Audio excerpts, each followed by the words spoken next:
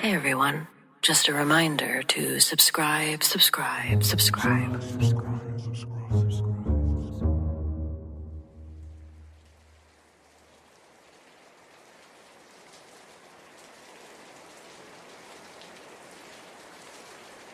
After retiring from the police department, my life had become boring and stagnant.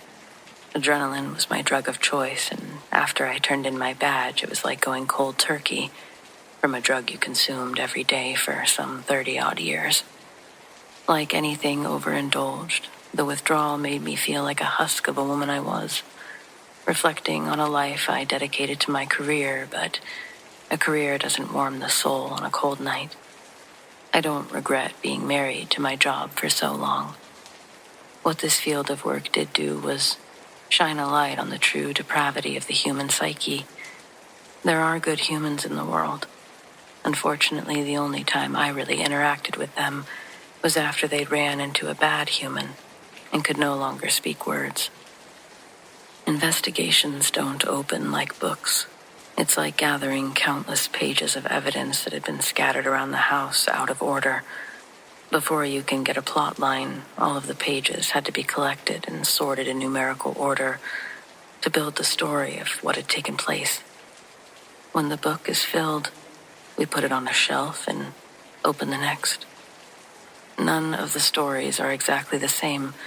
The characters, settings, and reasons for their crimes all distinctive in their own ways.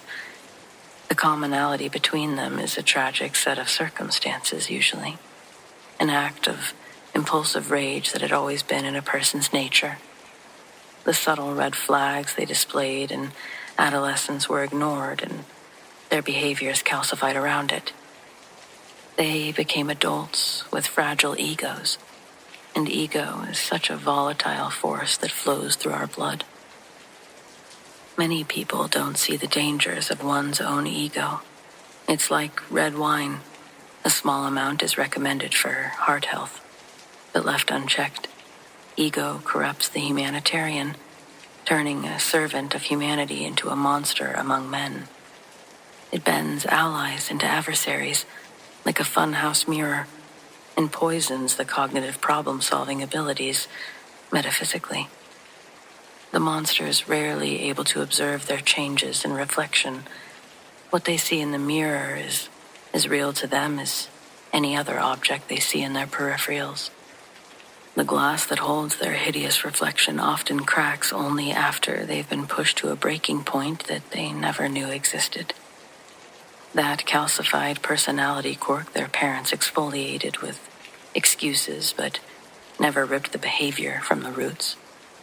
Now that baby boy's all grown up, and when he and his new wife get into an argument and she demands accountability he can't provide, instead of an apology, he gives her a cosmic makeover that turns her beautiful smile into a mud pit.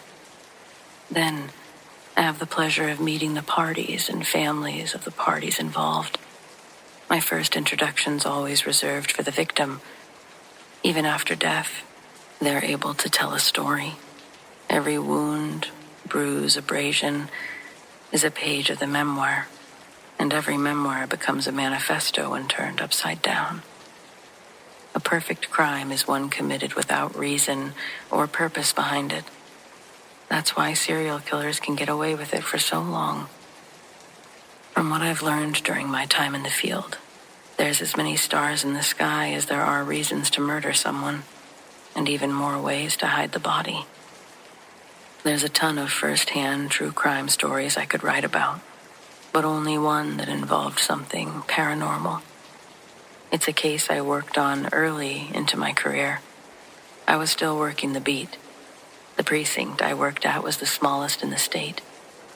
Good place to start a career because there's not a lot of anything going on there. We only had 2 patrol cars, and those were given to the officers with seniority. The rest of the troop rode Vespas around town.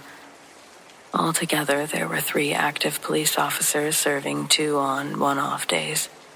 We had volunteers answering the calls that would come in. They were trained on how to operate everything, but rarely had to lift a finger.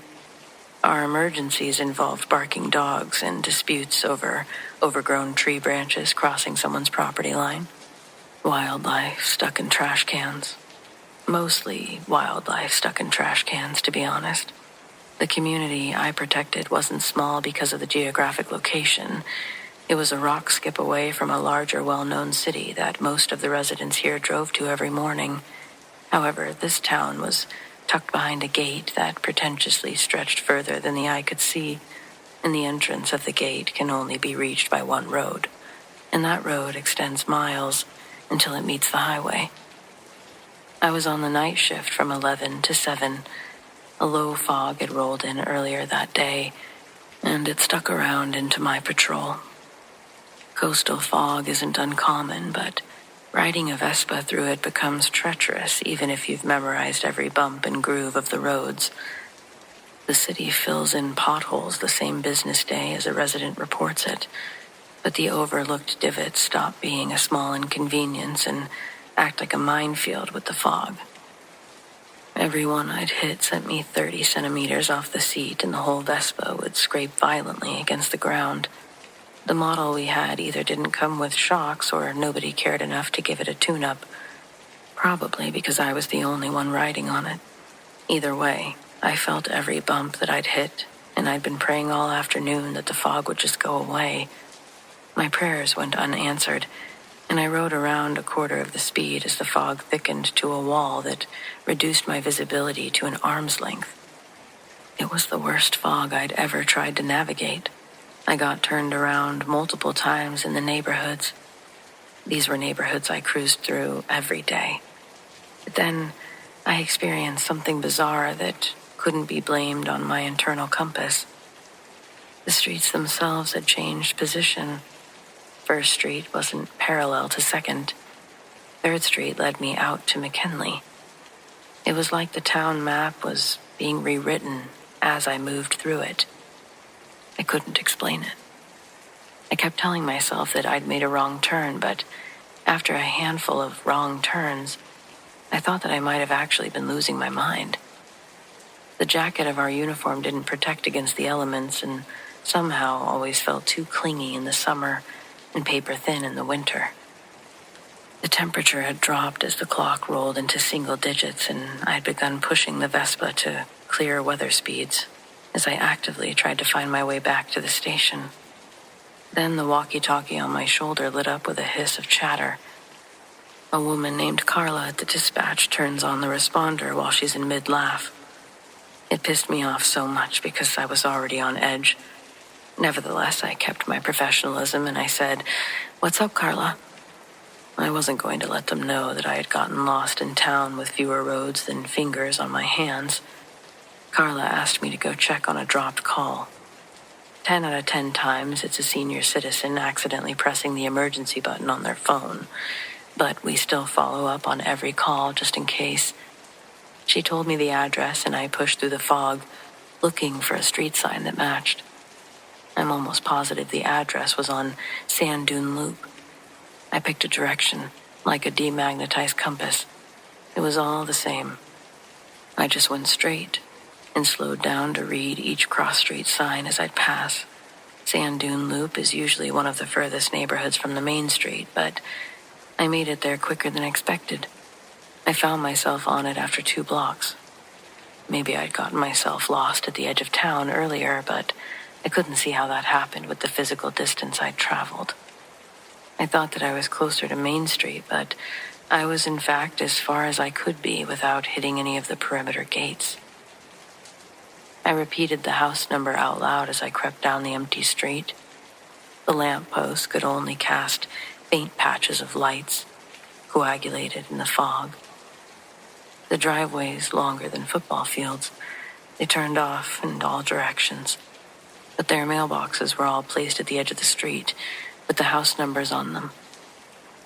I stopped the Vespa just short of the driveway that I'd been turning into, and I felt my heart punch against the back of my ribs when I saw a beaded cocktail dress shimmering in the dim light, coming from the driveway. A woman in her late 20s walked in front of my headlight and stopped for a moment. almost like she was as surprised to see me as I was to see her. Her eyes were faint rings of gray corralling black pinprick pupils behind widened eyelids. I could hear the tremble in my voice when I asked if she'd called us, but she ignored me and crossed the fog like going through a door. Within a couple of steps, the dense fog replaced her with a wall of moving gray that swirled in a vortex behind her. I tell her to wait. I turn the Vespa's light to follow her, but she's gone. I radio it in that there's a young woman walking around out here in the dark, and maybe Paul or the other officer on duty could bring the car up to try to locate her. In any other circumstance, this woman wouldn't have looked suspicious. And she wasn't doing anything illegal, but the residents we serve are primarily in the 50-plus community. It was weird to see someone her age not being toured around by a family member that lived there. My suspicions would be correct, and I'd find out that she was in fact not a local soon after, when I turned the Vespa back around and I drove down the driveway as I was still looking for the person who had called us. The house I pulled in front of is massive with big white pillars on each side of the entryway. In between those pillars stands a second woman. I can see her arms waving through the fog. I put my Vespa on low idle, using my legs to push the last meter in a polite, quiet coast to her. As I got closer, I could see that her clothes were covered in what I recognized as blood. It was caked in her hair, on her face, and completely discolored the front of her shirt like a red apron over her pastel blouse. I radioed it in to Carla, told her that I needed Paul for backup. She says Paul's already heading my way. I leave the scooter on idle, and I get off to ask if she's okay. I didn't even bother asking if she was the one that made the call. The woman, short, 72, small feet balanced her round frame, and the smile that she gave me was hauntingly endearing. Perfectly white dentures peeked through lips, powdered in crimson stains. I've never forgot the way she spoke to me, like an adorable grandma, seemingly unfazed by her current conditions. I say, "Ma'am, are you okay?" And she replies with, "Oh, I'm fine, sweetie. This ain't my blood." The sweet tone almost dissolved the words before I could process them. I stop in my tracks and I ask, "Whose blood is it?" And she goes, "Well, you're probably going to have to arrest me. Is Paul working tonight?" I tell her, "Yeah, he's bringing the patrol car over right now, but what the hell happened?" The nice old woman's name was Helen, and she proceeds to tell me that she was going to be spending the night at her daughter's house that night to help babysit the kids, but they got sick, so her daughter ended up canceling plans and staying home. So Helen came home early that night. She noticed an unfamiliar car parked in the driveway. Helen pointed to the white Jeep that she had parked her car behind. Then she tells me that the front door was unlocked. When she walked inside, she heard noises coming from upstairs that led her to believe that burglars were ransacking the house. She retrieved a gun they kept in a safe downstairs, then called 911 but accidentally hung it up before confronting the invaders. She isolated the noise to the master bedroom and claims that what she did next was open the door and open fire. Helen says that her eyes were closed until the gun stopped firing because it was out of bullets. Only then did she come to discover that the burglars she swears she thought that she was shooting at actually turned out to be her husband with an escort. With an empty chamber, Helen retrieved a knife from the kitchen and returned to butcher their bodies like a human salad in the bed. She stopped when the knife broke off in her husband's skull. She laughed and let out a cute little wheezy cough after pretending to reenact her flabbergasted expression while looking at an invisible knife handle.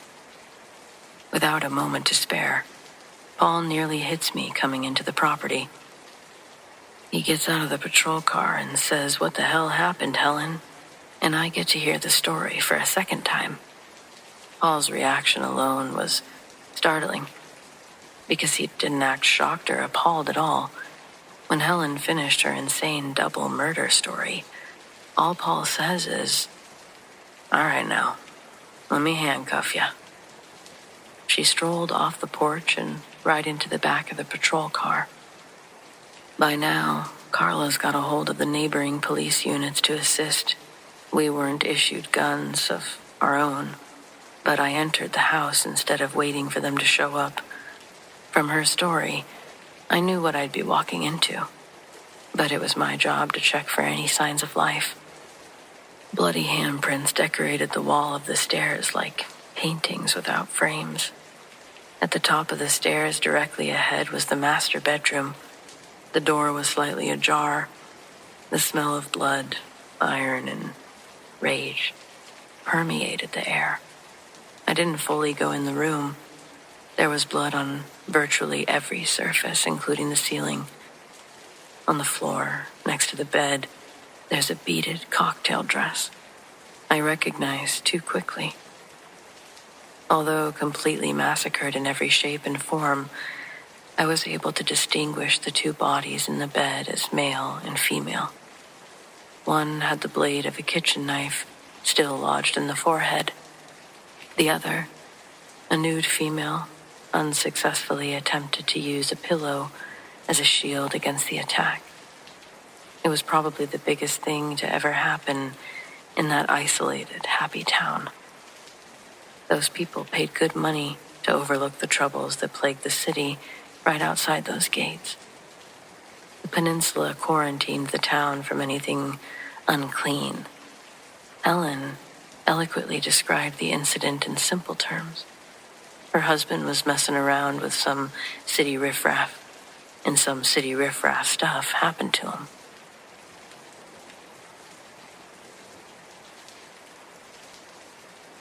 My daughter turned 3 in April. She's at that age where the line between what's real and what isn't doesn't particularly concern her, where she'll hold a full conversation with the air beside her and move on without explanation. I watch her sometimes from the kitchen window or anywhere, and I feel something that I couldn't name for weeks.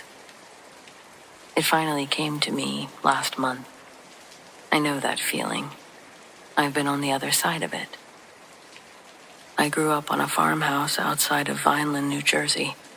My parents bought the property in 1975, an old house built in 1906, 3 stories, a porch running the wide width of the front, set back a few hundred yards from the road, on 4 acres that my parents carved out of what had once been a much larger working farm. It had been in the Hauser family for generations before my father's family acquired it. By the time my parents moved in, it needed significant work and had been sitting long enough to develop opinions about being disturbed. My mother felt something was wrong on the first day, right when she walked through the door, she says. She's told me this so many times I could recite it, that sentence, that tone. She felt it, and then she forgot about it. And then about 4 weeks later, something happened that brought it back. I was 3 years old, the same age my daughter is now. What I actually remember from that summer is fragmentary and specific in equal measure. The way childhood memories are. Certain details are sharp as glass and everything around them soft. I remember the yard. I remember the quality of the afternoon light on the grass behind the house. And I remember not being alone in it. I don't remember her face. I'll be honest. I was 3, and whatever image I might have retained has been overlaid by decades and by everything my parents and my older brother Danny told me afterward. What I remember is a feeling, warmth beside me, this unhurried attention, the specific sense of someone who had nowhere else to be and was content simply being there. I talked, how 3-year-olds talk, constantly, and probably about nothing, but about everything. And whatever was beside me in that yard, it listened in a way that I felt rather than saw. Danny was 7 that summer. He's told me his version many times over the years, the way siblings trade childhood stories until everyone has everyone else's memories. He says that he watched me a lot, standing in the yard talking to no one, and that what unsettled him wasn't that I was alone. I was clearly, visibly alone, but that I didn't seem alone, that my body was oriented towards something, my attention fixed, the way that you look at a person rather than the air. There was a glow, he would say. He says he mentioned it to my mother once. She looked at him for a long moment and didn't say anything. But the glow that Danny mentions, it's something I can't really remember seeing, but I remember the feeling, the warmth. My parents described the rest to me in pieces over the years, the stories of the house, the children's laughter that my mother heard outside when we were all asleep, tools that would go missing from my father's workshop and turn up days later in places he hadn't put them. My father, who approached everything with the detached practicality of a man who didn't believe in things he couldn't measure, eventually keeping a log of disappearances. The feeling both of them carried of being watched and assessed, it wasn't threatening. It was just someone noting their behavior, checked on. They came to believe that it was Ella Hauser, the woman whose family had built the house in 1906 and held it for generations before my grandfather bought it. There wasn't a dramatic revelation, I guess, just a gradual accumulation that pointed in that direction. Ella had spent her life in that house. Whatever she thought about new people arriving to change it, she apparently intended to keep an eye on things. My parents, they held a seance the summer that I was 4. A friend facilitated. Candles, the whole careful arrangement. They asked Ella and whoever else might be present to move on, to go peacefully, to release the house. The gravestone moved that night. There was a stone on the property, old, heavy, the kind of thing that required 4 men and real effort to lift. My parents had moved it to a field about 100 yards from the house when they were clearing the land.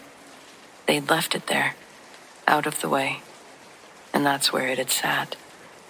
The morning after the seance, it was back in its place, near the back door. My father went through the rational possibilities, the way that he went through everything. Someone moved it as a prank. No footprints in the soft ground, no vehicle tracks, no evidence of anyone on the property. It shifted naturally. 100 yards, overnight. A stone that weight. He ran out of possibilities faster than usual. My mother said she found it almost funny that Ella had been asked politely to leave and had responded by moving a several 100-pound gravestone to her back door overnight.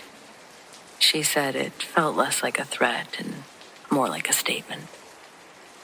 I was here before you, and I'll be here after, and we might as well make our peace with that.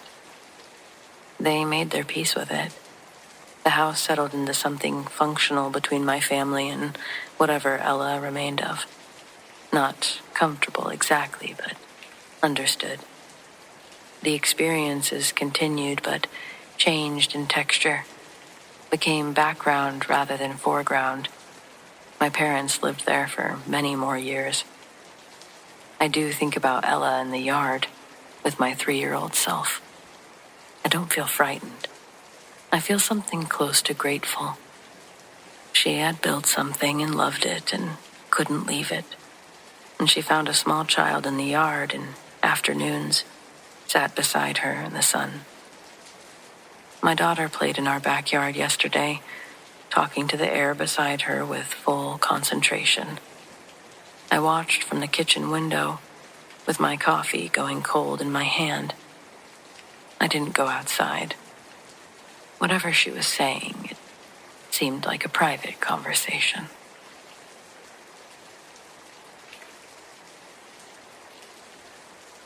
I don't scare easily.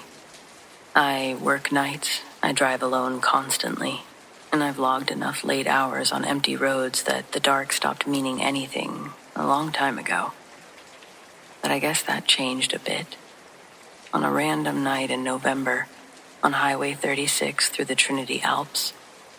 It's remote in a way that part of Northern California is remote. Not scenic remote or peaceful, just genuinely empty. No towns for long stretches, no cell service. I had driven it a dozen times. It never bothered me. I was about 45 minutes into the stretch when I heard the breathing. That's the only way to describe it. It was coming from the back seat, close and measured, like someone was lightly sleeping. I checked the mirror immediately. Empty back seat. Nothing. Okay. Even though the volume was down, I turned the radio off and I just listened. It continued for a full minute before it stopped. There's really not a great place to pull over on this route, so I did drive for that full minute. Once it had actually stopped, I was able to convince myself that it was the vents, road noise, or my own breathing bouncing off the windows and some weird acoustic trick that had never happened before. After too long of silence, I turned the radio back on. The temperature dropped, right next to me. Not the side closest to my door, but the one closest to the passenger seat. It wasn't the whole car, it was just that seat. It was cold enough that I could feel it from where I was sitting. I put my hand up to the vents. They weren't blowing cold air. Yet, there it was, a cold spot. I turned the heat up. That cold didn't change. I was actively talking myself down, running through explanations when the seatbelt moved.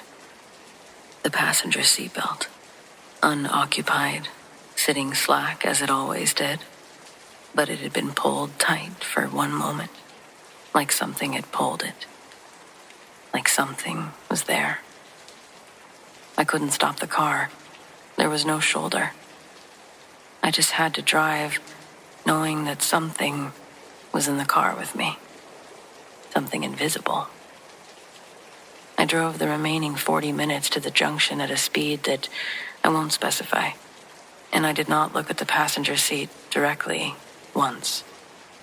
At the junction, there was a gas station, lit up, a truck idling at the pump, a woman inside behind the counter.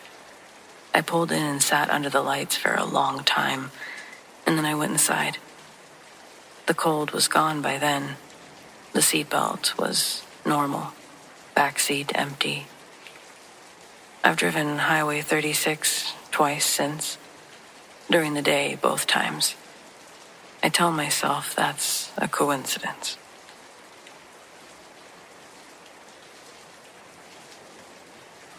I always envisioned if I had a paranormal or odd experience, that it would be at night, or around Halloween, not at a pet store in suburban Phoenix on a random afternoon. I was buying fish food. That's the level of ordinary we're talking about.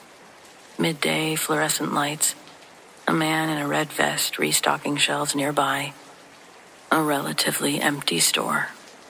But a man came to stand beside me at the fish food display. 50s, unremarkable. He looked at the same shelf that I was looking at and said without preamble, without even looking at me, "You ought to tell her before it's too late. She doesn't know you feel that way, and she needs to." I turned to look at him. He was already walking away, unhurried, toward the front of the store.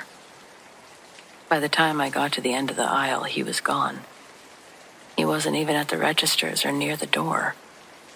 The man in the red vest hadn't seen him leave.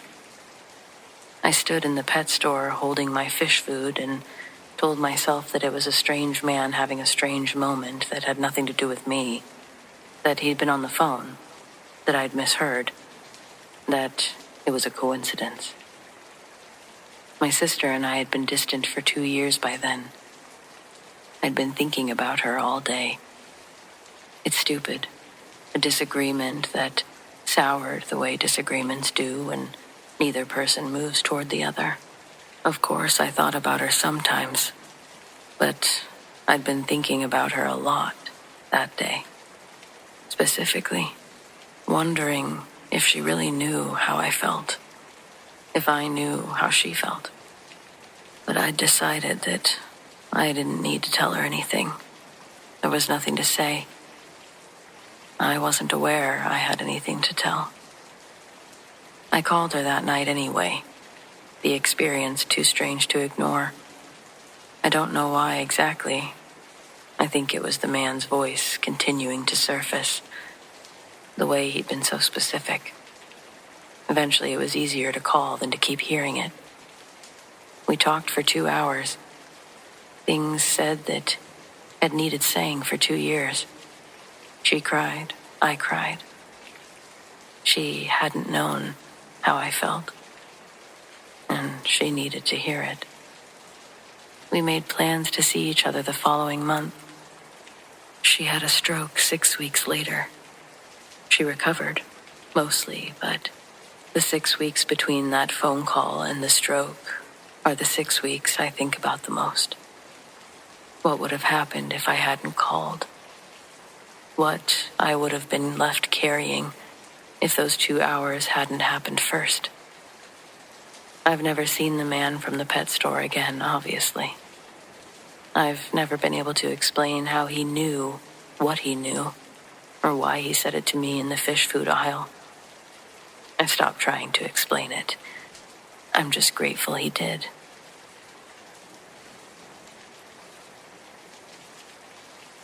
This is my mom's story. Actually, it's her whole graduating class's story. Class of '84, I think. We got that small town living out here. Hal Ketchum has a line in one of his songs that goes, "The world ain't round." Drops off sharp at the edge of town. "Lucy, you know the world must be flat, 'cause when people leave town, they never come back." I don't think he really believed the world was flat, but the metaphor was true about people leaving and never coming back. After high school, some go, some stay, some die, and some go to jail. Story repeats itself. I had a guy named Tyler in my graduating class that got a full-ride scholarship out of here for baseball. Lewis and Clark College way up north. Dude gets a girl pregnant, and now he works at the IGA. He seems happy enough. He and that girl broke up, though, so he's on that single dad hustle. Me, I love this small town. Did I have the grades to get out of here? No, not even close. Could I blame the school district for the poor education I received? Of course. But it wasn't about that. It's hard to explain if you're not from a town where everybody knows your name. There's something special about it that traps generations of families into maintaining this community. That being said, my mom's name is Mary. She graduated in the class of '84, and the story goes, one of her classmates was riding a bike home from a football game. His name was Andy. The game that night had gone into overtime, and the sun was long gone by the time he started pedaling. Andy, by all accounts, was prepared for these conditions. His bike was fitted with reflectors and even a little light in the front. But the person who ran him over was so intoxicated, this kid could have been wearing a spotlight and still been hit. The car keeps going. Another car finds Andy soon after, but he was clearly, visibly deceased and spread across the concrete like a Jackson Pollock painting. Our little town was touched with tragedy, and I'm told that everyone pitched in to help the family with funeral costs. It was real nice, and Andy's got a good-looking tombstone in the graveyard with his school picture on it. But a week after the funeral, Mary's got a job washing dishes at the local bar. Her age wasn't a problem because she wasn't touching the alcohol, and she was also working under the table. An older alumni named Big John was bartending that night. When someone ran into the bar with Mary doing dishes, he looked frantic as he spoke to no one in particular. He was speaking to the room of people, and by the way he was acting, the whole bar hushed quiet to hear what he had to say. Mary poked her head out from the kitchen, just as the man's telling everyone he'd just seen that Andy boy riding his bike on the boulevard. A few of the patrons think he's bluffing, a sick joke uttered too soon. But the man wasn't joking, and he begged for anyone to go with him back to the boulevard where he'd seen Andy. By that time in the night, though, everyone was already too filled up with spirits of their own to go chasing one outside. After a couple of shots, Big John poured one on the house for him. The man settled down, but he didn't stop talking about it, trying to describe what he'd seen as intricate as possible. But it didn't convince anyone to move off their stools to investigate. The week would continue as normal, but stories started circulating around town, and Mary would be told directly or overhear a secondhand story about someone else who'd seen Andy's ghost. Sightings began happening all over town, and some of the more religious members of the community started believing that Andy was restless because there was no accountability for his death. In every encounter, he was riding his bike. Headlights illuminated orange reflectors on the side of a dark road with a soft glow and disappear by the time the driver's parallel with the rider. Not in a wispy evaporation, he disappears like the image on an old TV when it's turned off. A silhouette's outline, the idea of a human's shape, burned into the darkness until the shape's indistinguishable. Another person claimed that when they'd seen Andy, he was standing next to his bike. The kickstand was out and Andy's hands were at his sides. When the person drove by, he knew exactly what he was looking at and says that they made eye contact, and Andy followed him with his stare until the car passed. There were a lot of stories going around at the time, some true, most were accentuated and embellished for the crowd at the bar. Big John was extra fascinated about the paranormal and would encourage the conversations. Little did anyone know, Big John's fascination wasn't coming from pure curiosity. He was probing the locals to see if anyone had received hints or otherworldly clues to the unsolved hit and run. Mary thought his investment into the mystery was commendable, but in reality, she'd discover that Big John's interest in the subject was manifested by his hidden guilt. He wanted to know who knew what, because he was the one who'd killed Andy that night, and every time he'd hear a new story about someone seeing his ghost, John worried that Andy was leaving clues that pointed to him. Mary said that it all came to a head one night when Big John didn't show up for work. His house phone went directly to voicemail without ringing. That was out of character for him, so the manager told Mary to drive by his house for a wellness check. His house was less than 2 blocks away. Mary would have walked, but a weird feeling in her stomach led her to drive the 30-second trip. When she got to John's house, all the lights on his property were off, and her car was the only source of light when she parked. She left the keys in the ignition and headlights shining on the front of John's house when she went to go knock. Her fist hit the door, and she could hear John's muffled screams from inside. The walls in between them buffered the terrified tone in his voice, but the filtered volume didn't take away from the trembling fear that she heard. She knocks and hears, "Go away. I'm sorry. Leave me alone, please." Not knowing if he would be able to hear her voice if she wasn't screaming at the top of her lungs, Mary tried to shout loud enough for him to hear that it was her. As she waited for his reply, the idled engine purred in congruence with the wind in the trees. But another noise caught her attention. It was a metallic noise that was distinctly unique to itself, hard to replicate, hard to mistake as something else. The sound was hard to pin down as to where it was coming from, and Mary would say that it circled her and the house multiple times. Gears rotating, a bike chain, rubber tires kicking up gravel behind their spin. Mary's heart skipped a beat. It would have been impossible for her to see anything in the dark with her two headlights shining on her. The sensory blindness increased the dreadful feeling tenfold, and she didn't wait for Big John to answer the door. Listening to the sound of the bike making circles around the house, somewhere in the blackness, was way too much for her to deal with. And when the noise was furthest away in its route, Mary took that opportunity to run back to her car. She got inside and locked the doors. She didn't immediately leave. Instead, she waited and watched, trying to find the source of the sound. Headlights still fixed on the front of the house. Mary sees a figure standing at the side of the house, just out of the light's reach.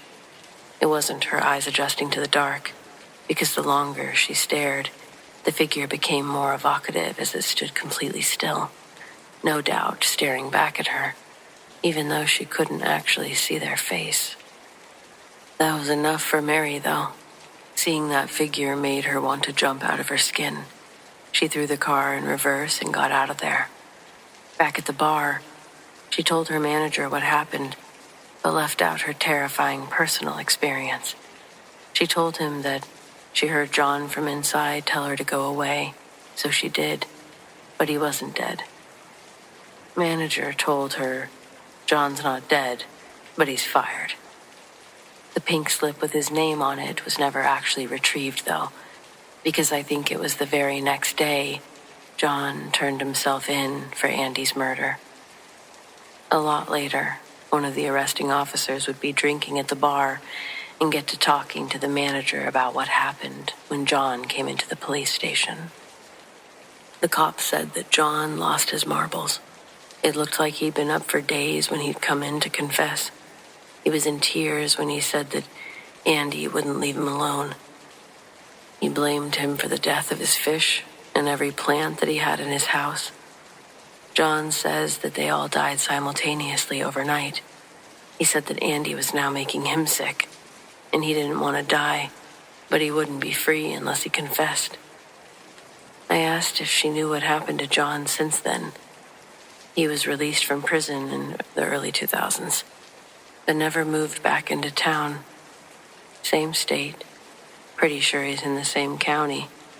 Just far enough away from his past to where he could rebuild a new identity without being fastened to an image of himself that he's tried to forget. And forgetting is something that small towns tend not to do.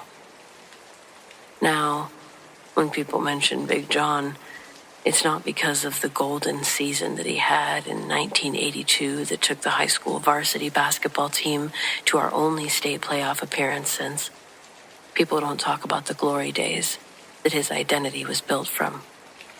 Now, the only time people reference Big John is when they're warning others not to make the same mistakes he did. I guess my friend Tyler's story isn't as bad. I don't know. Both of these guys threw away their lives over poor decisions, but the only thing Tyler killed was the hope his parents had that their boy was going to the big leagues. And that's not all that bad in comparison, and frankly, none of my business. When you kill someone, then it becomes everyone's business.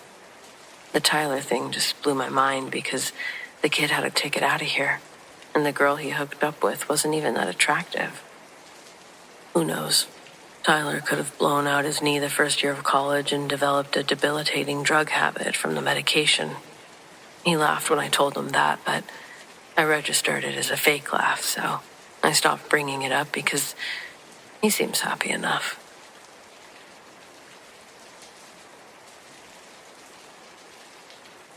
I knew Jane for 30 years. From the summer I moved to the road outside Charlottesville with my husband first husband, to the winter she passed. I watched her live in that house the way you watch someone you love live inside something you don't fully understand. With admiration, and with worry, and with this helplessness of knowing that some choices aren't yours to question.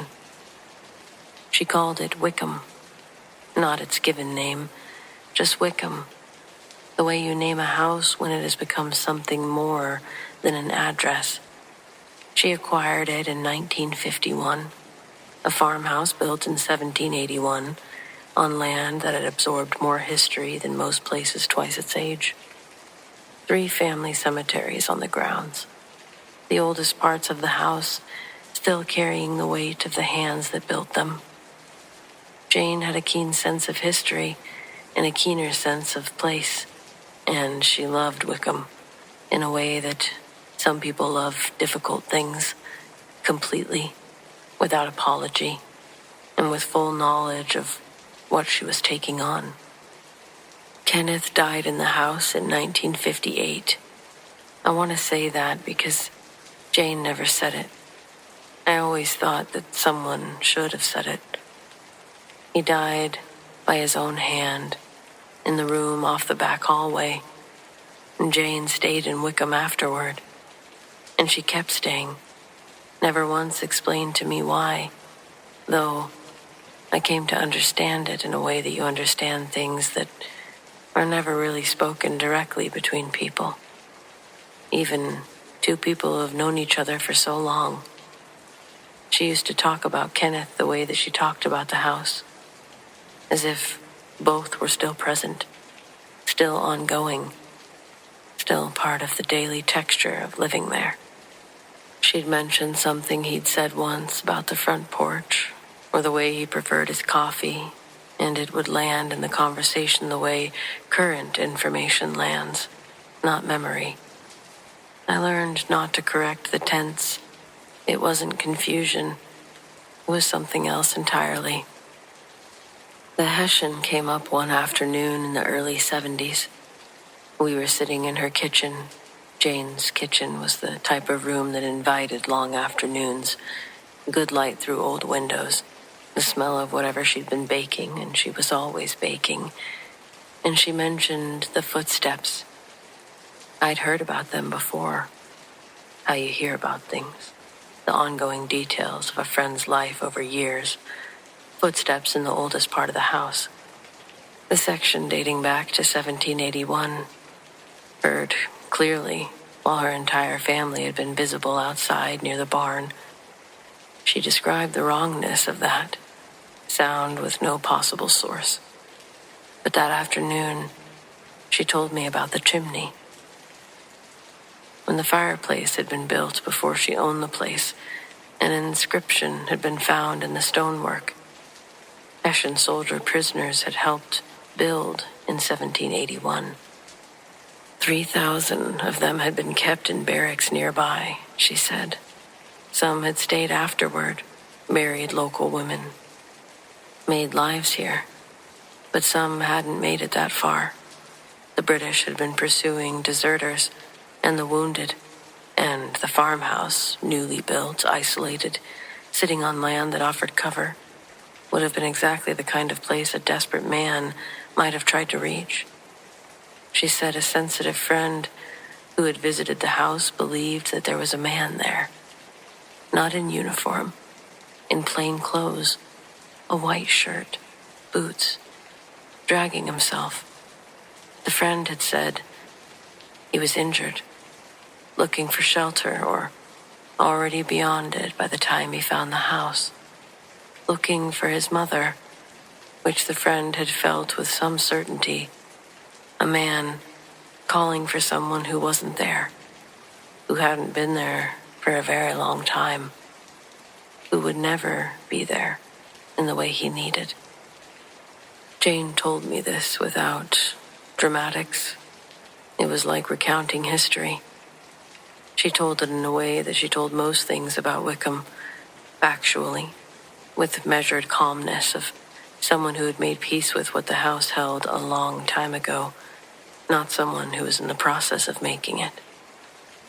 I asked her once if it frightened her, the footsteps, the presence, all of it. She thought about it for a moment, genuinely, without rushing to an answer. She just said, "No, not frightened." She said there was something about knowing the house held grief that predated her own, that she had found over the years unexpectedly steadying. That whatever was in Wickham had been carrying something longer than she had and had managed to go on carrying it. And she found that. She paused, looking for the right word. Instructive, she finally said. She found it instructive.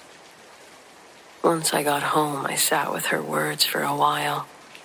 She'd been deeply interested in the occult for years before Kenneth died. Automatic writing, seances, the whole serious apparatus of someone who believed the boundary between here and elsewhere was thinner than most people acknowledged. After she stepped back from all of it, she just quietly stopped. When I asked her about it once, she said that she'd found it harder to investigate after Kenneth. That she couldn't always tell, she said, whose sadness she was feeling when she sat in that house and opened herself up to whatever was there. Whether it was the soldiers, or her own, or Kenneth's, or some combination of all three that had become indistinguishable from each other over the years. She said it without self-pity, not like how I'm saying it, just as a fact about living in Wickham, that she had accepted that this was the way it was, accepted the footsteps, the cemeteries, the inscription in the chimney. I think about our conversation more than others that we had in those 30 years. I've thought about what it means to live inside grief that isn't only yours, to share a house with a man who died there, and a soldier who died there centuries before, and to find, eventually, that the grief has all run together into something you can't separate and wouldn't if you could. That leaving would mean leaving all of it. That staying is its own kind of faithfulness to everyone who stayed before you. Jane never left Wickham. She died there in 1987, in the house that she'd loved and lived in and carried for 36 years. I was there the week before, sitting in her kitchen the way that I'd sat there 100 times. She mentioned Kenneth again in that present tense way that she had, and I let it be what it was. The house is privately owned now. Different people, different life. I drove past it once a few years ago. I sat at the end of the road, looking at the old roof line, thought about the soldier calling for his mother in a language that nobody around him understood, and a woman who knew something about calling for someone who couldn't answer. The way that the two of them had kept each other company in that old farmhouse for longer than either of them had planned. I hope they're both at rest now. I hope they found what they were looking for. I think Jane would want that for both of them.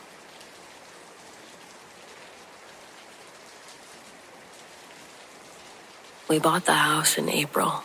3 bedrooms, good school district, a backyard that backed up to a green belt. Everything on the list, priced just within reach if we were careful. The neighborhood was established. Trees were old enough to have opinions, and the houses had been updated enough times that you couldn't quite tell what decade they really belonged to. We felt lucky. We felt like we'd gotten away with something. I used to wonder when precisely everything had started. And after I've gone back over the timeline many times since, the answer is immediately, within the first week, though it took us considerably longer to admit that. Marigold was 3. She had the specific internal life of a 3-year-old, vivid, ungoverned, entirely convinced that the line between real and imagined was a suggestion rather than a rule. She had an extensive cast of characters that she spoke to regularly, none of whom we could see. and we had long since stopped remarking on it. This is relevant context. The backyard was where it started. 2 weeks after we moved in, I was in the kitchen. I could see Marigold through the window, standing near the back fence talking to someone or something. Her posture was different from her usual imaginary friend interactions. Less animated, more focused. A specific stillness of a child paying close enough attention to something that it has their full regard. I watched for a few minutes, and then I went out and asked who she was talking to. She said, a lady. I looked at the fence line, but there was nothing. I asked what the lady looked like. Marigold said that she had long yellow hair and that she was looking for something. I said that sounded nice, and I brought her inside for lunch and didn't think about it much. Our older one, Theo, he was 8. He had heard this exchange from the back door. He looked at me when I came in with an expression that I filed away and retrieved later. Not frightened exactly, just careful. How an 8-year-old looks when they're holding back, not saying something. He didn't say anything. Marigold went back to the fence the next afternoon, and the afternoon after that. Always the same spot, and always the same focused stillness. Always the lady with long yellow hair who was looking for something. I asked once more what she was looking for, and Marigold thought about it and said that she didn't know, but she was very sad about it. I said that that was too bad. I made a note to ask her pediatrician at the next appointment if persistent imaginary friends with feelings were something to pay attention to. Then she said the name. I was loading the dishwasher. Marigold was at the kitchen table with her crayons, and she said, without preamble, without context, Eliza says the men went through the floor. I stopped loading the dishwasher. Theo, who was doing his homework at the end of the table, looked up slowly. He looked at his sister and then at me and then back at his sister. Marigold was coloring a purple horse and appeared entirely unconcerned with what she just said. I asked her, who's Eliza? She said the lady at the fence. I asked where she'd heard that name. She said that the lady told her. That night after the kids were asleep, I mentioned it to my husband, Dan. I didn't really want to talk about it, but I felt like he should know. He listened and said that it was probably a name that she'd heard somewhere, and he just filed it away as things that kids said. I agreed. That was probably it. 3 weeks later, Dan was pulled out of bed. I was awake, had been for a while. Middle of the night wakefulness that had become familiar since we'd moved in. A quality of alertness that didn't have a specific cause. Dan was asleep beside me. And then he wasn't beside me. He was on the floor, halfway between the bed and the door, scrambling to his feet with an expression that I'd never seen on his face in 11 years of marriage. He said something had grabbed his ankles and pulled. He's not a man who says things like that. An engineer, one who troubleshoots for a living. He stood in our bedroom at 2 a.m. and told me something had grabbed his ankle and pulled him out of bed.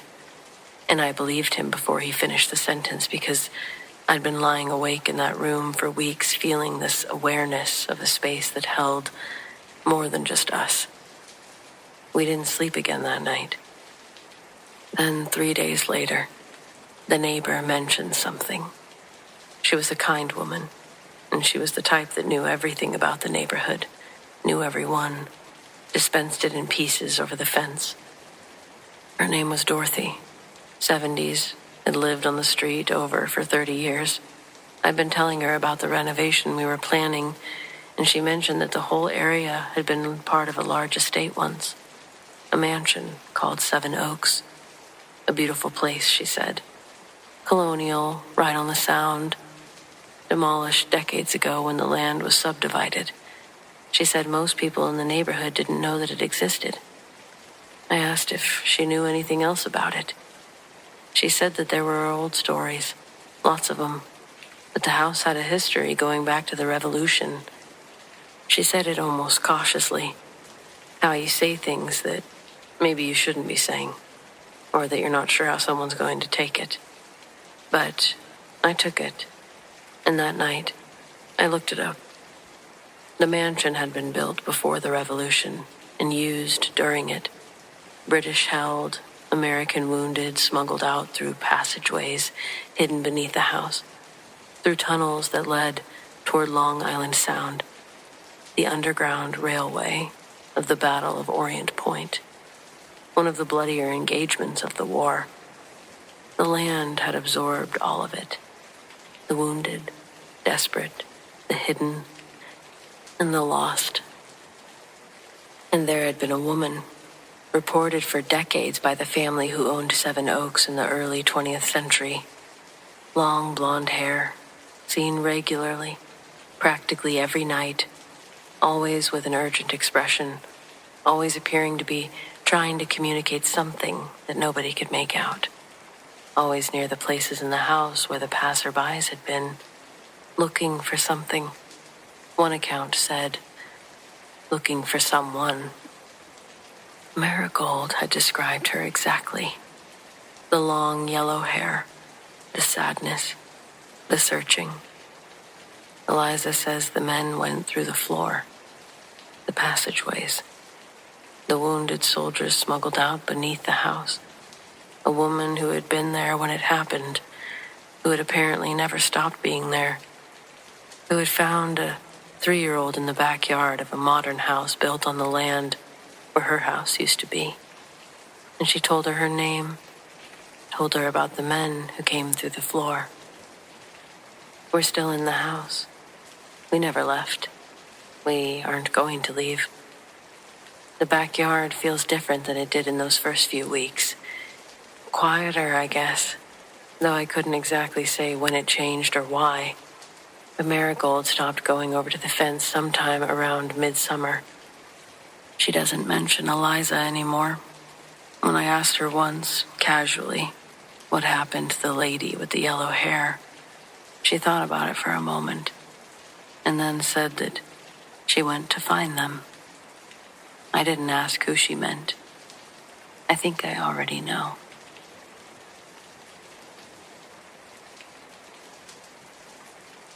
I grew up in a subdivision outside Columbus. Every house slightly different, but somehow all the same. Where the lots are generous enough to have real backyards, and the backyards all back up to one another with those low wooden fences that nobody takes seriously as a boundary. I knew every yard on my block the way you know the rooms in your house. I spent most of my childhood in them. I was 17 the summer that I saw this. Late August, around 10 at night. Specific heat of an Ohio summer that doesn't break until the dark, and then it just softens slightly.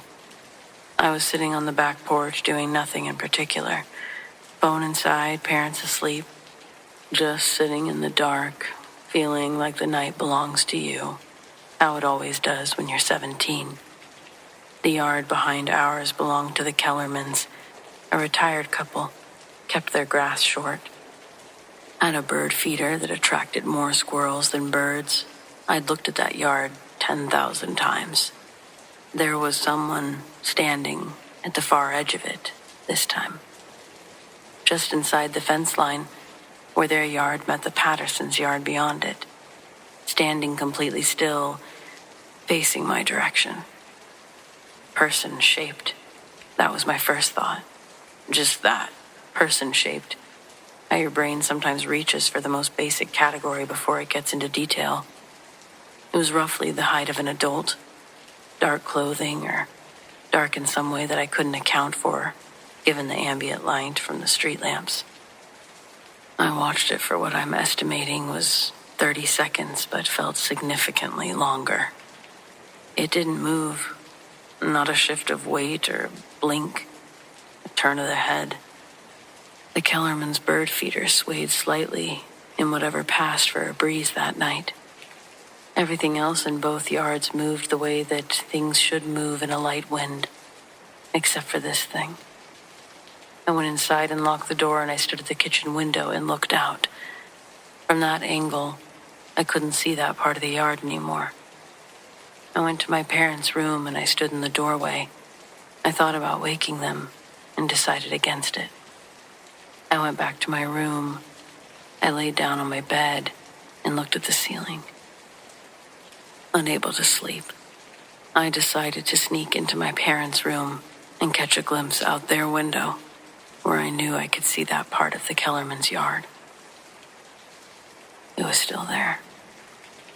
Impossible to tell if it was looking at me, but it was still facing the direction of our house, just standing there.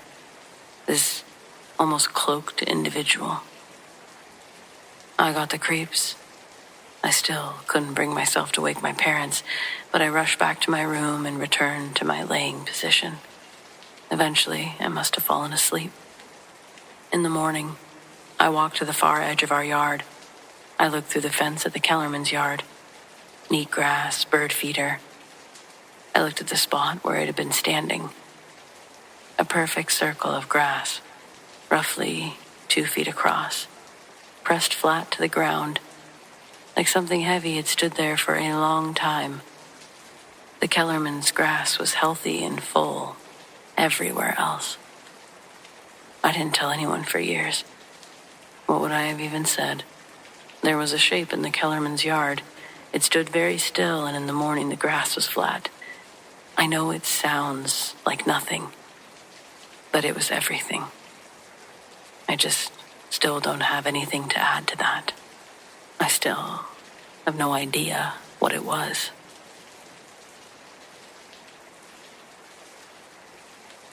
The 4th of July means different things to different people. In the Blue Ridge Mountains of West Virginia, we don't light off fireworks to celebrate. It's partly to avoid forest fires, but the things roaming in the woods out here, they're not anything you want paying any mind when you go out there. And fireworks, that'll get them coming out right away. Let's just say in the case of a mountain scorcher, it's not the deer and grizzlies we worry about when it comes to being displaced. It's what preys upon the mighty grizzly that we try to avoid. I myself have personally seen Bigfoot, dogmen, skinwalkers, shapeshifters, black-eyed children, you name it. We have all of them out here, and I've seen them on more than a few occasions. Most of the time, they tend to mind their own business, stick to hunting the big game out here. Again, grizzlies, bucks, big old boars. Their bones begin to litter the ground the further you go in. These creatures make themselves known when they're on the prowl. All the birds get quiet as the shrieks start echoing in the mountains. It's rare to engage with these creatures more than a quick glance, but it's not unheard of for people to go missing off the trails, either never to be heard of or gone without a trace, or their remains are found a short time later, usually in a spot that's already been combed by a search party. Tracking dogs are never any help. Haven't found anyone that I know of. 9 times out of 10, they lose the scent right away. The other times, they'll catch a smell that puts their hackles up, and they'll refuse to continue the search. They turn into logs on a leash. No amount of pulling can get them to budge. I've seen it happen too many times, and I've joined my fair share of search parties, ones that have come home unsuccessful. No matter how many times I see it, though, it never gets easier, watching the families lose hope as the groups trickle in empty-handed. I'd be a fool to say that I had any true knowledge of their eating habits or preferences to meat. I'd bet, however, that circumstances and opportunity are the greatest contributing factors when they're choosing their next meal. And that's why you learn from an early age to keep your wits about you and your head on a swivel. We're built a little different in West Virginia. And I'm sure all up and down the Appalachian, they teach their young the same rules when it comes to the outdoors. More often than not, it's the tourists you'll see go missing in the mountains. Someone unfamiliar with an environment so unrepeatable within the laws of nature. This is primarily why I'm here, as my stories about an incident that we had down here the last 4th of July. A boy got real lucky when he snuck out of his home with a handful of sparklers and a box of matches. He had the potential to get his whole family killed that night. I work with his father, Angus. He's the manager at our lumber yard. Moved out here a couple of years ago from Pennsylvania to replace the last manager. He wasn't worth the paper that his checks were printed on. But Angus, he was all right. We all liked Angus. Sure, he was a little wet behind the ears and the culture shock took a tad bit of getting used to. But he leaned into it, proved himself a valuable leader on the team. A bale of feed would have done a better managing job than the last guy, quite frankly, but Angus was much more than a bale of feed, and that's why we welcomed him with open arms, though it was only after he told us about his kid having a close encounter that any of us thought to warn him about the woods. Well, I wouldn't say none of us thought to warn him. I think it crossed all of our minds at one point or another, but we held our tongues. Most likely either not wanting to scare him off or come off as unstable to the new manager. Either way, in 2023, the 4th was midweek. The company had the day off, but we were working at the crack of dawn the next day. That morning, when I showed up, a few of the guys were already there. Both of them parked outside the gates to the lumberyard. Angus hadn't shown up that morning to unlock everything, and one of our men had to drive back into town where the office headquarters were to grab the spare keys. After that hiccup, we started work like any other normal day. It was after lunch, practically the end of the day, when Angus came into work.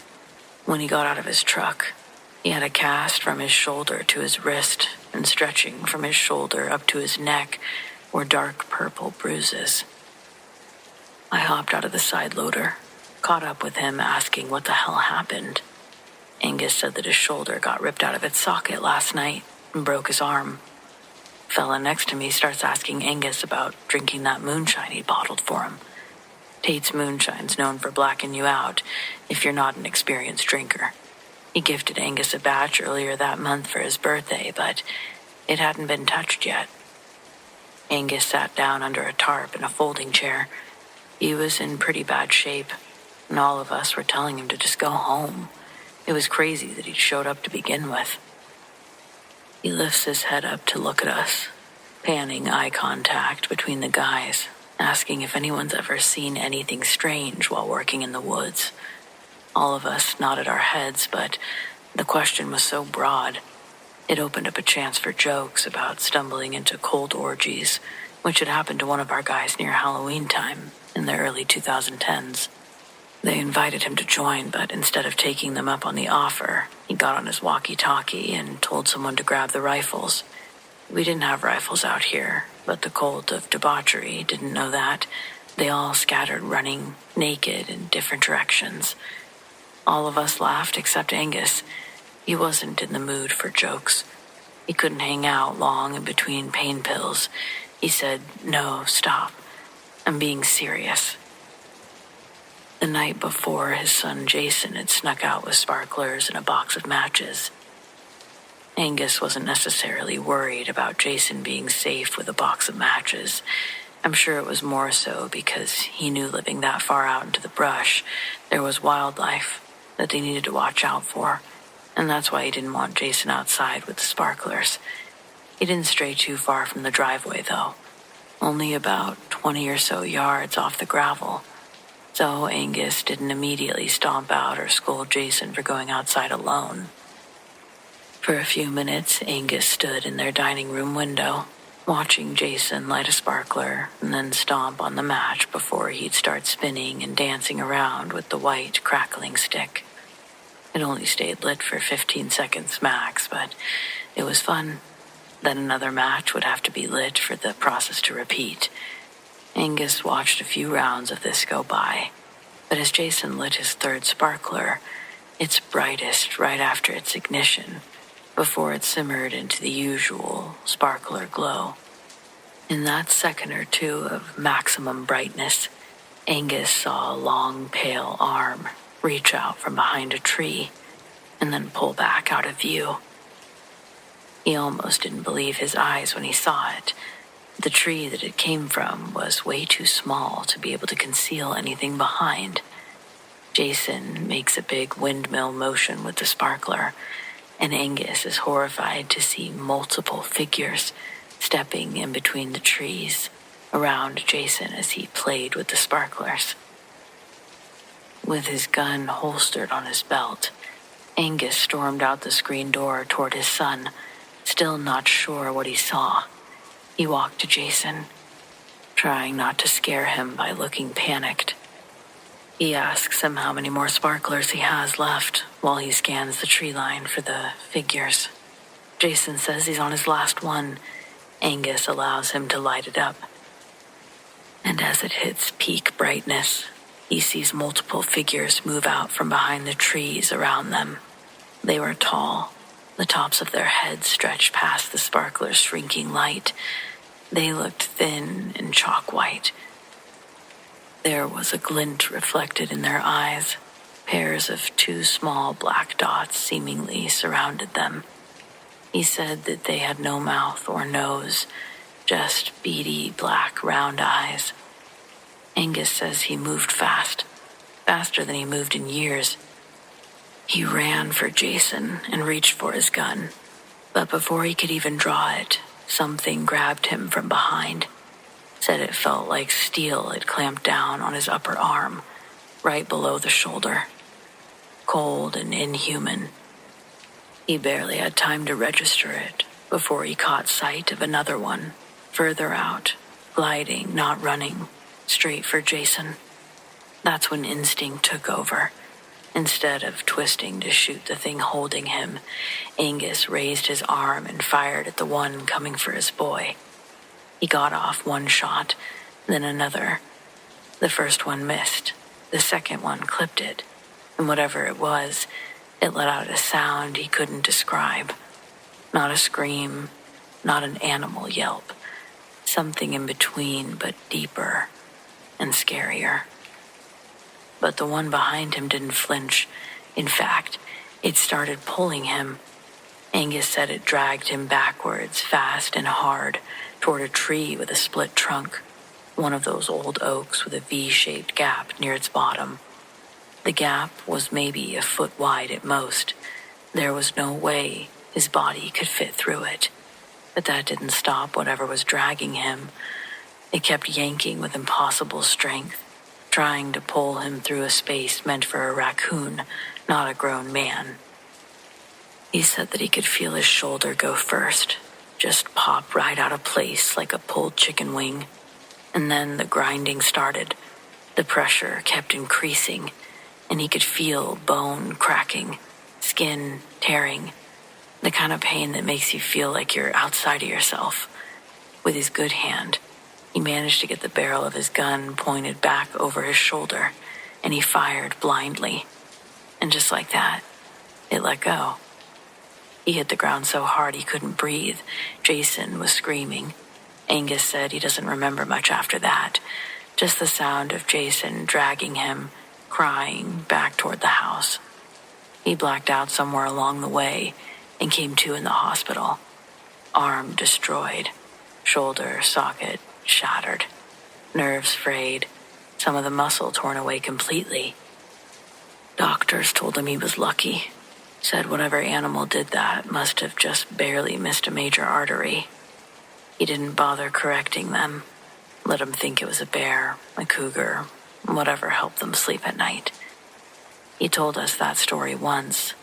Said he wouldn't tell it again. Didn't want Jason hearing it, thinking it was something to joke about. Or worse, go looking for answers. We didn't really press him. Out here, when someone gives you a warning like that, you take it. You don't light fireworks in the woods. You don't go outside after dark unless you absolutely have to. And if you see something move between the trees, no, you didn't. Just go inside, lock the doors, and be thankful it didn't see you back.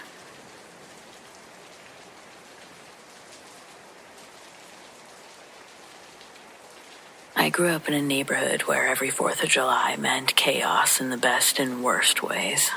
There was no official fireworks, just whatever people could get their hands on from across the state line. By 6 p.m., our street would fill with smoke. Kids running barefoot, adults yelling half-hearted warnings like, "Careful with that," while lighting Roman candles in each other's directions. It was fun until it wasn't. There was a story all of the older kids told. Every year around the bonfire or during an awkward lull after sparklers ran out, someone would bring it up. Bottle Rocket Boy. The way I heard it was he was a kid from a few blocks over who blew himself up by taping too many fireworks together and trying to launch them from a glass bottle. Some versions said that it took off while he was looking down the barrel. Others said that the bottle exploded in his hands. They never found all the pieces. The older kids said that he still showed up sometimes. Burned clothes, no eyes, holding a bottleneck in one hand. You'd see him watching fireworks from the edge of the yard. If you looked too long, he'd look back. I never believed any of it. It was a scare tactic, a way to keep the younger kids from being stupid with explosives. But then the year that I turned 15, something happened. It was just me and 3 friends that summer. Jared, Lucas, Simone. We were bored, too old for sparklers, too broke for the real stuff. So we stole some leftover bottle rockets from Lucas's older brother, and we lit them up in the alley behind my house. We taped 3 of them together like idiots, stuck them in a broken beer bottle, and pointed it toward the sky. Jared lit the fuse, and we all scrambled back. The rockets launched. Kind of.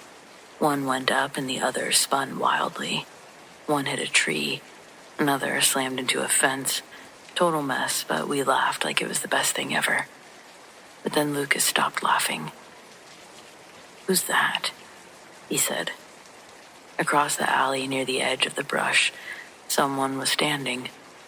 They weren't moving. They were just outside of the reach of the streetlight.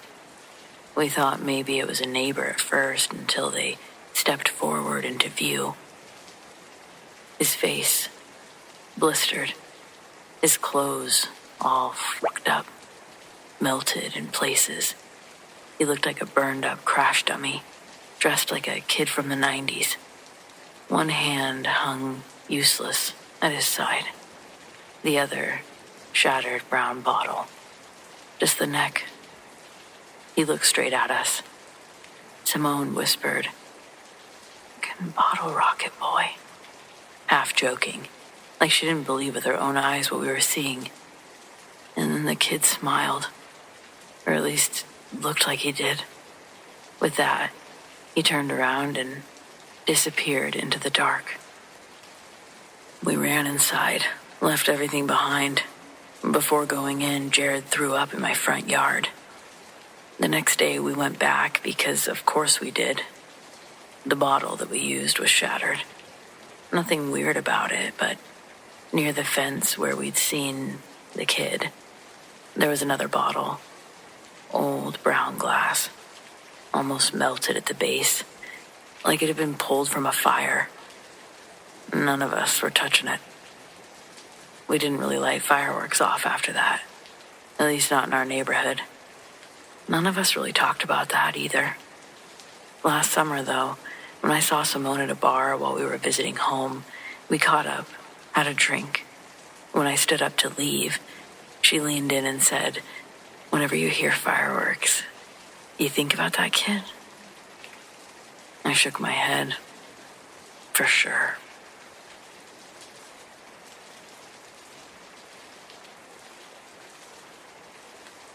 My aunt was the kind of woman who made things. That's how you understood her. Not through what she said, which she never said much, but by what passed through her hands. Curtains, school uniforms, the elaborate embroidered pieces that she'd take commissions for and spend weekends on in the evenings after dinner. Bent close to the fabric under the lamp with a concentration that made the rest of the house feel like it was holding its breath around her. Her living room was arranged around her sewing machine, the way that people arrange rooms around a television. It was an industrial model, heavy and old, bolted to a metal table that had come with it when she moved into the house. The machine had a sound, a particular rhythm when it was running. You could hear it from the street if the windows were open. And I still occasionally hear it in the back of some dreams and wake up from not that quite sad or quite any word I have a description for. As far as anyone could remember, the machine had never been moved. It simply was just in that room, the way a load-bearing wall is in a room. It just simply is.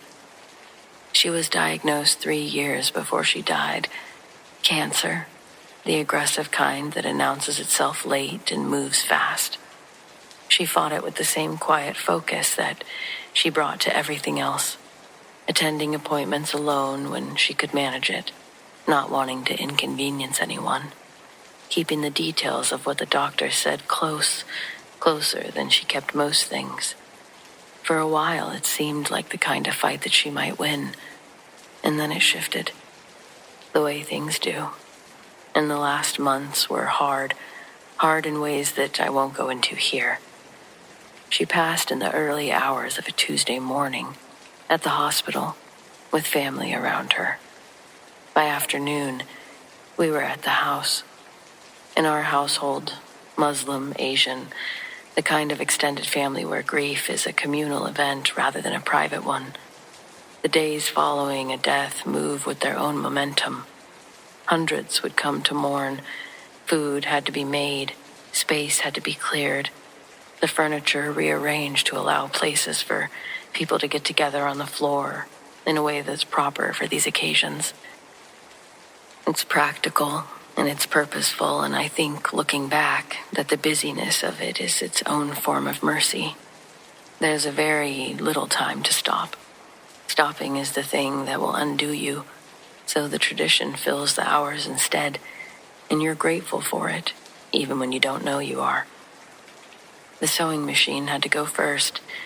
It dominated the living room, and there was simply no working around it. My uncle organized 4 men to move it, all of them large, the kind of people that you'd specifically call for this job, and even then, it wasn't easy. The table was solid metal, the machine bolted down, the whole assembly dense with this particular immovability of something that has sat in a place for decades and settled into the floor around it. They got it out eventually, tilting and maneuvering it through the doorway in increments, their breath audible with the effort. The table legs dragged lines across the floor. I followed behind with the vacuum. The room felt strange without it. Bigger, of course, yet emptier, in a way that went beyond the physical space it had occupied. I stared at the far wall and worked my way across. And then I saw it. One of the rubber feet from the table leg had slipped off in the moving, and something had come loose with it. A small dark shape, half buried in the dust and debris near the baseboards. My first thought was that it was exactly what it looked like. A scrap, a bit of deteriorated rubber. Something that had been compressed under the leg for years and finally given way. I bent down to clean it up. It was a parcel. Small enough to sit in the center of my palm. Black silk wrapped in cling film, folded over itself and sealed with a care that was immediately, unmistakably deliberate. This was not something that had ended up somewhere by accident. It had been wrapped by hands that knew what they were doing and placed and left. I straightened up. I said to no one in particular and everyone in earshot, "What is this?" People came in from other rooms. The parcel passed between hands. There was a moment, I remember it clearly, where the noise of the house, the movement and conversation that had filled every room since we arrived, went briefly, collectively quieter. Not silent, just quieter. My cousin, my aunt's son, took one look at it and went still in a way that was different from everyone else's stillness. He told us then what he had been carrying for years. His mother had visited a sheikh sometime before she became ill, a religious figure, someone consulted in our community for matters that exist at the edge of what's seen and unseen. Not a doctor or a counselor, something older than both. She had gone because she felt something was wrong in the house, some persistent unease that she couldn't name or locate. The sheikh had confirmed what she suspected and told her that something she had brought home and kept largely to herself, a curse, had been placed in her home, hidden, deliberately positioned with precision in a location that she would never find. The nature of such things, he explained, was transactional. They had to be physically found and properly disposed of to be counteracted. A curse that you could not locate was one that you could not fight. She had looked, quietly, methodically, the way she did with everything. She had searched the house in the incremental, unhurried kind of way that someone does when they don't want to alarm anyone, and she had not found it. She'd kept looking in the background of her daily life for years. She had almost no one. My cousin's voice, when he finished, was very uneven. The room stayed quiet for a moment longer than was comfortable. I turned over what I had just heard and felt it settle into place with a weight that had nothing to do with whether I believed it. Belief is a separate question, and I'm not here to answer it. What I am here to tell you is simply what is true. The sewing machine had been in that room since the day she moved in. It had not been moved once, not for cleaning, not for repair, not for any reason that anyone could recall. It took 4 large men significant effort to shift it even slightly. There was no version of events in which someone had slipped that parcel under the leg recently, or casually, or without being seen. Whatever had placed it there had done so once in the early days of her life in that house, and had relied on a simple calculation, a heavy machine, a woman who would never move it, and a curse that only needed to outlast her. It had almost worked. She had almost never known what was hidden beneath the place that she spent her evenings, the place that she made beautiful things for other people, the place the sound of the machine ran through, with the open windows down the street. If the leg hadn't slipped, if I had vacuumed 2 inches to the left. The folklore around these things is specific and consistent across traditions. I've since read about them more carefully. Curses of this kind don't place themselves. Those who commission them do so through something, an intermediary that is not human and does not operate by human logic or human constraint. Something that can move through a house in the dark, assess it with a patience belonging to something that doesn't experience time the way we do, and select a hiding place with the cold precision of something playing a very long game. It had chosen well, under the leg of a machine that weighed more than any one person could lift, in a house belonging to a woman who worked hard and asked little. It would never have thought to look there. I thought about my aunt and her machine in the evenings, the lamp on, the rest of the house quiet, the fabric moving under her hands. I think about her visiting the sheikh and coming home with the information and continuing to cook, to sew, to take commissions, to move through her days with the knowledge folded somewhere inside of her that something was hidden in her house and she could not find it, and that someone had wanted her not to recover. I think about what it costs a person to carry something like that, to look and not find, and keep going anyway. She made beautiful things her whole life in that room, above whatever was folded into the dark beneath the machine's leg. I don't entirely know how to hold that. I'm not sure that I'm meant to. What I know is that we found it.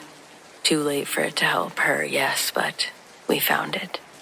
And in a way I haven't fully worked out, but keep returning to, that feels like it matters. Like the finding was the point, even now. Like she had spent years hoping someone would. Like she needed us to know that it had been there and that it was gone.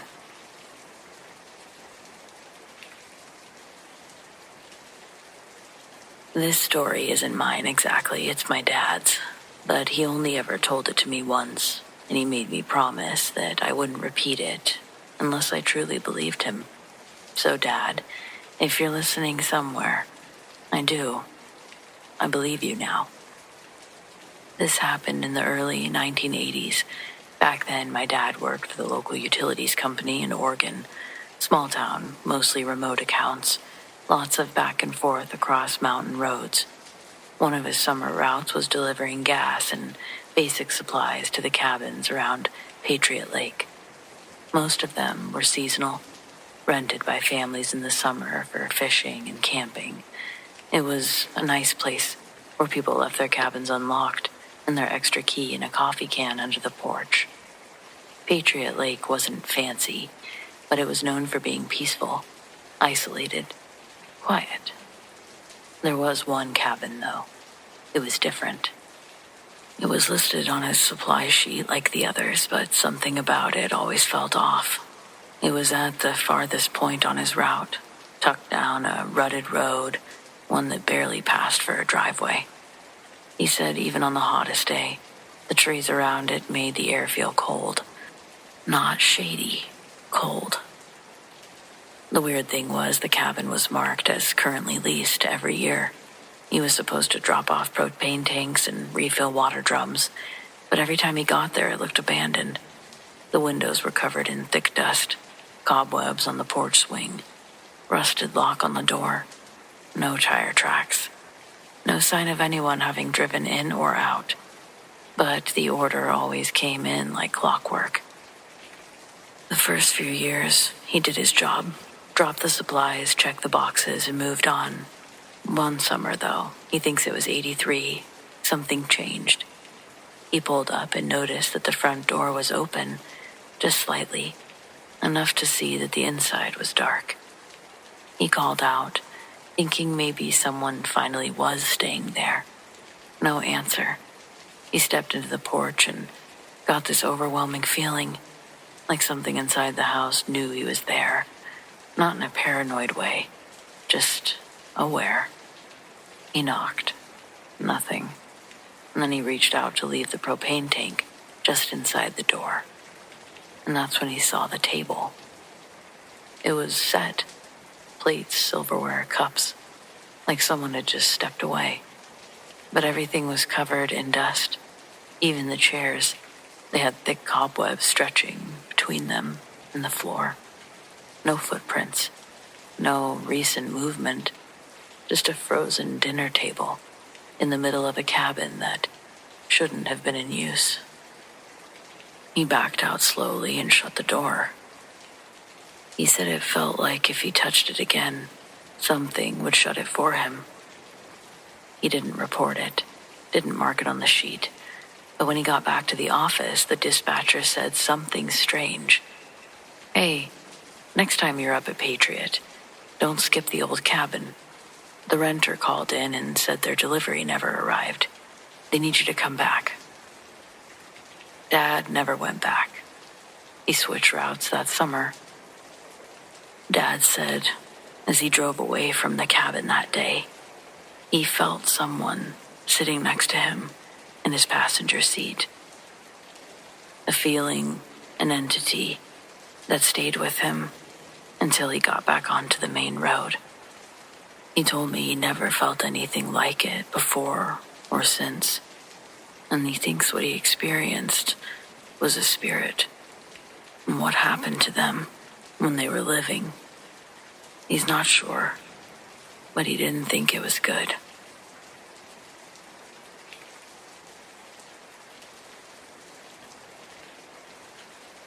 Many of us encounter someone who just grabs our attention in a way that we can't explain, like they know you from this life or a previous one.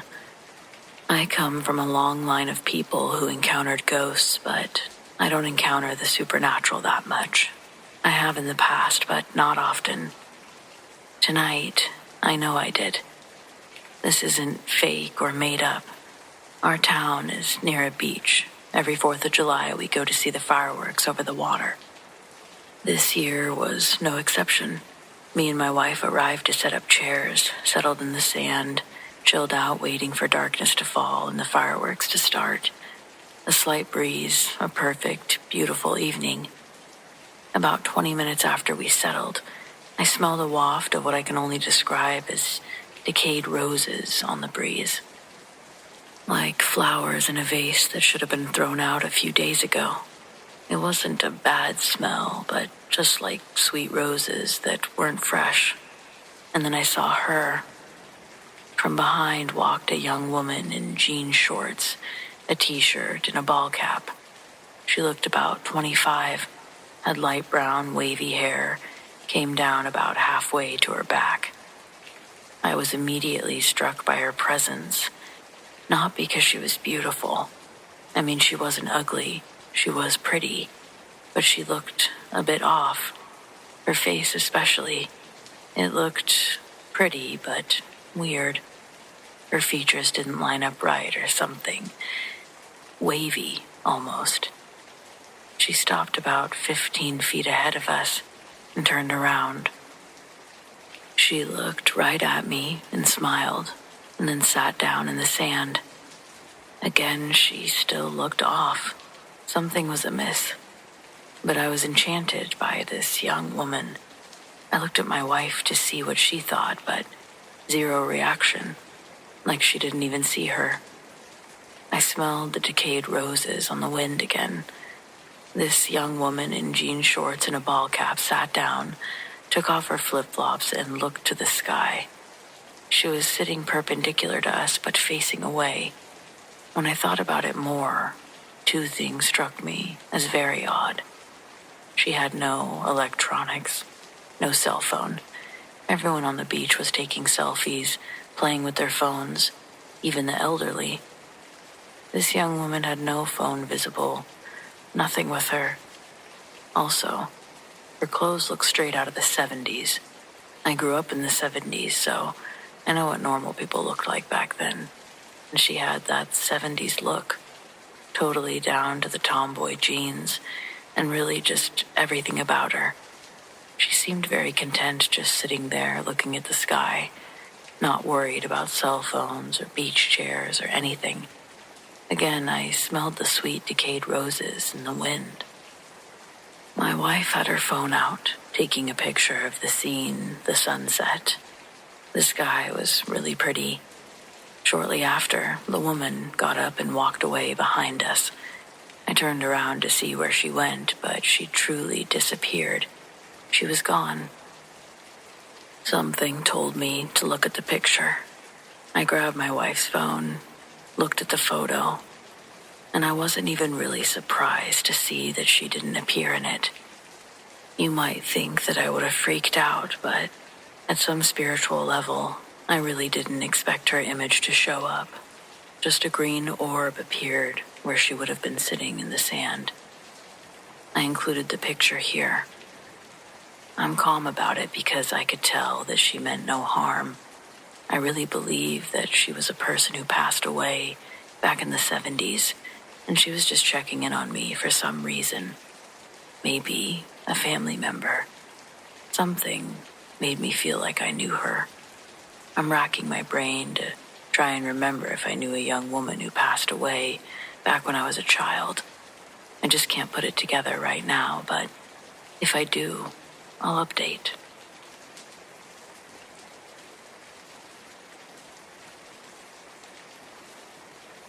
This happened about 5 summers ago. I just bought my first real camera. Nothing fancy, just something better than my cracked iPhone lens. I wanted to try it out during our town's 4th of July fireworks display, so I set up early at the hill overlooking the park. It's where everyone goes to get the best view. The fireworks started just after 9. I was standing off to the side of the crowd, adjusting my tripod and snapping long exposures. Trying to get that cool spiral of color look. I didn't even really look at the shots as I took them, just click, adjust, click, repeat. It wasn't until I got home that I saw it. In one of the frames, just one, there's something falling.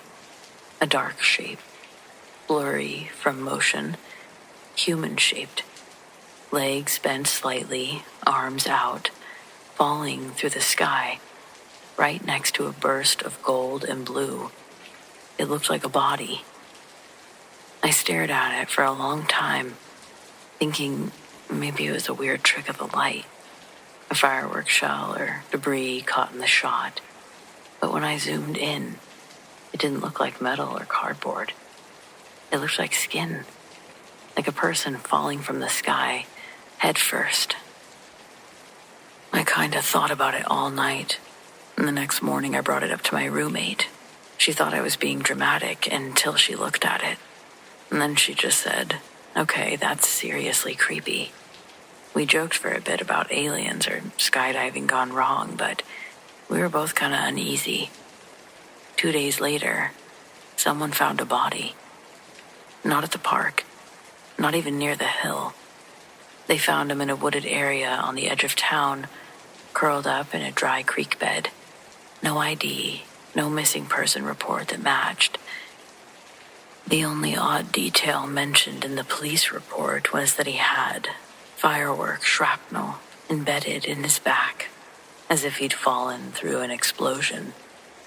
Of course, no one connected it to the display. No one except me. I sent the photo to the local police anonymously, and I never heard back. I tried to rationalize it. Maybe he was caught in an accident. Maybe he'd been somewhere nearby when something went wrong. But the distance didn't make sense. He would have had to fall straight down to land where they found him.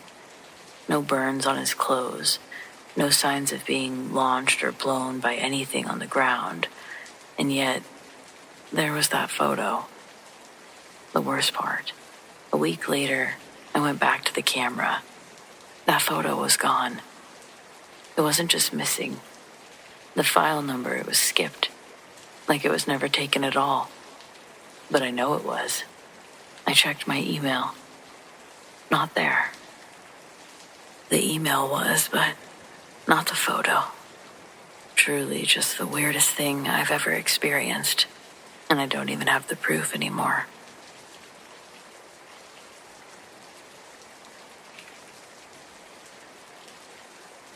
When people talk about the scariest day of their life, it's usually something dramatic. A near-death experience, a break-in, a car crash. For me, it was the 4th of July, 1998. I was 11 years old. And the thing is, it started off like one of the best days of my childhood. My family had just moved to a new neighborhood outside of Bakersfield. Real middle-of-nowhere kind of suburb. Nothing but dry heat, brown lawns, and cul-de-sacs full of kids with too much sugar and too little supervision. On the 4th, the neighborhood would basically shut down. Everyone set up folding chairs in their driveways. All the dads got drunk and competitive about who had the best fireworks. I remember the smell of lighter fluid, burgers, sunscreen, and those weird smoke bombs that fizz out without doing anything impressive. That year, I made a new friend named Blake. He lived 3 houses down, and we clicked immediately. Both into the same weird cartoons, both with slightly older sisters who ignored us. Around sunset, he and I would sneak away from the party and go explore the field behind the neighborhood. It was just an overgrown lot with rusted-out fence, some old irrigation pipes, nothing really there. But it kind of felt like a secret world when you were a kid. We were sitting on a busted cooler, watching the fireworks explode through the clouds, when I noticed someone standing near the fence, just standing there, watching us. I thought maybe it was someone's dad at first, or a teenager sneaking a smoke. But this person was really tall, like really tall. They had really long arms, and they didn't move. Even when a huge firework exploded right overhead, I whispered to Blake and pointed. He looked and froze. We both stood up at the same time. The figure didn't flinch. But then, slowly, he started walking along the tree line, following the edge of the lot. Not towards us, just around us. Like circling, but never getting too close. We took off running. When we got back to the street, everyone looked normal. Music playing, people laughing. The guy across the street lit up a full rack of mortars, and everyone cheered. But I couldn't shake it. I kept looking back toward the field. I didn't see the figure again that night. But later, way later, after the fireworks had died down and the neighborhood was going quiet, I woke up to the sound of crunching gravel. I peeked out my bedroom window. There was someone walking down our street. Not hurried, just slow. I couldn't see their face, but the way they moved, it felt the same. And those long arms, same floaty stride. Stopping right in front of my house, he looked up, right at me. I dropped to the floor so fast I bruised my own knee. Stayed there for what felt like an hour. I was too scared to breathe, basically. I never heard footsteps leave. Never heard a car, nothing. I thought, had I ever heard anything at all when it came to this thing? In the morning, I convinced myself that it was just nerves, probably a dream, until I saw the mailbox. It had been opened and pulled forward, snapped off its hinge and left hanging at this unnatural angle, like someone had tried to climb it to get a better look into my window. My dad thought that it was some idiot with a bat. He hammered it back into place, and that was that. But I knew. I never saw that tall man again. Not directly. But I'd be lying if I said I didn't feel like he was everywhere that summer.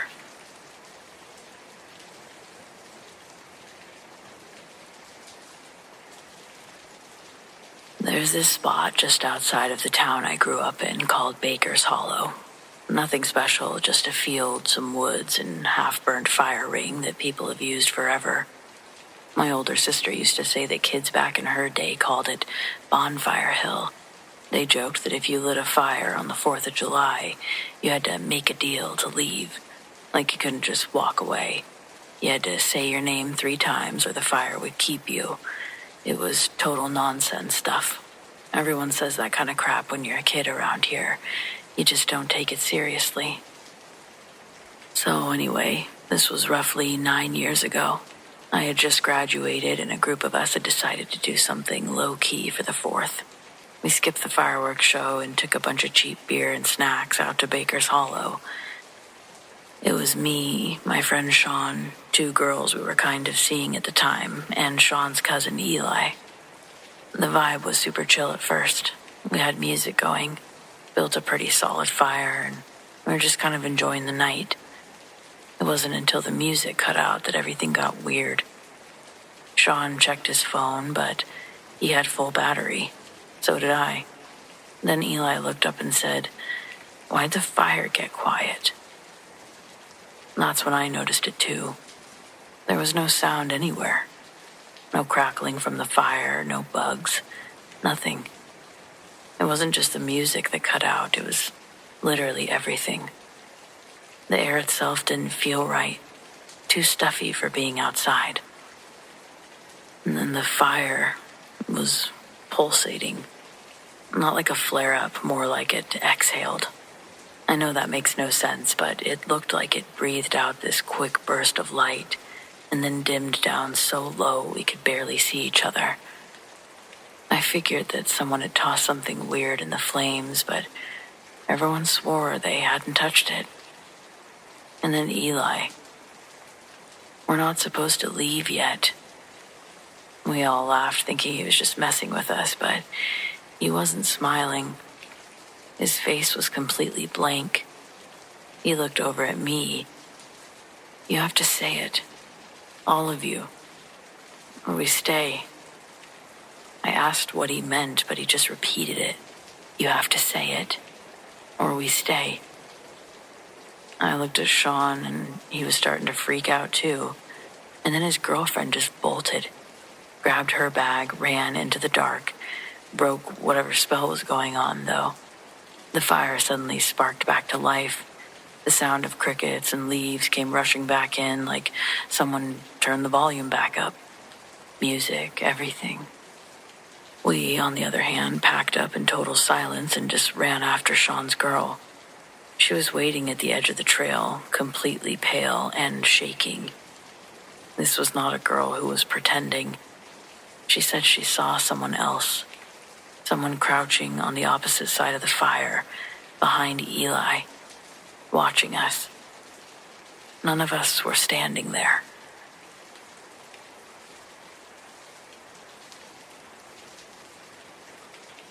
This happened in 2016. I was 17, and that year our town had its first real 4th of July celebration since the early 2000s. I guess there'd been a bunch of budget issues, some drama with the mayor's office, so for years it had just been cookouts and sparklers in people's backyards. But that summer, they brought back the parade and even hired a big fireworks company to do a professional show at Miller Park. It was kind of a big deal. I remember everyone gathered in lawn chairs and on blankets in the grass. My friends and I had snuck in some cheap drinks and were laying under the sky, waiting for the finale. When it hit, the crowd went nuts. Huge bursts of red and gold exploding right above us. And then there was this one firework. It shot higher than the rest. We all noticed it. It was sort of out of sync with the rest, too. It didn't explode immediately, just kept going. So high it looked like a star. And then it burst, but it was strange. Just this dull white glow that didn't fade, and there didn't appear to be any sound. It just lingered, almost like it got stuck in the sky. People clapped, confused but impressed. I remember my friend Kyle going, "Dude, that one's broken." And we all laughed. But the next night, it was still there. We thought maybe it was Venus or something, like a star. But then it blinked slowly, like a slow pulse. White light, fade out, then back again. Same spot in the sky. People on the community Facebook started posting about it. Some said that it was a drone or a satellite. A couple of older folks said it was them, and they got laughed at on the page. My mom thought that it was a trick of the atmosphere. I didn't know what to think. But then the power started going out. Not everywhere, just at the houses that backed up to the woods by the park. One night on a dare, Kyle and I rode our bikes over there. I didn't really want to, but he kept saying that we were being called to do it. He was joking, of course, at first. When we got to the clearing behind Miller Park, the air was obviously different. It was heavier, not hot, just thick, like being underwater. The light above us pulsed again. No wind, no bugs, no sounds, just that light. We stood there for a minute, and Kyle said, dead serious, "Don't look at it." Then he dropped his bike, took off into the woods. I didn't follow. I couldn't. I felt like I was frozen in place. Eventually I turned and rode home, shaking the whole way. I couldn't believe how much time had passed. How had everything taken hours? No way. And Kyle, he didn't come back that night, or the next. The cops found him the following afternoon, barefoot and dazed, a few miles away, walking down the center of Highway 40. He didn't remember anything. He wouldn't even talk about it. The light in the sky, it was gone. I didn't go to the fireworks shows at Miller Park after that. No one really talks about that year anymore. But sometimes when there's like a thunderstorm or the power flickers at night, I swear I see it again, just for a second, faintly glowing in the clouds in the exact same spot. Whatever it was, I don't think it was ever really a firework at all.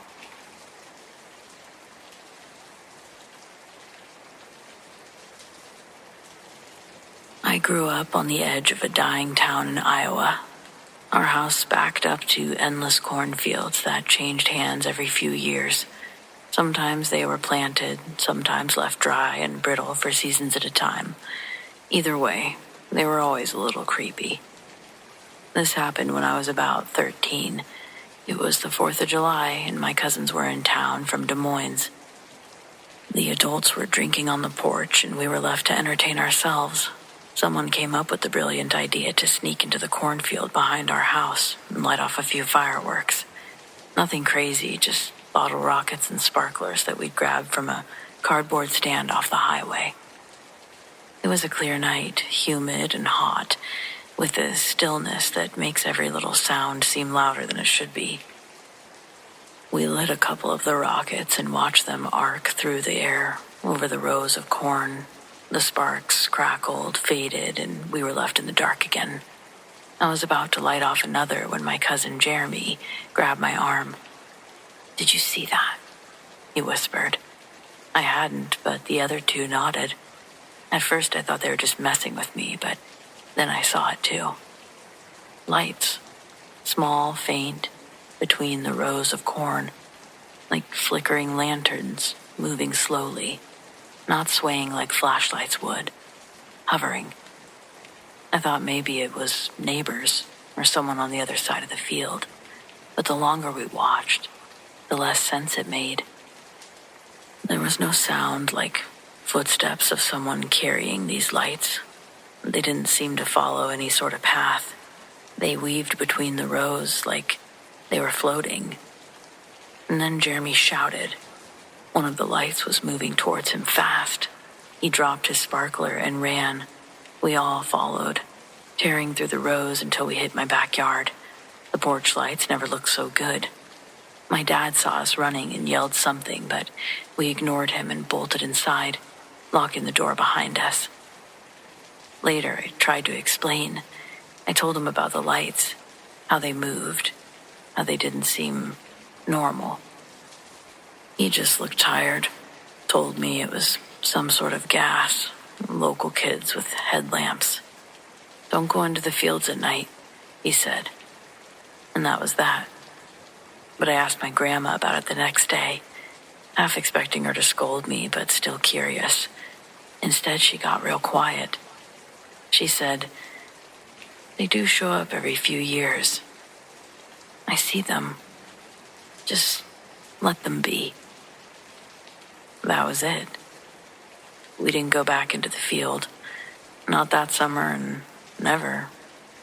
But every year since then, when the 4th of July shows up, I can't stop thinking about it.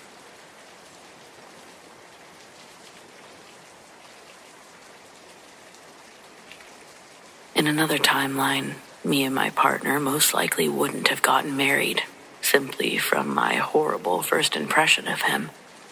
Nowadays, his emo fashions transitioned into a comfortable ska surf punk style, and he's about 5 cans short of a six-pack he once had. But back in our early 20s, Liam went by Lee, and he was a flippy-haired scene kid that indulged in the macabre, with an equally shocking and dark sense of humor. On the inside, he was a soft, gentle boy whose sadness poetically filled a notebook hidden in his closet. Liam truly had and still has a beautiful mind and a beautiful soul. But when we first met, he came off as a total pretentious asshole. Well, he really just came off as a big old drunk. The occasion was for a mutual friend's birthday. It was a house party on a Saturday night. I hadn't planned on staying out too late or drinking too much because I had to work in the morning. Plus, I'd already been there all day to help decorate. The house had a huge sound system in the living room that, for the most part, stayed at a reasonable low muffle from outside. I'm on the back deck giving my hugs goodbye before I get on the road, and as I'm getting ready to leave, a few of Lee's friends were asking around if anyone had seen Lee. With the amount of attendees at the party, I hadn't even known they were there that night until they approached us. Nobody on the deck had seen him. We all shook our heads no.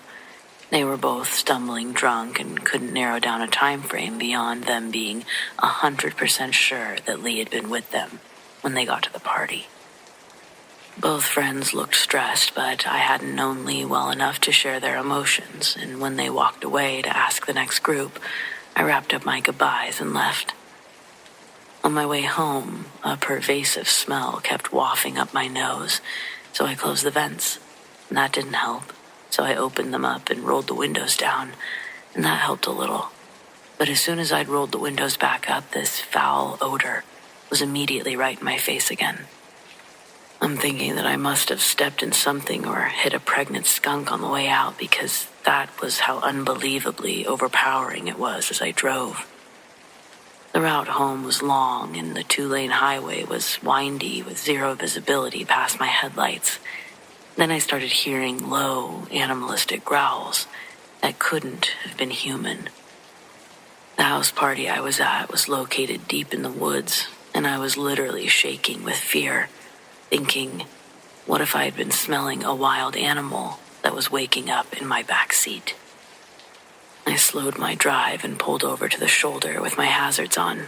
There was nothing I had to protect myself if the creature would have leapt from the darkness of my back seat, and the dome light was dead center of the front and back seat. I was trembling, reaching my hand out to flip it on. When I did, the car's interior lit up, and I was met with a sight I hadn't expected. There was, in fact, a dirty wild animal waking up in my back seat, but it was of the human variety. Lo and behold, Lee, in a pitiful display of tolerance that night, had shown up to the party already completely wasted. Instead of following his friends into the house to continue the party, he found the first unlocked car to pass out in, and lucky me, he chose the back seat of my Nissan. He'd been puking on the floor of my car for hours possibly, enough for the liquid to pool on the floor below his hanging head. Thankfully, the floor was protected with tough rubber mats, but he didn't keep it isolated just to the floor mats. Oh no, it was everywhere back there. Even spattered on the back window. I didn't want to know how it got up there. It was disgusting, and I was horrified. That moment disrupted all 5 of my senses at once. No, I couldn't taste him, but the smell in my nostrils made it as if I could. The screams I should have been emitting were replaced by dry heaves, watching Lee push himself up to a seating position. This bold Romeo that had just awoken chooses not to acknowledge any of the many things wrong with the moment, but instead, he says, "Hey, baby, you fine. What's your name?"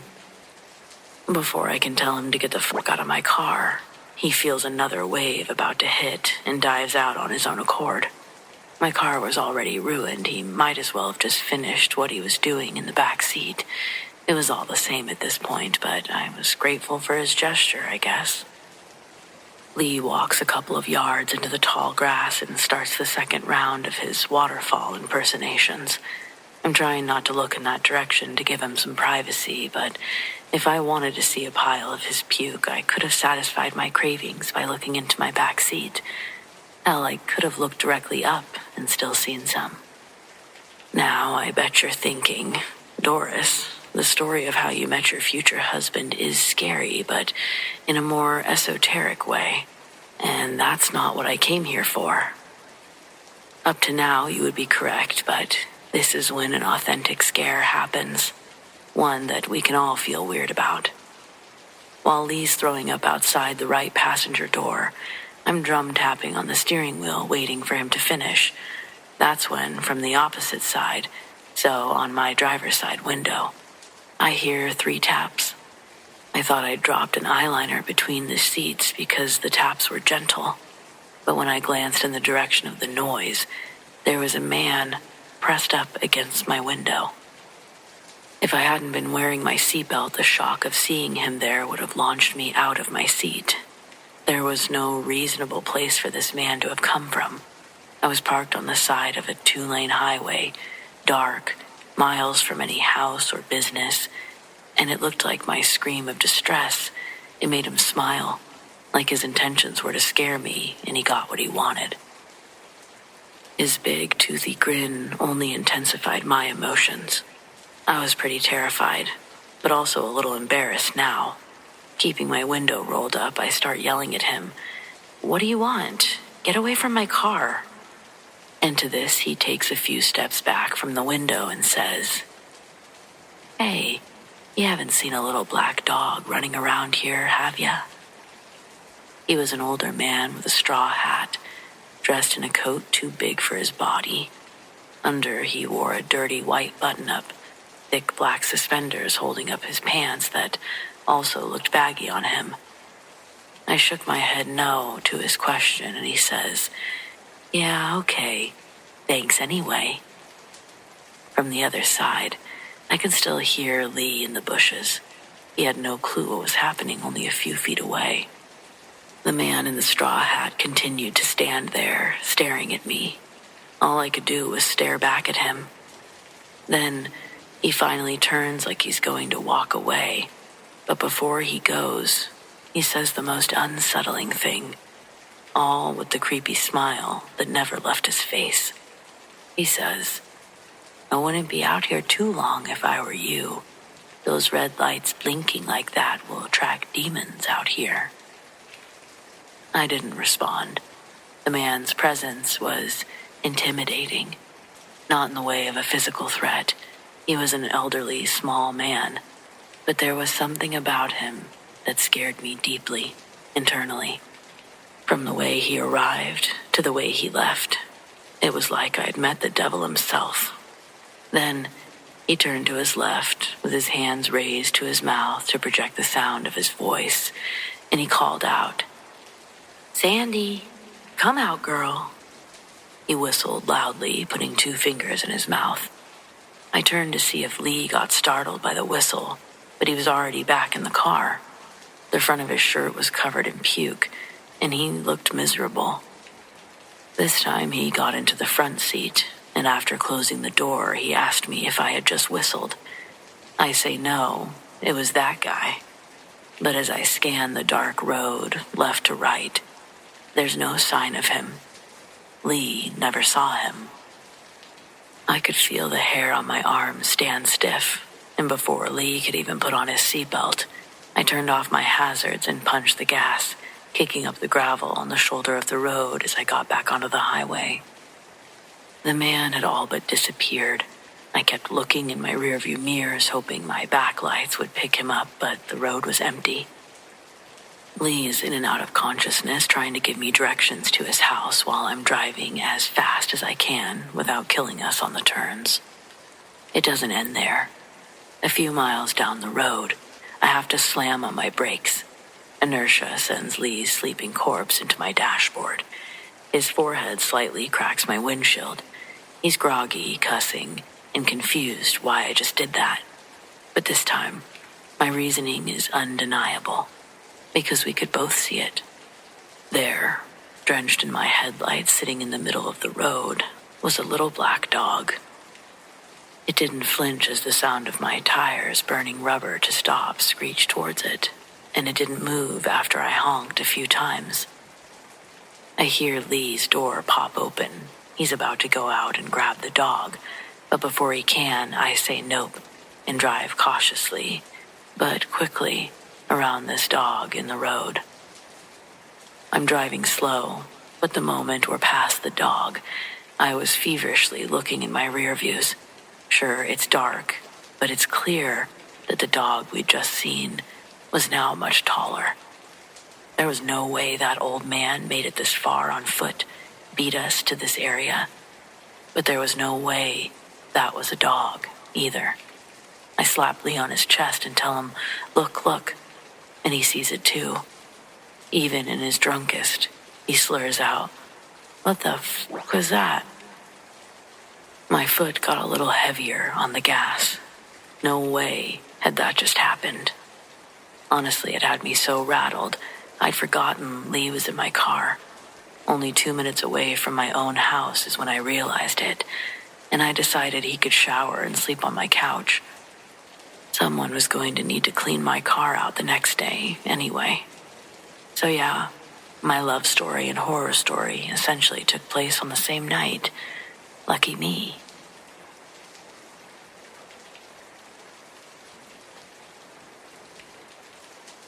I found it at the back of a drawer. This was in the second week of living in my new apartment, a sublet that I'd quickly and without much scrutiny taken because I needed somewhere to be, and the price was perfect. The previous tenant had left in a hurry, leaving an opening for myself. Most of the drawers in the place were empty. The landlord told me the last occupant had left a few things behind, a few coat hangers, some takeaway menus, a single earring. That was truly about it. The drawer in the bedside table was stiff. It took a firm pull to get it open. The wood was swollen from humidity or age, or simply years of being closed. Inside, a small carriage clock, the old-fashioned kind, no larger than my fist. Brass casing gone slightly green at the corners, a white face with Roman numerals. The hands stopped at 117. I set it on the bedside table without thinking much about it. It was a nice-looking thing, solid. I told myself that I'd wind it and see if it still ran. Then probably pass it along to whoever the previous tenant had left a forwarding address with, though something told me they hadn't. I forgot about it for the rest of the evening, and then I woke up at 1:17 a.m. I know the time because I checked my phone immediately. That instinct you have when something pulls you out of sleep and you need to locate yourself in the night. The room was dark. The apartment was quiet. All ambient noise of the building had settled, and I lay there for a moment trying to identify what had woken me. The clock was ticking. I hadn't wound it. I was certain of that. I'd set it down and walked away and not touched it again. But it was ticking, steady and deliberate. The sound of it was small in a quiet room, but absolutely present. I reached over and picked it up. In the dark, I couldn't see the face clearly, but I could feel the vibration of the mechanism through the casing, running under my fingers like a pulse. I put it in the drawer, closed it, and laid back down. It ticked through the drawer for approximately 30 seconds, and then it stopped. In the morning, it was stopped again, the hands at 1:17, like it had never moved. The casing was cold, no sound when I held it to my ear. I turned it over, looking for the winding mechanism, some explanation for how it started and stopped on its own. The mechanism on the back was seized, corroded in place. A corrosion that had clearly taken years to develop. There was no reasonable way that it was running on its own. There was no reasonable way for it to do any of the things I'd heard it do. I put it back in the drawer and went to work and spent a productive amount of the day not thinking about it. It happened 4 more times over the following 2 weeks, always the same. I'd wake up at 1:17, the clock ticking in the dark, and it would stop within a minute of not touching it. I tried leaving the drawer open to see if it made a difference. It didn't. I tried moving the clock to the kitchen, setting it on the counter where I could see it, and I woke up at 1:17 to silence, then lay there, listening until I heard it start, faint but unmistakable. And it was coming from the other room. I tried not handling it at all one night, woke up at the usual time, heard it ticking from the bedside drawer where I'd put it back, and simply lay there with my eyes open, and I waited. It ran for longer that time, several minutes, before it stopped. The silence after felt different from the ordinary silence. It was fuller somehow, like something had been leaning close and straightened up and backed away. I felt weird getting rid of things now, telling the landlord that I'd held on to something for so long just to give it back. But I decided to research the previous tenant, just a little bit. The landlord was vague in ways that felt practiced, and I didn't get much, but I found enough. A name, and attached to the name, an obituary. And in the obituary, a date. The date of death was less than a month before I moved in, and the time, listed in the memorial post that a family member had written, with the specific, grief-driven precision of someone who needed to record it exactly as it was, which was 1:17 a.m. I decided to get rid of it the same night that I found that. I didn't throw it away. That felt insufficient. Instead, I put it in a bag, wrapped in a cloth, and the next morning I drove it to a charity shop on the other side of the city, a place with no connection to the apartment or the building, the name and the obituary. I handed it across the counter to a volunteer who said that it was lovely and set it on the shelf behind her without looking at it twice. I walked out and drove home, told myself that that was the end of it. That night, I slept through. No waking at 1:17, no ticking, nothing. The bedside drawer sat empty and silent. I lay in the dark for a while before sleep came, listening to the building settle. I felt this weird, specific relief of someone who had put something down that they'd been carrying without realizing it. 3 days later, I noticed that the drawer was open. Not much, an inch, maybe two. The way it goes when it hasn't been fully closed. I pushed it shut, and I didn't think about it until the next morning, when it was open again. The same amount, the same way. I pulled it all the way out this time. Empty. Of course it's empty. I'd taken the clock across the city, handed it to a stranger, driven home, and not gone back. I stood there holding the open drawer, looking at the space where it had been. The wood at the back of the drawer was marked, a clean ring in the finish, the size of the clock's base. It was pale against the darker wood around it, the impression left by something that had sat in one place long enough to leave its outline behind. I moved out several weeks later, not because the clock. I told myself it wasn't that. The sublet was always temporary. I'd always planned to find somewhere permanent. I've told myself that often enough that most days I actually believe it. What I haven't told myself, because there's no comfortable version of it, is why I checked the bedside drawer of my new place the night that I arrived. Why I stood there in the dark, with my hand on the empty wood, waiting. For what? I couldn't say. I closed it and I went to bed, and I didn't wake at 1:17. Not that time. And not ever again, really.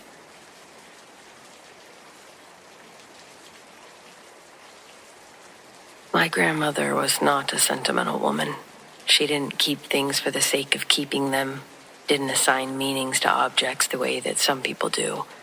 So when she died and we gathered at her house for the first time without her, my mother, my two aunts, my cousin Reese, and I, the expectation was a practical exercise. Sort, divide, donate. Be done by the weekend. The mirror was in the back bedroom, the one that she'd kept closed for the longest time. None of us could remember it being open. It was this tall, freestanding mirror. The frame was this dark wood carved into shapes that none of us could identify with any confidence. Botanical, maybe, or something that had started as botanical and been altered by whoever made it into something less natural. The glass was perfect, not foxed or clouded the way old mirrors go. The clear and sharpness, it was there, reflecting the room back with an accuracy that felt slightly excessive for something that old. My Aunt Donna wanted it immediately. Nana had good taste, she said, and the mirror was beautiful. And she had a wall in her hallway that needed something exactly that size. My mother said nothing. She was looking at the mirror with an expression that I didn't have a name for at the time. We loaded it into Donna's car the following morning. She called 3 days later. Her voice had a quality that I'd never heard in it before. Flat, the way that it didn't belong to her. The way that a voice goes when someone is working very hard to sound normal. She told us what had happened in order, like someone reading from notes. The first night, she woke up at 3 a.m. with the absolute certainty that someone was standing behind her. She lives alone in her house. She lay still for 20 minutes before she was able to move. And when she checked every room, there was no one there. The second night, her dog, a retriever that she'd had for 6 years, steady-tempered, not given to anxiety, refused to enter the hallway where the mirror hung, sat at the hallway entrance and wouldn't move. When she tried to coax him through, he backed away, hit the wall behind him, and stayed there, pressed against it, until she closed the hallway door. The third night, she got up for water at 2 a.m., past the hallway. The mirror was dark, not reflecting the hallway, not reflecting her, not reflecting anything, just dark. A rectangle of absolute black in the frame, where the light from the kitchen fell normally on everything around it. She stood there long enough to be certain that she was awake and seeing what she was seeing. Then she went back to bed, lay there until morning, and called us. We drove to her house that afternoon, all of us without discussion, everyone arriving within an hour of each other, the way my family usually does when something is actually wrong. The mirror was back to normal by then, clear and sharp, reflecting the hallway the same slightly excessive accuracy it had before. The dog was in the garden. It wouldn't come inside. My mother looked at it for a long time. Then she said quietly that she remembered why the back bedroom had been locked, that she had asked her mother once, years ago, why she kept it closed, that her mother had only said, "Some things are better contained than removed." We wrapped the mirror in moving blankets, drove it 40 minutes out of town, and left it by a dumpster. Nobody said much on the way back. Donna's dog came inside that evening for the first time in 3 days, went straight to the hallway, sniffed the empty wall where it had hung, and walked away. My mother hasn't talked about it since. When I've tried to ask what she thinks her mother knew about it, she changes the subject with a speed and finality that is itself a kind of answer. There are things I still want to know. Where the mirror came from originally, what my grandmother had seen in it, or what had seen her, and why. Why did she keep it, rather than doing what we did? Whether keeping it was a form of protection or a form of penance, or something else entirely that I don't have the framework to understand. I think about that back bedroom door, locked for decades, though, for reasons that she took with her. And I guess some things are better contained than removed. I'm not sure that she was wrong.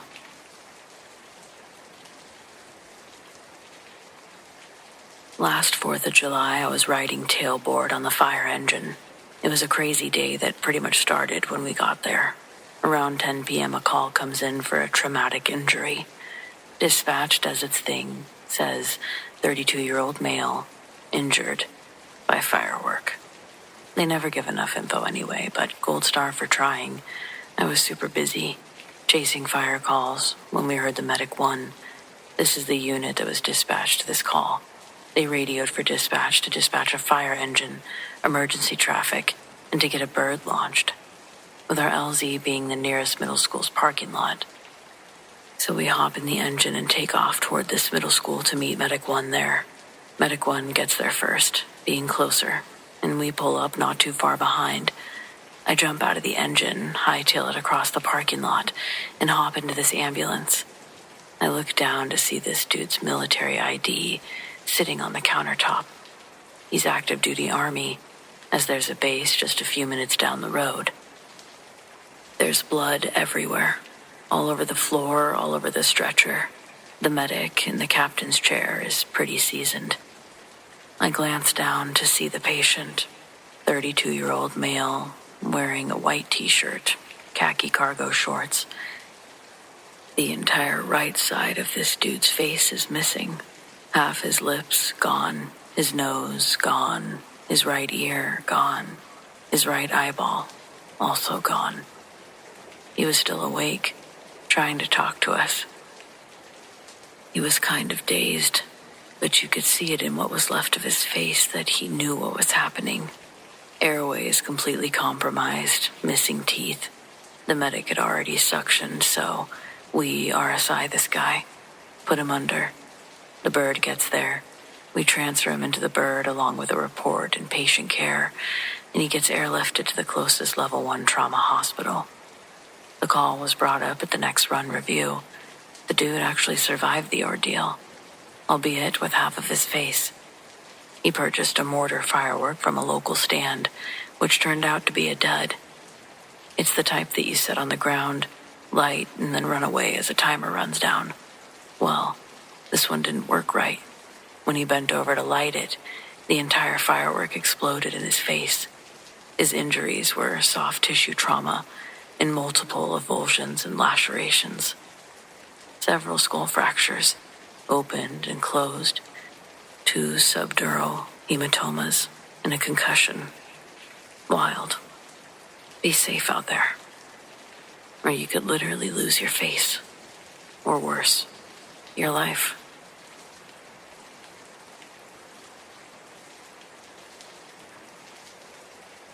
Hello, my name is Janet W. I'm a surgeon from the tri-state area, born and raised in Connecticut, then hopped around New Jersey and New York, working at different children's hospitals. Working in the industry, I've been trained to resist the emotional inputs that tell my receptors to pause even momentarily. It would be hard to focus on the surgery itself if I'm too focused on the tragic reasons why I'm doing my job. But still, it's equally as defeating and saddening when we lose one. This is a perfect segue, bringing me to the part where I explain why I do or do not believe in ghosts. I used to not even entertain the idea of ghosts. I believe in reincarnation, and I still wholeheartedly do. But a patient's first-hand account of the afterlife really made me rethink the idea of the other side. A liminal space between life and death. Time isn't the same time you and I work with here on Earth. I believe that their time is different from ours. How, I couldn't begin to understand. That's knowledge only granted after death. But if I manage to bring you back to life after you die, are you able to remember the in-between? I think so. People die and come back to life every day. Let's say you're a 14-year-old freshman pitcher. You throw a heater that gets sent straight at you, a ball going 100 miles an hour off the bat. It will make a 60-foot trip back in half a second. Your eyes see the ball instantly, but it takes about 1/4 of a second for the brain to process danger and send a motor signal to move your glove. You're also most likely square to the batter, where you try to regain footing after the pitch. But by the time the body starts to react, the ball is already smashed into your chest with blinding accuracy, causing a cardiac rupture where the muscle wall of your heart had split open from the pure blunt force trauma. Hopefully, your coach or someone in the crowd knows enough to immediately begin to perform CPR on you until paramedics can take over. Then, if you're lucky enough, you see me, and we're able to fix you all up with some emergency open-heart surgery. But by the time you're waking up, you've died 7 or 8 times since then, clinically flatlining and needing to be resuscitated, starting all the way back at the field. I guess I'll stop saying you as the character and let it be known that this was a real story that I was part of. The 14-year-old was a real boy. I was working the late shift that night, but I spent most of those hours sitting in that kid's room, talking to him. His mom and dad stayed as late as they could, but he had a baby brother that needed to get home. They were coming back the next morning. It was thought that he'd be sleeping until the next day when the family would have time to sneak back in and pretend they'd been there all night. But sometime during the middle of the night, he woke up and found the help button on his bed. When the nurse went in there, he was naturally confused and scared, waking up where he was and in the condition he was in. By the time I entered, we were able to calm him down. I told him everything that had happened up to that point and then asked him what he remembered. This was to do a quick, non-invasive cognitive check. I knew if he replied to my question with a duh, I was going to have to call in a team. Anything other than that or different, I would have been satisfied with, as I wasn't even expecting him to be awake yet. But there he was, sitting upright in the dark room, slowly panning his head left to right, trying to figure out where he was still. And it was a relief when he was able to form a sentence and respond clearly. But when I addressed that and was able to move onto the actual substance of what he was trying to say to me, that's when, for the first time in my career, I was convinced of the afterlife. Given the circumstances, I'd already been aware of what happened leading up to this. It was fascinating to hear his recollection of what he'd experienced. I'm going to call him Cody. So when Cody got dropped by the baseball, he said that it only hurt for a second, like someone had punched him in the stomach. With that fourth of a second he had, he knew that it wasn't a fist that had hit him, though. He took a few steps back after being hit and recalls the field looking different. The colors of the grass, the opposing team's jerseys looked muted. He saw his coach running out to the mound. His strides were almost comically slow and exaggerated as he made his way towards him. But it was the look of horror on his face that Cody didn't understand yet. I think this needs to be noted because I thought it was just creepy. Looking around, Cody also said that there were random adults walking on the playing field, but his teammates were all staring at Cody, or at least in Cody's direction. I'm sure their eyes were all staring at what he found when his coach finally got to the mound and went down on his knees. That's when Cody saw him start doing CPR on his own body. To make sure I'm following along straight, I ask, "You saw your coach performing CPR on you?" And he said, "Yeah, but he was standing right next to him as he did it." Then the paramedics came, and he almost didn't get into the ambulance with them before they shut the door. But it felt like magnets were in his chest, pulling him towards it.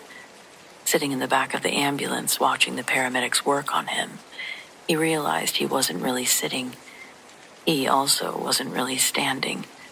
Any physical activity had been reduced to a leisurely float. A current he let pull him like a fishing lure attached to his body. There were other people floating, wandering like they'd lost their way. Cody described viewing the operating room from above, looking down on us while we operated on him. He correctly identified the number of surgeons in there and could even hear us talking to each other. After watching us for a while, he had a vision of his parents in the waiting room, and somehow that vision acted like a portal that moved him into the waiting room with his mom and dad. They couldn't hear him, and his hands went through them when he reached out. His mom was crying, sitting in the chairs by the large fish tank that we have, and his dad was talking to a nurse who was writing on a clipboard. Cody said that he didn't like the waiting room. There were other floaters in there that scared him. I believe when he said floaters, he meant people in the same state that he was in. In other words, ghost mode. Some of them were kids, most were adults, but all of them looked like they were filled with misery and still wearing the wounds that represented their exit from the world. From this world.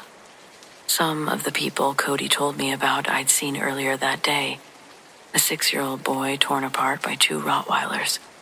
A woman with blonde hair and a teacup-sized hole in her face from a self-inflicted whoopsie. Although I didn't interject, believing my comment would only make him feel more uncomfortable, his near-perfect description of these people gave me chills.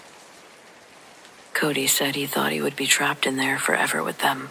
Going back and forth from the vision portal he described, he'd check in on how we were doing, saying he thought that his body had been laying there for days, but in reality, the surgery lasted almost 6 hours. We had to open his chest, stitch the torn muscle of his heart, and coax it back into rhythm.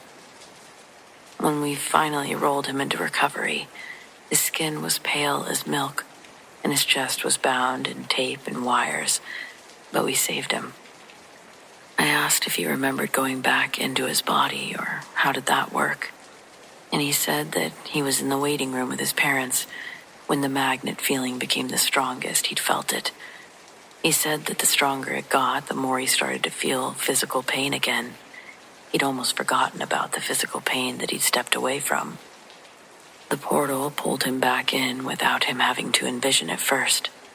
That's when he used the little strength that he had left to pull himself into a seated position on the hospital bed where I found him. Ever since then, if a kid flatlines on the table while we're performing surgery on them, I like to look up and wave them back down. I don't do it expressively to call attention to myself. I just think that's where they're going to be hanging out, and my acknowledgement of their situation might entice them back into their bodies. I think it's worked more than a few times. I don't know. I'm sure credit should go to the medical team doing their darndest to keep that pulse steady. I'm also hands deep in that process too, and who knows? It could be a little superstitious. And I definitely wouldn't write it in any medical thesis I'd ever have my name on. Maybe spirits don't float to the ceiling and I'm discreetly waving to nobody. But maybe my little waves, their guidance back home. Who knows? I don't, so I can't say it doesn't work either.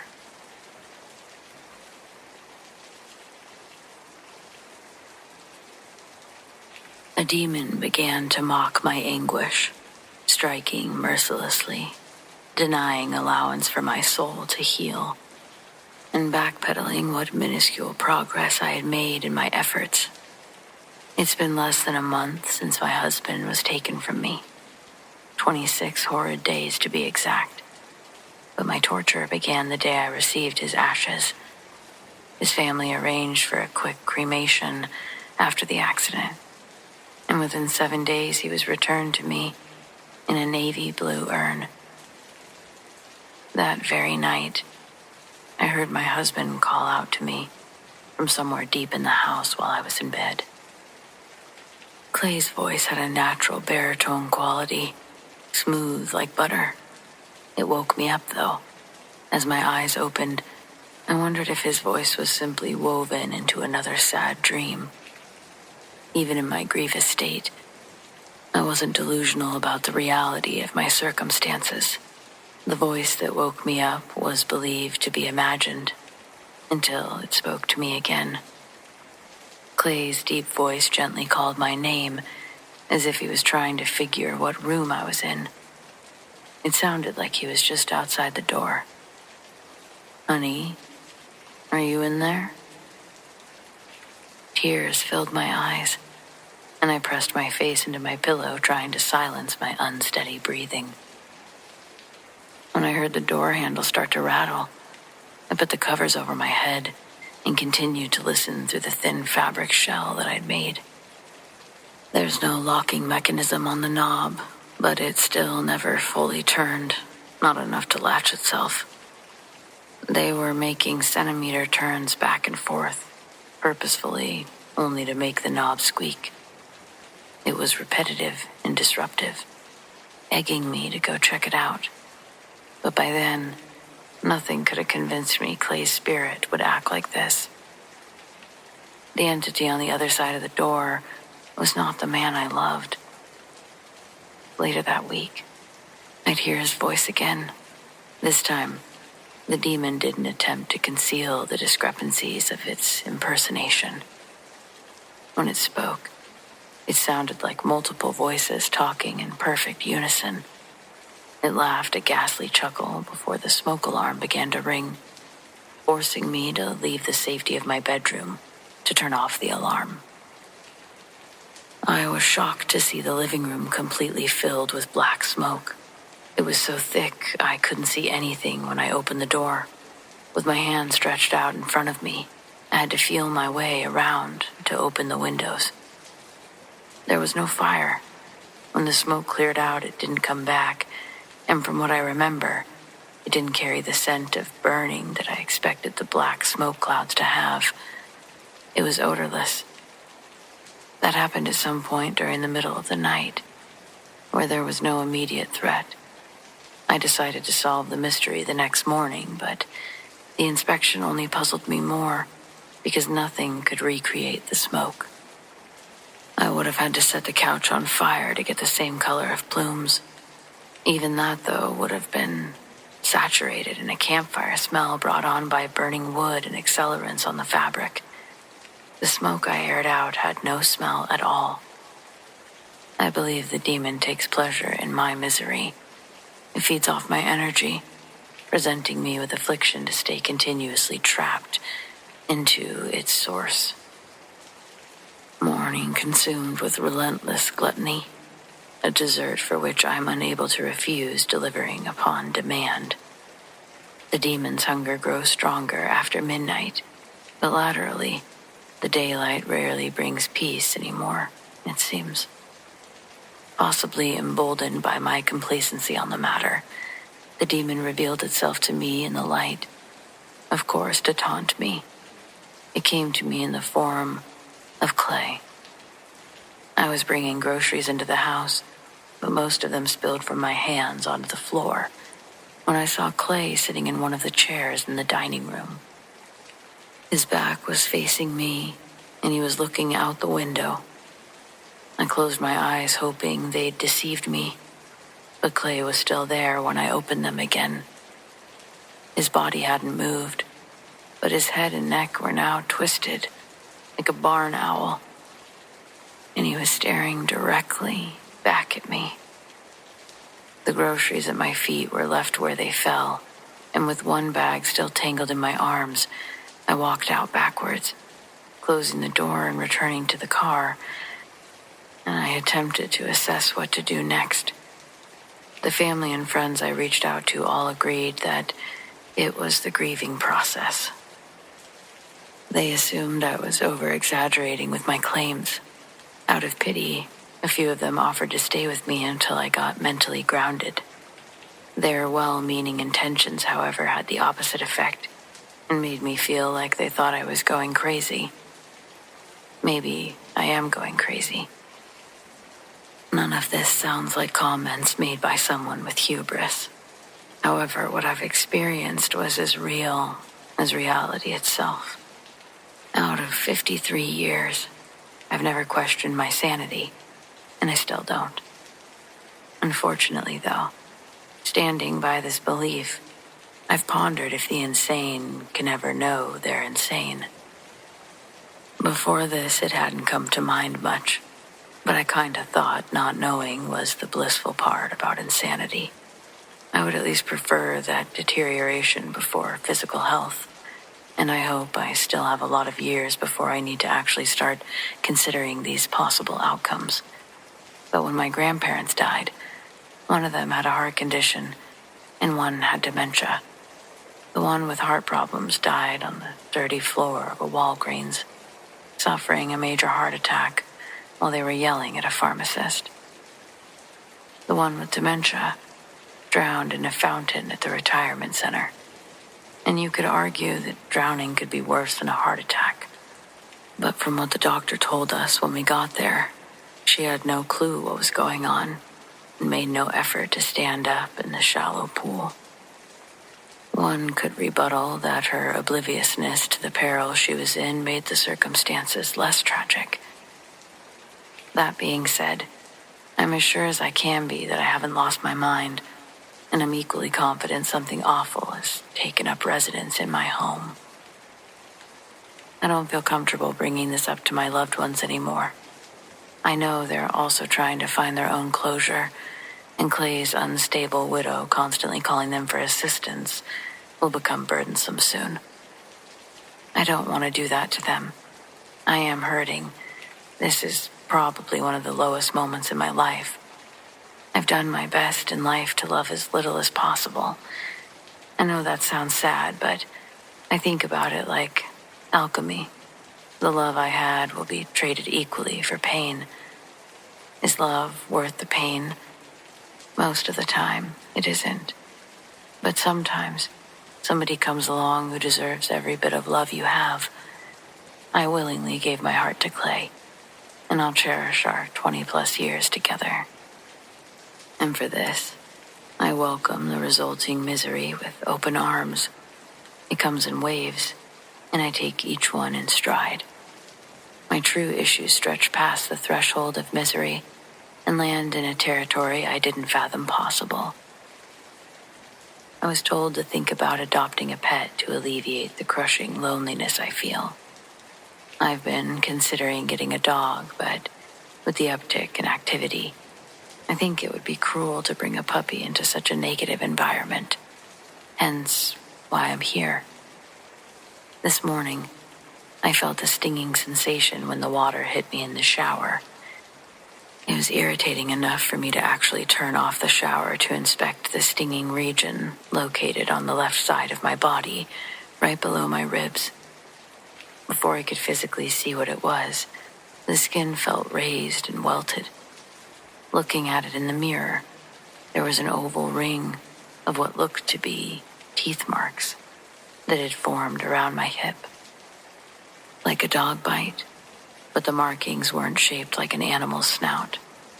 It more resembled a human's bite, except the culprit was able to unhinge their jaw because the two crescents reached close to my back and belly button on both sides. Right now, as I type, the skin feels like scales and hurts to touch. I'm going to urgent care when they open in the morning.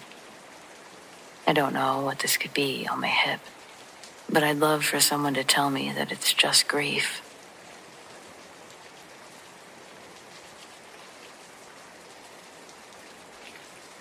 You never truly forget your childhood fear. For me, it was centered around a single heavy wooden door tucked away in the back of the kitchen pantry. It didn't lead to a secret garden or a forbidden attic. It led down to our basement. And in 1986, when I was 7 years old, that basement was the antechamber to hell. Our house was old, built maybe in the 1920s, and the basement was a cold, damp concrete cavern, smelling perpetually of dust and mildew, and something metallic that I now recognize as fear. The door was solid core, dark-stained oak, and the handle was one of those old-fashioned brass twitch latches, clicking with that sickening finality when it shut. My parents always told me the basement was just a place for storage and the furnace, but I knew better. The air around that door felt thin and anxious, and at night, I swore I could hear soft, rhythmic thumps coming through from the floorboards, like something large and heavy was adjusting itself for sleep. The event I remember most clearly, the one that cemented my terror, happened in the middle of a brutal New England winter. We were hit by an ice storm that took out the grid for 3 whole towns. It happened around 8 p.m. One moment the house was humming with the sound of the evening news in the refrigerator. The next, it was swallowed by an absolute profound silence. My mother immediately remembered the emergency flashlights that were kept in the utility closet, which, of course, was right next to the door. "Daniel, be a big boy and grab the 3-pack from the utility closet," she said, her voice sounding oddly brittle in the sudden darkness. I froze. The closet was merely 2 feet from the brass latch of the basement door. "Mom, can't we wait? Maybe the power will come back on," I asked. "Don't be silly, Danny. It's just next to the scary door," she teased gently, not realizing how real the fear was. "A big boy like you isn't afraid of a little darkness." My dad was fumbling with the landline phone, trying to see if the lines were down, so the duty fell to me. Swallowing the stone of rising panic, I shuffled across the kitchen. The cold was immediate, seeping up from the floor, a damp contrast to the warmth that the furnace had been providing. I reached the utility closet, my hands shaking so badly I could barely open the bifold doors.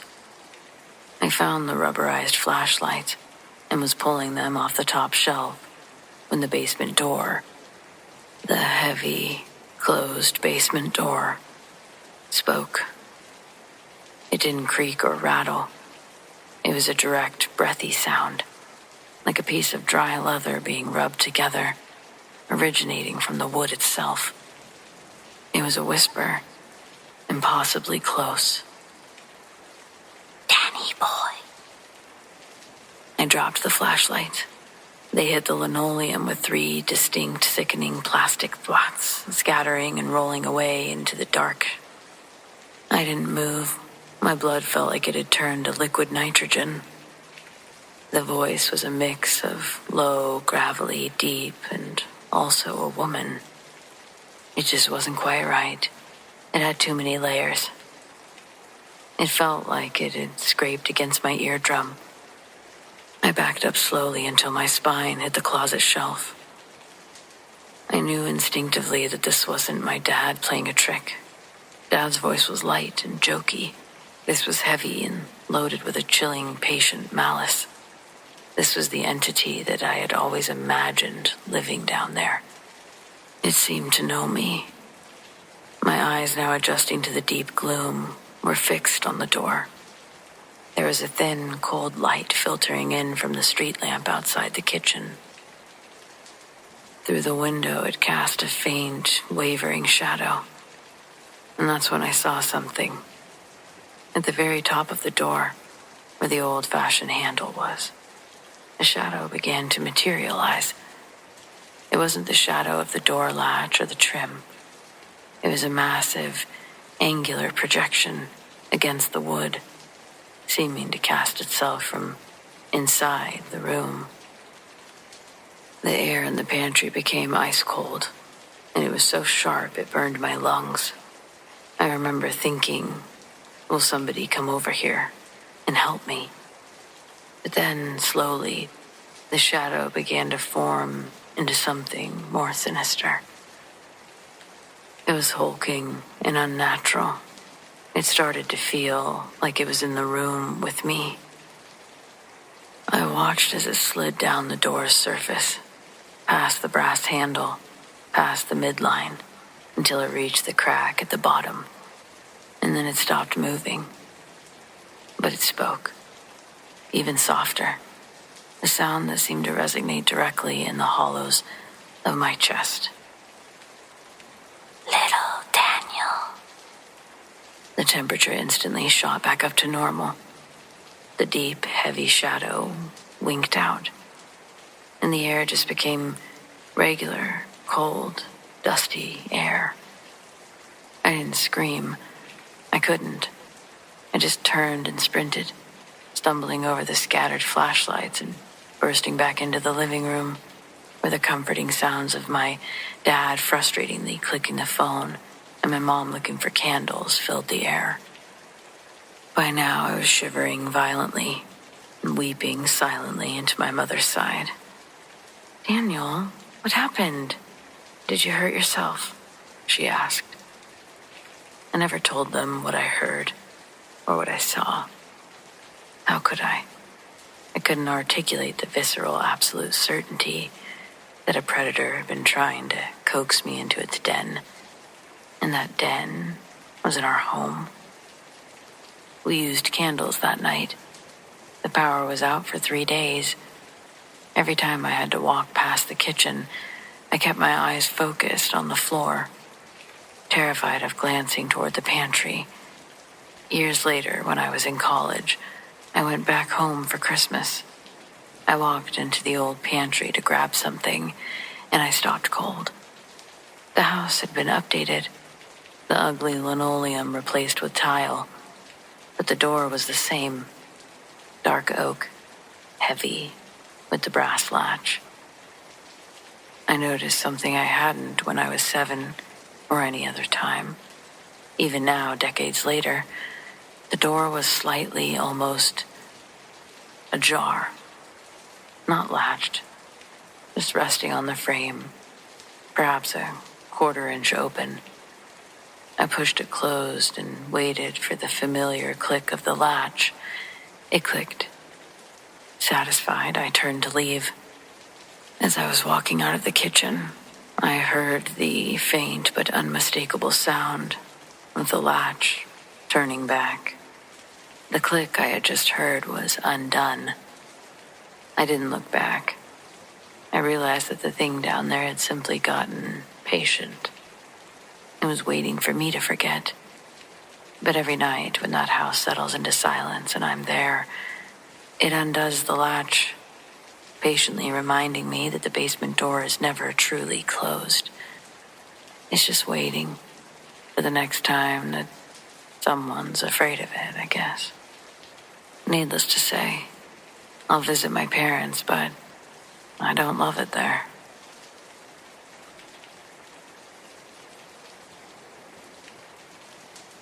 I've had a couple of experiences that I can't really explain, but they've never felt threatening, just strange. For a few years, I worked in Detroit at an old forge that had been converted into an assembly plant. The place was massive, over 1 million square feet. You can drive for several minutes inside and still not see another human being. On the weekends, I had to go in alone and do facility checks. I'd take a golf cart and drive through the entire plant, making sure there were no air leaks, no roof leaks, nothing mechanically failing. Security was technically on site, but they stayed outside or in their office. Inside was just me, in the dark. They didn't keep the lights on over the weekend except for a few safety rows, so it was mostly just my golf cart headlights cutting through this enormous empty industrial space.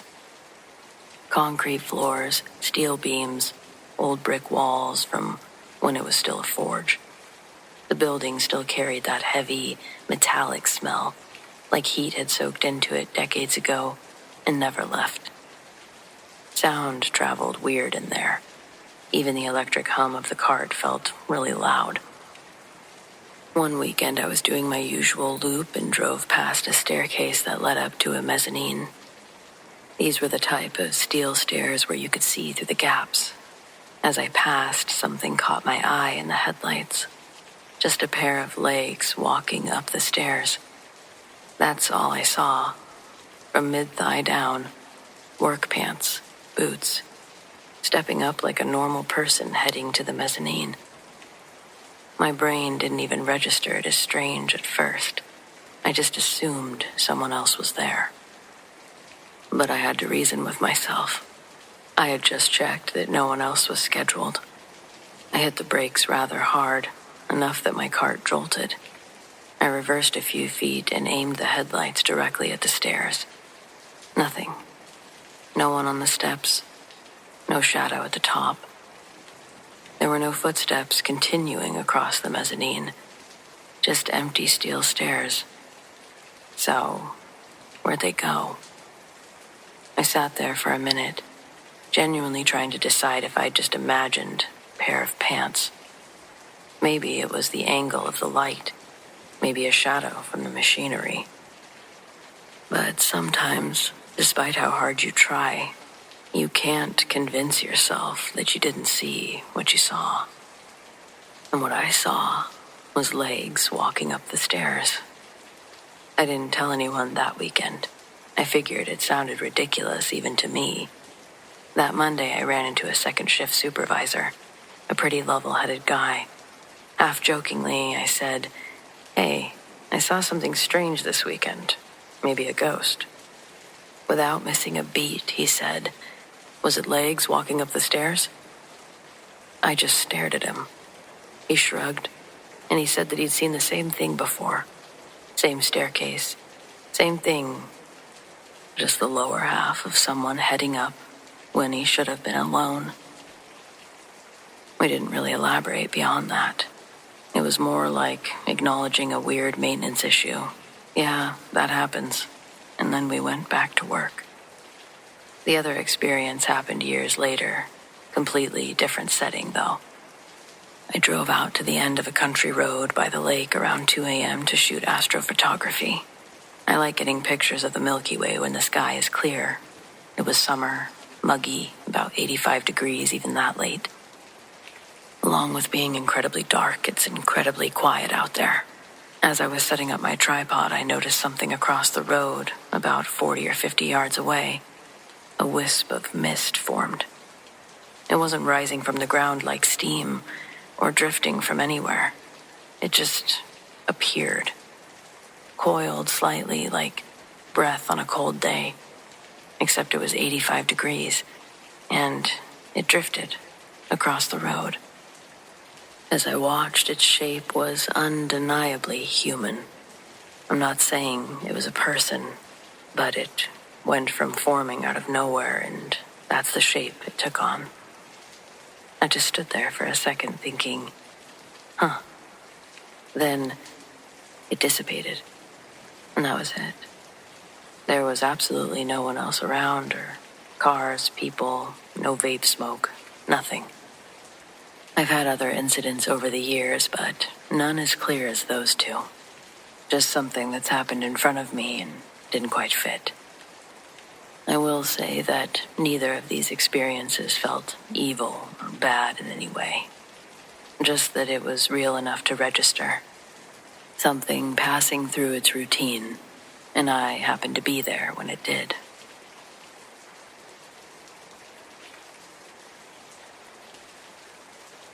Back in 2016, a friend and I took a road trip from Colorado to Texas. We were broke college kids, and the plan was mostly gas station snacks, cheap motels, and seeing how far we could get before class started again. I don't remember half the tourist stops that we made, but I remember the hotel. We'd driven all day, and by the time we rolled into some small town just past midnight, we were so fried that anything with a bed sounded good. The only place with a vacancy was one of those 2-story motels where every door opened straight into the parking lot. There was that neon sign buzzing, a soda machine half lit, that kind of place. $45 a night, we didn't care. The room was a motel, but at least there were 2 queen beds. There was a dresser, a TV bolted down, and a lamp that leaned slightly to the left. It smelled like bleach and old carpet, but that just told me at least they washed the place. We tossed our bags down, cranked the AC, and collapsed. Sometime around 3 a.m., I woke up because I thought my friend had said something to me. It was just like a whisper, right between our beds. But I heard it so clear, close enough that I could have sworn that she was leaning over. I didn't catch the words, just the rhythm of her voice. I mumbled something back, probably, "What?" and rolled over. That's when I realized my friend was asleep, breathing slow, turned away from me. I told myself I was definitely dreaming and tried to go back to sleep. But a few minutes later, it happened again. A voice, right in between us. "Do you hear me?" I sat up this time. The space between the beds was empty. I tried to rationalize. The TV, pipes, neighbors. Except the TV was off. The AC was humming. The rooms on both sides, I think they were empty. Ours was the only car on that side of the lot. I didn't say anything, I just laid there. My eyes were open and I was waiting for it again.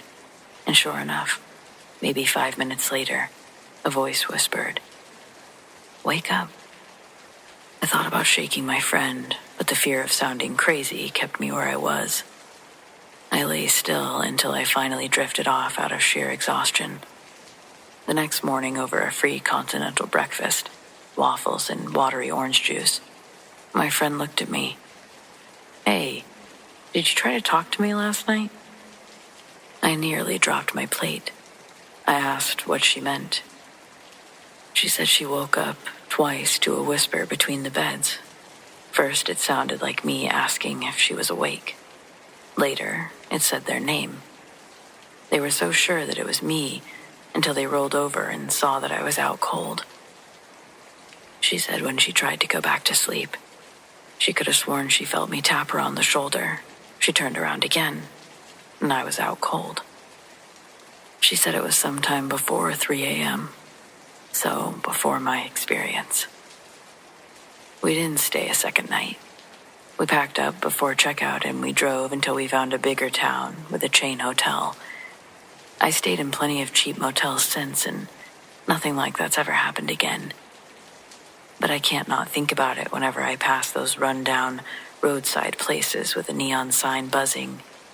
I just have that little insider knowledge that somewhere out there, there's a room where voices wait until you're too tired to question what you're hearing. And surely, it's not the only motel either.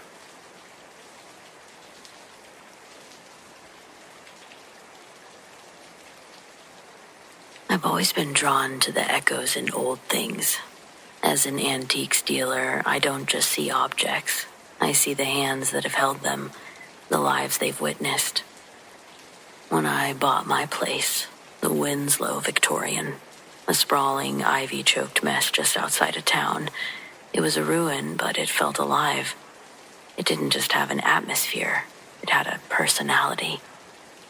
Eventually, I'd go on to name that personality. I called her the Widow. The house was subtly haunted, a gentle, almost benevolent presence.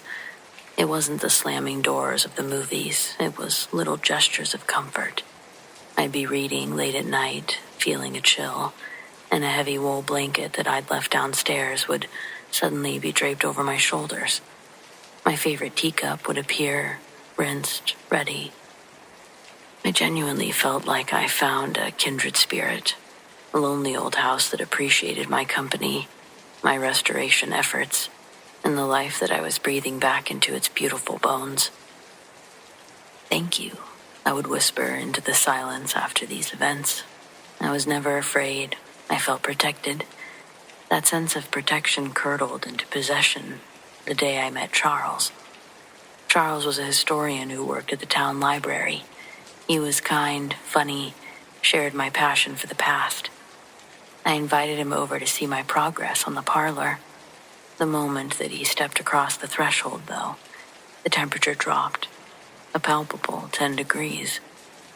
As we were talking, a massive antique framed mirror, a piece of furniture that had been bolted to the wall, leaned forward, not falling or swinging, but listing out from the wall. Charles, who was standing right beneath it, instinctively ducked. When we looked up, the mirror had settled right into place. I smiled weakly, but I felt the house and its jealousy. The next time Charles called, the moment I picked up the receiver, the line was filled with awful, loud sounds. It sounded like the ocean trying to pour itself through the phone. I hung up, trembling. When I tried to call Charles back, the rushing sound was gone, replaced by a sound I couldn't place. 1,000 tiny, quick whispers, unintelligible but frantic.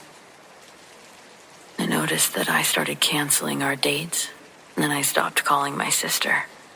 I rationalized it as getting overwhelmed by the restoration, but Deep down, there was a part of me that knew I was appeasing the house. It felt like possession. I was becoming the solitary inhabitant it demanded. The climax came on a rainy Thursday. I was sitting in the library working on a blueprint when I finally snapped. The isolation was too much. I need a life, you selfish wreck, I shouted. Standing up and throwing my pencil down, I was actually yelling at a ghost. The house didn't rage back. It didn't throw a lamp. It simply was. I walked to the front door, turned the knob, and it wouldn't move. I forced it. I was going to see Charles. It didn't budge. I tried the back door, the kitchen door. All were inexplicably jammed, as if the wood had swelled up instantly. Every window in the room I saw now, it was either warped shut or had a piece of sash painted over. Not recently, but hundreds of years ago, now holding fast like iron somehow. I ran to the attic because I needed light, I needed air. I pulled down the fold-out stairs and scrambled up. The attic was dark and dusty, but there were vents there.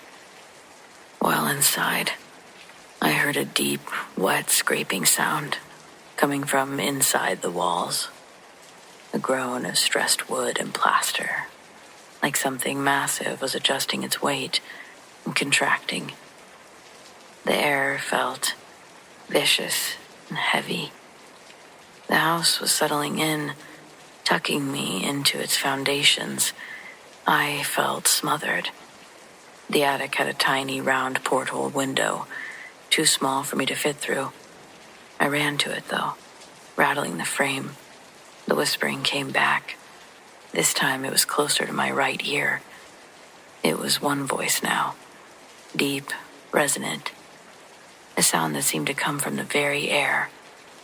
Stay. I wanted to do anything but. I used an old iron poker to smash out the small window. I crawled out, scraping myself, forcing myself through. I scrambled down to the nearest porch roof, scraping my hands and knees. Everything was raw. I jumped the last 10 feet into the mud, and I never went back for anything. I remember the first place I drove was to a payphone, and I called my realtor. I told her to sell the house, that I didn't care what I got for it. I just wanted it gone. I didn't even bother telling her why, because I was still trying to decide if I was crazy. Years later, I'm settled, and I can tell you I'm not crazy. I'm happy, and I'm with Charles. But every now and then, I do check the property listings out of morbid curiosity. The Winslow Victorian is on the market again. The picture shows a beautiful, restored exterior. But in one of the daytime photos of the house, there's an upstairs window. It catches the light perfectly. It's the window to the master bedroom, which I spent months scraping and painting. And through the clear pane, I see a single, dusty, antique rocking chair. It wasn't mine. It wasn't there when I left, but it sits right in the middle of the room, perfectly positioned to face the door. It's odd, just like the house itself. Surely it's still demanding solitude for her new, permanent love.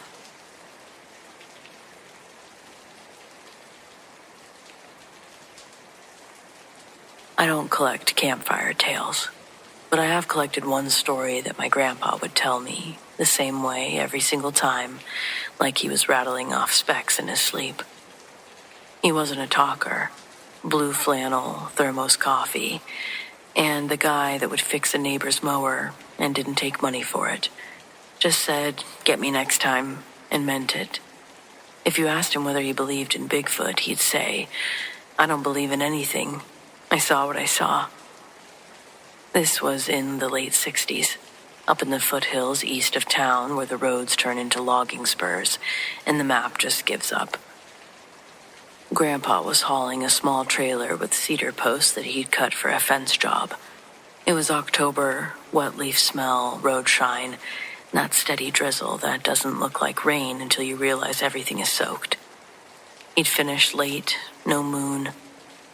The dash clock had one bulb burnt out, so the 8 looked like a B. The road out there was skinny, pitch black between the trees, with ditches that chew up axles if you get lazy. He was creeping along in second, tires humming that low, warm note, heat barely keeping the fog off the windshield. Wipers, thup, thup. He said he wasn't thinking about anything, just home and whether there was chili left. Then the deer started to cross. He saw it from the right first, a flash of hide and low beams, that hop step that they do when they realize that the road is a bad choice. He eased the brake. What he says next, he always said the same. The deer was halfway, nose toward the ditch on my left, when something big came out of the dark and took 2 long steps behind it. He doesn't do adjectives. He won't say massive or huge. He says, bigger than me by a lot. Shoulders as wide as the hood. Head higher than the cab. 2 steps. He'll show you with his hands, one flat sweep, then another, like he's counting boards. He says the second step was on the yellow line, and the leg cleared the deer's back, easy. The deer didn't bolt. It flattened. He said, that's the part that still sits wrong in his chest. It wasn't scared of a truck. Cars are predictable. It was scared of that thing. He says the deer lay down right there, legs tucked, eyes rolling white, chest heaving like it was trying to crawl into itself. Gramps hit the brakes hard enough to nosedive the truck. The trailer gave a soft bump, tongue taking up slack. Headlights swept across the wall of wet alder and fir, and in that slice of light, he watched a back the size of a refrigerator move left to right, hair dark and matted like it had been sleeping in a salal, water glinting off the tips. No glowing eyes or movie snarl, just the back of this shoulder slope, the head turning once, the silhouette of a face that was too forward in the way that it sat on the body, like the neck started further down than ours do. He says it didn't look at him, not like a person would look at another person. It looked past the truck, past the deer, at the road behind it, like it was thinking about crossing again. And then it slid into the dark, and the brush closed. No running or crashing, just gone in 2 seconds, with the deer. That's the whole sighting. He didn't chase it, obviously. He didn't get out with a spotlight or a camera that we didn't own. He just sat there with both hands locked at 10 and 2 until the brake pedals started to buzz under his foot. And then he put the truck in park, tried to remember how to breathe around the steering wheel. He did pull forward, and he did put the hazards on. He says that he got out because he needed air that wasn't the truck smell or wet wool. The forest out there always smells like cedar and mushrooms, a little bit like rot. That night it smelled like wet dog had been rolling in moss and shit. That was his description. Wet dog, moss, smoke, and shit. It wasn't a skunk, obviously. It wasn't a cow smell. It was a smell that was big and out of place. In the gravel shoulder, 1 step off his driver's door, he found a rock the size of a softball, sitting dead center in the tire track that he'd made coming in. It wasn't there when he stopped. He'd never felt it. He says the rock was slick with rain, and it looked like every other river rock out there, but it was perched proud on the loose crush, like a placed thing, like a doorstop for the truck. He picked it up, hated the feel of it. but he put it in the bed without deciding why and drove. He didn't tell anybody that night. He came home, set his boots by the stove, stared at the chili like it had failed him, and told my grandma he was tired. He went to work in the morning like normal and delivered the posts. Around lunch, out behind the shop, he noticed the canopy window on the right side of the bed. It had a big smear high up at the edge. Mud and pine pitch stuck in a shape that didn't come from his hands or jacket. 4 long tracks with a shorter one set wide. He measured it with his hand spread. It overshot even with his pinky stretched until the joint popped. He scrubbed it off with a rag and diesel because he didn't like seeing it there. He didn't save the rag. He didn't think to. Not built like that. We do still have the rock, though. It lives in a coffee can full of random bolts and finished nails on the shelf in the shop. He won't say the rock has anything to do with anything. He also won't throw it away. When we cleaned the shelves last spring, I asked if I should toss the can, and he said, "Leave it," in a tone that he used to use when a board is level and you should stop touching it. He stopped taking fence jobs up there after dark. That's the only behavior that changed. He didn't start seeing shapes in every stump. He didn't quit elk season. Though he stopped sitting alone at the bottom of draws and started still hunting the ridges where the wind's honest. Later in life, when the guys at the counter would start in with YouTube videos, he'd walk away. If somebody presses, "Come on, you grew up out there. You ever see anything?" he'll say, "Nope," unless he likes you. Then he'll tell you the deer part, and the 2 steps, and the smell. He never adds teeth or glowing eyes, and he never adds a second sighting. He never says Bigfoot. He says, "Something crossed the road behind a deer and took it. It was just too big for this world that I know." I've seen him change his mind about politics and football. I've watched him apologize to a teenager for getting short when a car wouldn't seat. He'll admit a miscut. He'll call himself wrong about the weather. This story never shifts. Not a word. It sits in him like a post set deep and tapped. So do I believe? I believe my grandpa. I believe in 2 steps that eat up a lane. I believe in a smell that doesn't fit the list. I believe in a rock that wasn't there, and then it was, like punctuation. And I believe that the woods out there are old enough to keep things secret, big secrets. And that's whether we're ready to put a nameplate on them or not. But I'm okay with saying that my grandpa saw Bigfoot.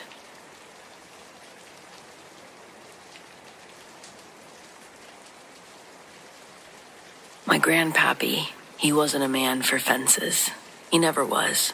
If you asked him where the boundary of our land lay, he wouldn't point to a rusty wire or a stone post. He'd point to the settle line. "I told you once. I told you 1,000 times, boy," he'd say, chewing on a stalk of dry wheat grass. "You keep to the good ground. You stay off the settle line." The settle line didn't look like much. It was just a little dip, maybe 50 yards long, over on the other side of the property, running parallel to the creek. The ground there was always dark and spongy and a little cold under your boots, even in the middle of hot August. We could go weeks without rain, and that patch would still be muddy, breathing up a smell like sour milk and wet leaves. It wasn't a swamp exactly, but it was just not right. I never heard a good, straight-up explanation for why it was wrong, mind you. Pappy just said that's where the land decided to take its rest, and you don't go waking it up. So I listened. For the most part. When I was a boy, the line wasn't scary, just strange. We avoided it. When we played, we never crossed it. It was simply the place that you didn't step. But it was the only place on the whole property where you could hear the hum. It wasn't a sound that you could record or point to, not like a cicada or a tractor. It was low and steady, felt less like something in your ears and more like a gentle pressure deep in your chest. A low, vibrating thrum, the kind that you hear standing too close to a big generator. But this one had no engine. Pappy said that the hum was the line talking, just letting you know it was there. And the louder the hum, the worse things seemed to be going. You'd hear it loudest when we'd have a bad crop, when the winter came too hard and froze the spring bulbs, or when a good cow went missing. It wasn't the cause of the bad luck, he always stressed. It was the messenger. It just told you that the land was hungry for something, and it was waiting. My father, God rest him, he didn't have patience for the tradition. He was a man for metrics and yields. The year that I turned 18, the market for feed corn was high. And he looked at that 50 yards of dark, fertile ground sitting idle, and he saw nothing but money. It's just bad drainage, Pa, he told my grandpappy, who was already frail by then. The soil sample came back better than the rest of the North 40. We're wasting good acreage. Pappy just shook his head, looking out at the spot where the land looked sickly and purple in the evening light.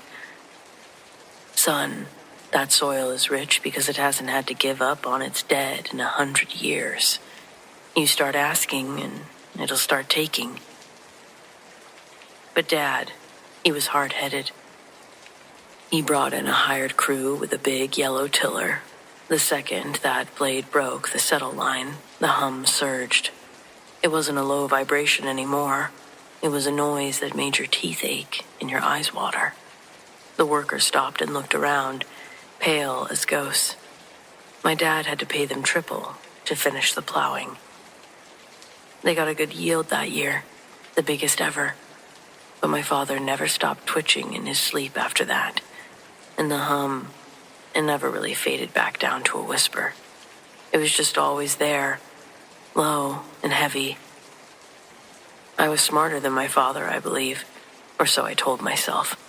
I only crossed the line once, about 15 years ago, just to cut the travel time down for a water pipe. I only went a few feet in to the bad dirt. I was just in and out. The hum didn't scream that time, but it felt like the air had turned to syrup around me, heavy, suffocating. That night, I swear I could smell the sour milk and wet leaves inside my bedroom, 50 yards away, and I knew I had paid for that shortcut. Now, my land borders Mr. Henderson's, a nice enough man who bought the farm next to us, maybe 5 years back. He's a city fellow, trying to raise goats. He keeps telling me that he wants to build a big metal shed for his feed, a perfect aluminum structure, all gleaming and industrial. He came over last week all smiles, with a surveying pole in his hand. I think I finally found the perfect spot, Jack, he called out to me. Right along that little muddy trough. It'll be nice and secluded. I walked over there with him and my stomach dropped. He was planning to put a big, bolted shed smack dab in the middle of the settle line. I tried to tell him, using every polite word I knew about old traditions, the bad drainage, and how crops never grew right there. He just laughed, pulled out a contractor's printout. Nonsense, Jack. A little gravel and concrete slab. It'll be the driest spot on the property. He poured the foundation 2 days later. He hammered the first aluminum roof panel in yesterday morning, and I'm sitting on my porch right now, 50 yards away, drinking weak coffee, and the hum is back. But this time it's not a vibration or a thrum. It sounds like a slow inhale. Sounds like something is waiting for Mr. Henderson to lock the door to that new shed and to turn his back. And then, I don't know what, but I'm certain that he'll pay for that.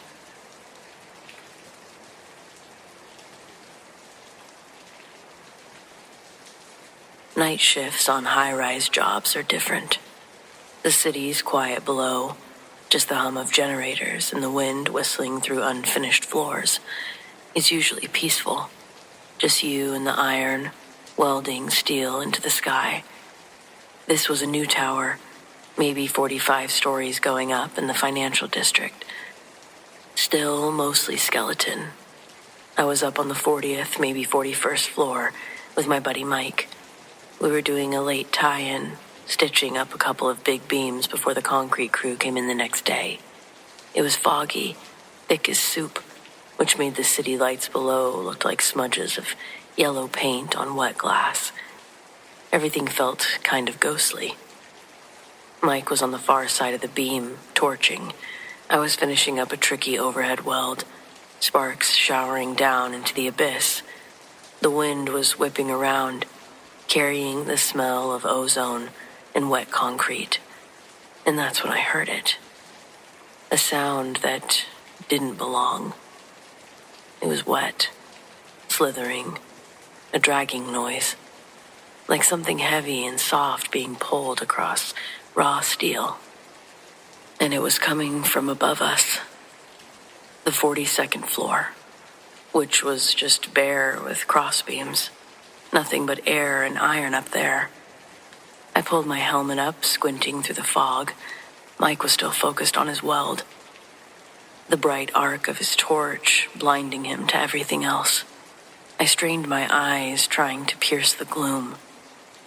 I saw something moving along the edge of the horizontal I-beam, maybe 50 feet above us. This wasn't human, not by a long shot. It was too long and thin, moving in this awful, fluid way. Like a spider, but built on a man-sized frame. The way its limbs articulated, the way that it clung to the sheer side of the steel. It was all bad. Silhouetted against the diffused city glow, it looked like a stretched-out shadow, barely visible in the fog. But then, as it shifted, I caught a glint.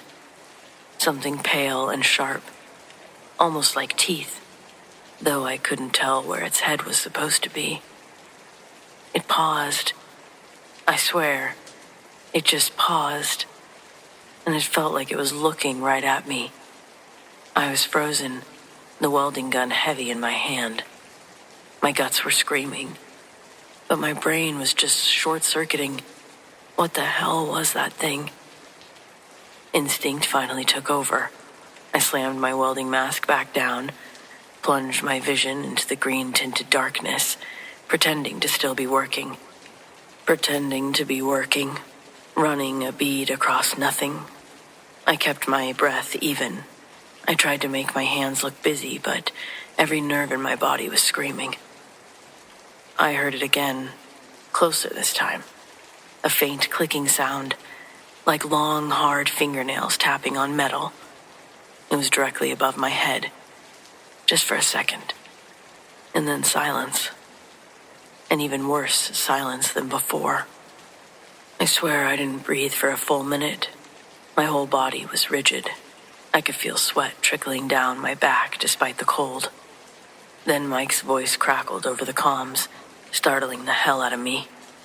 "Yo, Frankie, you done with that? Foreman wants us down for break." The sound of his voice was normal and mundane. It stopped me out of it, though. I nearly dropped my gun. I fumbled to kill my torch. Then I started scrambling for the nearest safety line, moving faster than I ever had on the beam. My heart was pounding like a jackhammer. I didn't look up again, and I didn't look back. I just focused on getting to safety. My hands were shaking so bad, I almost missed the latch for the safety cage. Down on the ground, back in the brightly lit shanty, I just mumbled something about being tired. Mike joked about me getting old. I didn't say a word. The next morning, before anyone else got up there, I made an excuse to go back to that floor. Just me. I found the beam where I'd seen it. No footprints, obviously. Nothing that explained it. But there was this residue. A faint, almost invisible greasy film on the top of the flaying of the steel where I'd seen it pause. It smelled metallic there, like burnt copper wire, mixed with something else I couldn't quite place, like old stagnant water, but sharper. I wiped it off with my gloves and threw the glove in the dumpster. I don't know what it was. I just know that it moves on steel where men are supposed to move. And it moves like men don't. It doesn't belong. I transferred to another site a week later, 30 years on iron, and I've never seen anything like it. I don't want to again, either.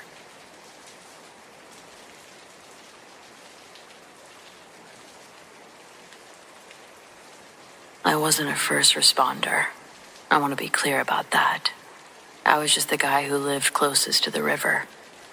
When the call went out over the neighborhood Facebook group that someone had gone under near the old footbridge, I grabbed a flashlight and ran.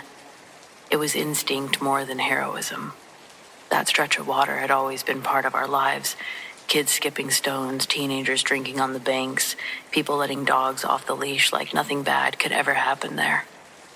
By the time I got there, the police were already setting up tape and the fire department had pulled in their trucks.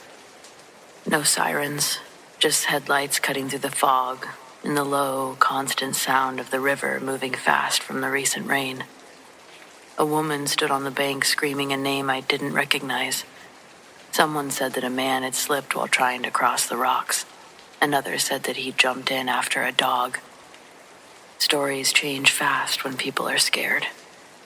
A firefighter asked if anyone had an extra light. I raised my hand without thinking. That's how I ended up standing shoulder to shoulder with people who knew exactly what they were doing, and me, who absolutely did not. They had divers suiting up, but it takes time. Water like that doesn't forgive rushing. Until then, they had us all scanning the surface, looking for bubbles, movement, anything that suggested where the body might have gone. I swept my beam back and forth across the water. The river was higher than normal, swollen, dark, but it wasn't chaotic. It moved with purpose, sliding around the rocks instead of crashing into them. And then I caught a glimpse of something that didn't move with the current. At first, I thought it was debris, a jacket maybe, something caught between submerged branches. I adjusted the angle, narrowing the beam. It was a person, or part of one. The shape was vertical beneath the surface, suspended rather than drifting. Pale fabric clung to it, unmoving, as if the water wasn't touching it the way it should. I said something, I don't remember what, just noise to get attention. One of the firefighters leaned in beside me, following my beam. He stiffened.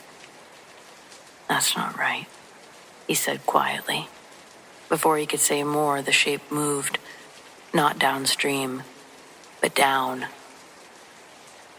The water around it tightened, compressing inward like something below had shifted its grip. My light shook in my hands as the shape sank straight out of sight, leaving behind nothing but a smooth, dark surface. No disturbance or bubbles. The firefighter took the flashlight from me gently, like he was afraid I might drop it. They found the man 2 hours later, wedged against a rock farther down the river than anyone expected. The official explanation was the current, undertow panic. Everyone nodded along because that's what people do when the alternative is too strange. And maybe what me and that firefighter had seen is not related, but no one asked me to describe what I'd seen. In the days after, I told myself that adrenaline had warped my perception, that water does weird things to light, that shock fills in the gaps with imagination, that me and that firefighter likely didn't even see the same thing. But sometimes I remember the stillness around that shape, just what it looked like the river seemed to pause around it entirely. I don't run towards emergencies all the time, but I did that day. So I guess I was meant to see whatever it was that I saw. Though I really don't wish to see it again.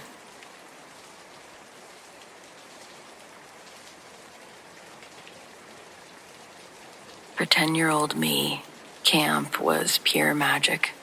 2 weeks of freedom from school, endless games of capture the flag, and nightly ghost stories around a crackling campfire. Our cabin, the Bear Den, was a ramshackle wood structure, nestled deep within the woods, far enough from the main lodge that the only sounds at night were the crickets and the rustling leaves. Our counselor, Mike, was the coolest. He had a scruffy beard, knew 1,000 knots, and told the best spooky stories. His voice was deep and reassuring. It always made you feel safe, even when he was describing a headless ghost. He was our anchor in the wilderness, for sure. One particularly chilly night, we were all gathered around the communal fire pit, roasting marshmallows to a perfect golden crisp. Mike was mid-story, his voice a low murmur, painting a picture of a lost hiker in these very woods. The flames danced, casting long shadows. They made the surrounding trees seem to sway and beckon. Suddenly, a twig snapped loudly from the direction of the woods behind our cabin. We all jumped, and Mike paused his story, listening. Probably just a deer, he chuckled, trying to ease the tension, but his eyes, I noticed, scanned the darkness with a flicker of concern. Then, we heard, "Chris, come here, buddy. I need your help for a second." It was Mike's voice. There was no doubt about it. It was warm, familiar, maybe just a bit muffled, as if he was speaking from a short distance away through something. It came from the direction of our cabin, not 20 yards from where we sat. I looked at Mike. We all did. He was still seated on his log, holding a half-eaten marshmallow on a stick. His eyes were as wide as ours, and his brow was furrowed in confusion. He looked at us. "What was that?" one of the other kids had whispered. His voice was trembling slightly. I don't know," Mike said. His voice was noticeably nervous. I didn't say anything. But the voice, it certainly sounded like his. Everyone, including Mike, must have thought so. I was sitting there, quietly, waiting for Mike to react. The cadence, the slight rasp of his voice. Why had it said my name? My eyes flickered between the real Mike, who was now standing, with a worried expression on his face, and the dark path leading to our cabin. Every fiber of my being wanted to go. Mike was calling me. He needed me. And he had something to show me. The words felt like an invitation, a secret shared between us. I had to go, of course. That's really what I felt in my brain, even though I could see Mike right next to me. I saw the way that he was now looking at the path. It wasn't just concern anymore. He was in fear. His hand instinctively went to the small hatchet that he kept on his belt for splitting kindling, a gesture that I'd never seen him make. "No one moves," Mike said. His voice was low and firm, completely different from the voice that had just called my name. "Chris, don't go near that cabin." The mimic voice from the darkness seemed to grow impatient, though, deciding to show itself again. "Chris, what's taking you so long?" There was a subtle shift in his voice this time, a microscopic deviation from Mike's true tone. A fraction of a second too long on a vowel, a certain flatness to the S sound. whatever you want to call it. It wasn't the same Mike. It was like looking at a photograph of someone that you knew intimately and noticing a strange, almost distortion in their eyes. It was Mike's voice, sure, but it felt thin, deceptive. The real Mike, seeing the hesitant yearning in my eyes, stepped forward, putting himself between me, all the other kids, and the path to the cabin. He picked up a burning log from the fire pit, ignoring the searing heat, and he held it up like a torch. The firelight flickered wildly, pushing back these encroaching shadows. The calling stopped, but there was nothing there. The woods were silent, not even crickets. The only sound was the crackle of the fire and the ragged breath of 10 boys huddled together. We spent the rest of the night crammed into small tents. Everyone was a bit too scared to go back to the cabin, and I don't think Mike really knew what to do. He never explicitly told us what he thought it was, but his hushed warnings about things that play tricks in the deep woods and never trusting a voice when you can't see the person, it just sort of stuck with me. The next morning, the sun was bright, the birds were singing, and the incident felt like a bad dream. We checked the cabin. Nothing seemed out of place. But the memory, that hole that mimicked voice had, it lingered. It was the only time that it ever happened, a solitary, chilling event, but I couldn't get it out of my head. I never looked at the woods the same again. Every rustle of leaves, every distant call, it carries a fraction of that night's terror. I learned that some voices aren't meant to be answered, especially when the person they belong to is standing right in front of you. Some things in the wilderness don't just mimic, they invite, and sometimes the invitation is the most dangerous part, especially if you can't resist it. I think about that. If I'd heard that voice and Mike wasn't right in front of me, I would have followed it. Absolutely. And then what?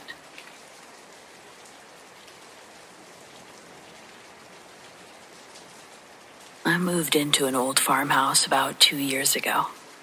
It's one of those places you drive past and immediately picture in sepia. Peeling white paint, a red barn leaning a little too far to one side, and a front porch big enough for 4 rocking chairs. It was built sometime in the late 1800s. The real estate listing called it rustic charm, but my friends just called it creepy. I figured, hey, I grew up in old houses, I can handle creepy. From the first week, I had the sense that someone else was moving in with me. Or more likely, they were already there. It was just the feeling of being observed when you're making coffee or walking down the hall. I did chalk it up to being alone in a big place for the first time and leaning into the creepy. Still, every so often I'd catch a flicker of movement in my peripheral vision. Didn't feel like just shadows. A dark skirt swishing around a doorway. A pale sleeve disappearing into another room. Always quick enough that I couldn't get a good look, but enough that I couldn't help but notice. The kitchen was the worst for that. I'd be rinsing a mug, and I would feel like someone had just walked through the back doorway. The first time it happened, I even called out, thinking maybe one of my friends had stopped by. No answer. Just the smell of old wood and dish soap. The barn had its own atmosphere, cold even in the summer, but the house felt like it was living. I certainly didn't feel alone. After a few months, the glimpses started to feel less like nerves and more like a routine. I'd see a hem of a dress vanish around a corner when I walked into the bedroom, or a hand on the banister when I'd come down the stairs. It was always in that muted farmhouse palette. Grays, whites, browns. Always too quick to confront. But then I actually saw her. It had been raining all day, The whole place smelled like damp hay. I was upstairs reading with the window cracked. The old pipes in the walls clicked as the temperature dropped, and I could hear the wind rattling the tin roof of the porch. I loved these noises. But at some point, I realized the house had gone silent. There were no creaks or pipes. I couldn't even hear the wind. The hair on my arms stood up. That was when I noticed the movement in the hallway. She stepped into view slowly, like she wasn't trying to hide anymore. Full-bodied, solid as a person. A woman, maybe in her 30s, wearing a long, dark skirt, a pale blouse with rolled-up sleeves, hair pinned up in a loose bun. Farm clothes from another time. She wasn't glowing, and she didn't float. She just stood there at the top of the stairs looking at me with this calm, steady expression, like she was checking on me. For a second, I was just frozen in place. My first instinct was to be terrified. Every ghost story I'd ever read came flooding back. But the longer I looked at her, the less afraid I felt. Her face wasn't angry or sad. She looked tired, maybe, but kind. Like the look someone gives a kid who's fallen asleep on the couch. She didn't speak. She didn't move closer. She just met my eyes for what felt like half a minute. She turned and walked down the stairs. By the time I reached the hallway, she was gone. The weirdest part is that after that night, the whole house felt different. It was warmer. The cold corners weren't as cold. The barn didn't feel like it was glaring at me anymore. I do still catch glimpses of her sometimes. A sleeve disappearing around a corner. A skirt swaying at the edge of a doorway. No one else seems to have noticed anything. So for now, it just feels like a neighbor passing by, not something lurking. It's like she's still keeping an eye on the place, making sure I'm okay, or that the house is. I've told friends and gotten the usual reactions. You were probably tired when you saw that. Old houses creak. You creep yourself out. Shadows play tricks.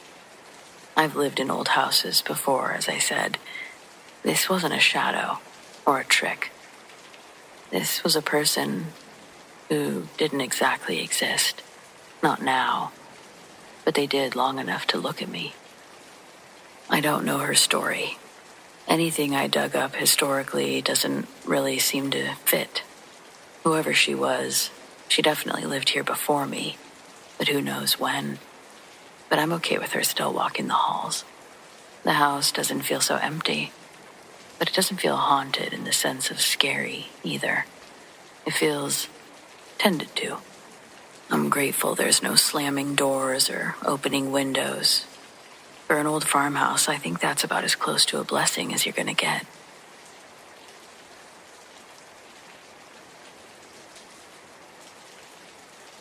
The walk to the blind is always a lesson in controlled fear. It was November in the northern woods. Definitely cold. Physical weight on your chest kind of cold. Pressing the breath right out of you. I was hiking a familiar trail. One that I walked 100 times. But at 4:30 a.m., the woods are a different country. My headlamp cut a narrow, bouncing tunnel through the oak and pine, turning the morning mist into a wall of silver gauze. Every snap of a dry twig under my boot sounded like a gunshot at that time. Every rustle in the brush felt like a pair of eyes watching my back. This was unusual. I reached the blind just as the first hint of gray began to leak into the eastern horizon. It wasn't enough to see by, just enough to make the shadows look deeper. I climbed in, settled onto my stool, and I went through the ritual of silence. I checked my gear by the dim red light of the headlamp. Then, with a sharp click, I turned it off. The darkness that followed was all-encompassing. It wasn't just the absence of light. It was a heavy, velvety pressure. I sat there letting my eyes adjust, breathing through the nose to keep the steam from my breath from clouding my vision. For 15 minutes, the woods were exactly what they were supposed to be. Cold, quiet, and dead. Anything odd I'd felt had disappeared. But then, the blue appeared. It started near a patch of deadfall about 20 yards to my left. A massive tangled heap of downed cedar and rotting pine. It was just bleaching in the sun for years. But it was out of the center of that gray wood that a small orb of light pulsed into existence. It was blue, like a light I'd never seen. When you see a flashlight or a car's high beams, there's a throw, a beam that illuminates the air and the objects around it. This wasn't like that. This light was contained, a perfect sphere, no bigger than a golf ball. And its brightness was impossible. It was a blue so vibrant it felt like it was vibrating on a frequency that my eyes couldn't even register. It didn't cast a glow on the branches that it passed. It seemed to exist in its own pocket of reality. A hole cut out of the night and filled with sapphire neon. It didn't drift like a lantern or float like a swamp gas bubble. It raced. The orb began to whip around the deadfall with a violent, jagged intelligence. It moved in sharp right-angle turns that defied the laws of inertia, zipping through the chaotic lattice of branches without even touching them. It was fast, faster than a bird or any insect. It looked like a subatomic particle being tackled in a cloud chamber. I was just standing there. My hand stayed clamped on my knee. My knuckles were white. I didn't reach for my bow. I really didn't even think about it. Every rational part of my brain was trying to categorize it. A drone? No. It was silent.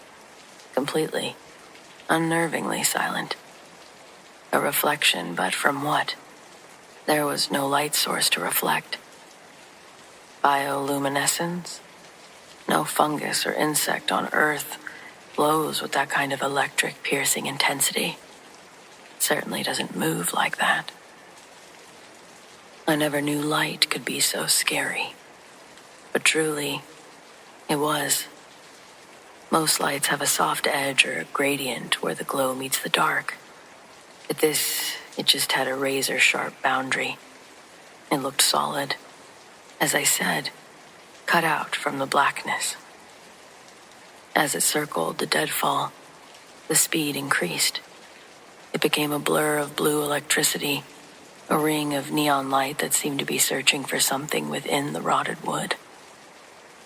I could feel the hairs on my arms stand up. It wasn't from the cold, just the sudden charge in the air. It was reminiscent of just before a thunderstorm hits and fills the blind. But there was no storm. I kept calm, or at least I forced my body to remain still. I knew instinctively that if I moved, if I made a sound, that jagged blue would snap its attention towards me. I felt like prey watching a predator from a dimension I didn't quite understand. Then, just as it had appeared, it stopped. It hovered for a fraction of a second at the very peak of a jagged cedar branch. It pulsed once, a light so bright that it left a blue ghost burned into my retinas, and it simply vanished. Not a fade out. It just ceased to exist. The woods, they returned to a heavy silence, a normal silence. There was no pressure, no feeling of being watched. I ended up sitting in that blind for another 3 hours. I didn't see a single deer, though. The woods felt empty, as if every living thing for a mile had tucked itself away into the earth to hide from whatever that was. When the sun was finally high enough to cast shadows, I walked over to the deadfall. I expected to see scorched wood or disturbed leaves, but there was nothing. Just the same old rotting cedar and the smell of wet earth. But I noticed one thing. The birds, which should have been there in the morning, active and loud, were completely silent in that specific patch of woods. I hiked back to my truck in record time. I've been hunting that spot for years, but I've never gone back since that specific time. Some people say that it's ball lightning. Others say it's earth lights. But they didn't see the way it moved. They didn't see the way that it seemed to know the area. Whatever the blue spark was, I don't think it was a weather phenomenon. I think it was a visitor. I've told this story maybe a dozen times over the years, around fires at field exercises, over beers at reunions, once to a chaplain who asked me point blank if I believed in anything I couldn't explain. My wife has heard it so many times that she can tell it herself, and she does occasionally, when someone asks her what it's like being married to a man who spent 31 years in the Army. She likes to say it's the only ghost story she knows that sounds more like a love letter than a horror story. She's not wrong, exactly. I'll explain that at the end. I was a plebe at West Point in the fall of 1987. Every cadet of my generation knew the story of Room 4714. Kind of how you know the honor code or the names of the battles painted on the mess hall walls. It was part of the institution, passed down through classes the way certain things get passed down in places that take their history seriously. The pusher, the soldier in the 1830s cavalry uniform with the glowing white eyes, who had appeared to 4 cadets in October of 1972, and had been pinning men to their beds with cold pressure of their presence ever since. The room had been converted to a study after that. Officially, the matter was closed. Unofficially, every cadet knew better. I went there to study on a Thursday night in November. It was late, past midnight, and the barracks were mostly quiet. It's a stillness that settles over institutional buildings when everyone who's supposed to be awake finally isn't. I went because it was quiet, and I had an exam in the morning. I was behind, and the legend honestly hadn't crossed my mind in weeks. I was 19 years old and tired. I needed 2 hours of uninterrupted focus. And the converted study room in Scott Barracks was reliably empty at that hour. I settled in at one of the tables, spread out my materials, got to work. Then I felt an unusual cold. It wasn't the ambient cold of a November night in a stone building. That was already there. I knew that cold. This wasn't that. This was specific and immediate. It arrived without transition, concentrated in the air to my left. I remember putting my hand out slowly, kind of like you test bath water, and I was feeling the temperature drop so sharply between 1 inch and the next that I pulled my hand back quickly. I told myself it was a weird draft, a gap in the old stonework, a window seal that had failed somewhere.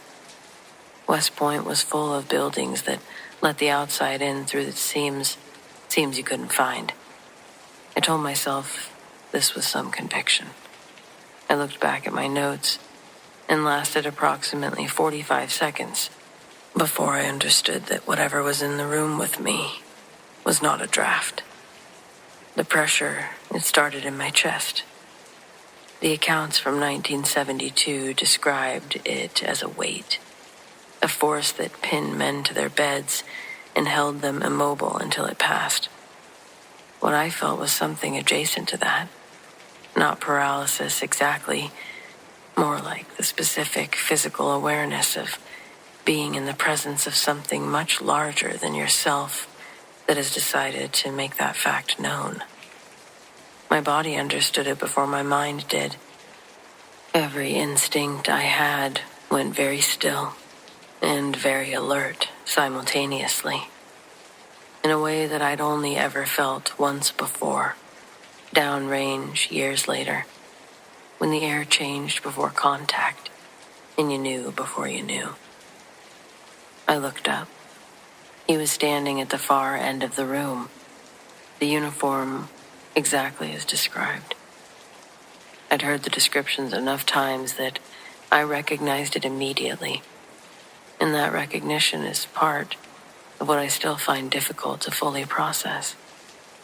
A 1930s cavalry uniform, dark wool, the shako hat, and its distinctive silhouette.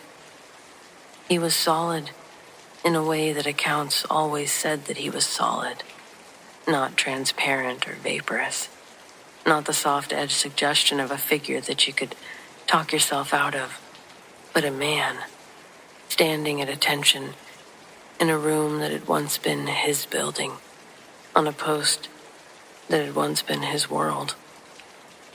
He turned his head, and he looked at me, or he looked in my direction. The eyes were white, not glowing in a cinematic sense. More like the whites of his eyes were simply all there was. No iris or pupil. Just that pale, steady light looking directly at me across the length of a room. I sat completely still. The cold was absolute at this point, the pressure in my chest. And he looked at me with those white eyes for what felt like too long.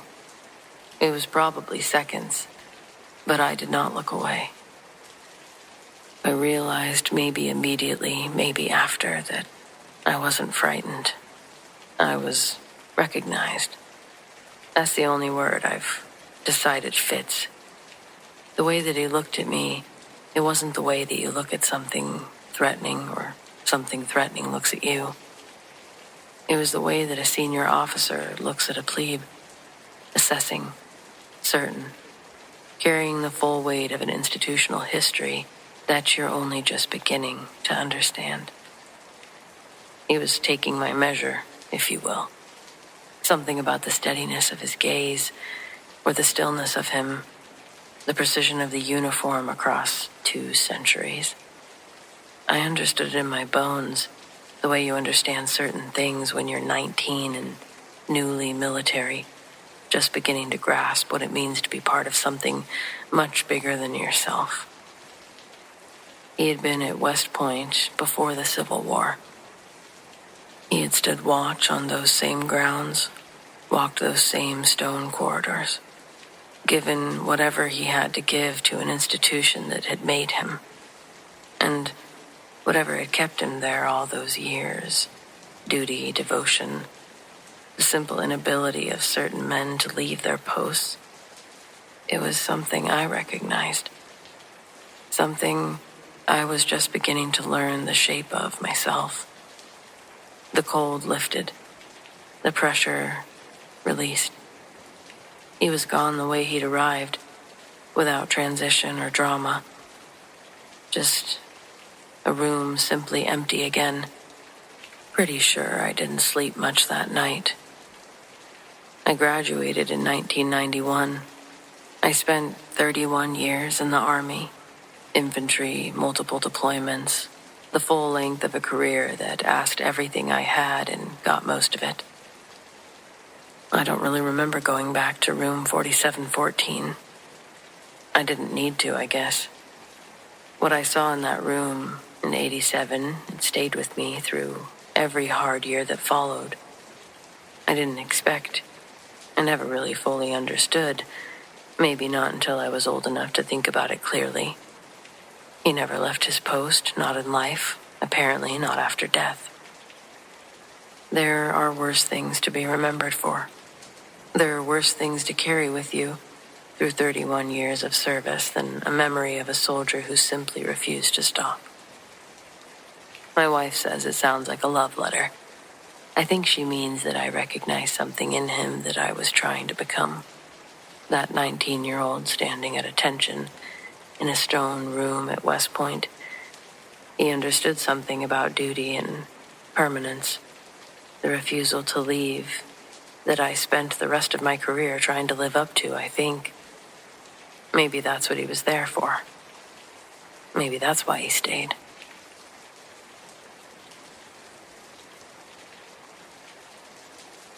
When I was a younger, single mother, I really couldn't afford anything new. I would shop at local thrift stores and flea markets in San Antonio. Goodwill was my favorite place, and so were the flea markets. Two, in fact. One was Old Austin Highway Flea Market, and the other one was on Fredericksburg Road. I dream of those places now. But about the mirror, I bought a beautiful, and I mean beautiful, mirror at one of the flea markets. Hand-carved wood, with cherubs, ribbons, cornucopias, and a basket up at the top. All the bells and whistles. I mean, it was gorgeous. And $10. Back then, chicken legs and thighs were selling for 19 cents a pound, and I had a family to feed, so that $10 meant an awful lot, but I couldn't leave the mirror.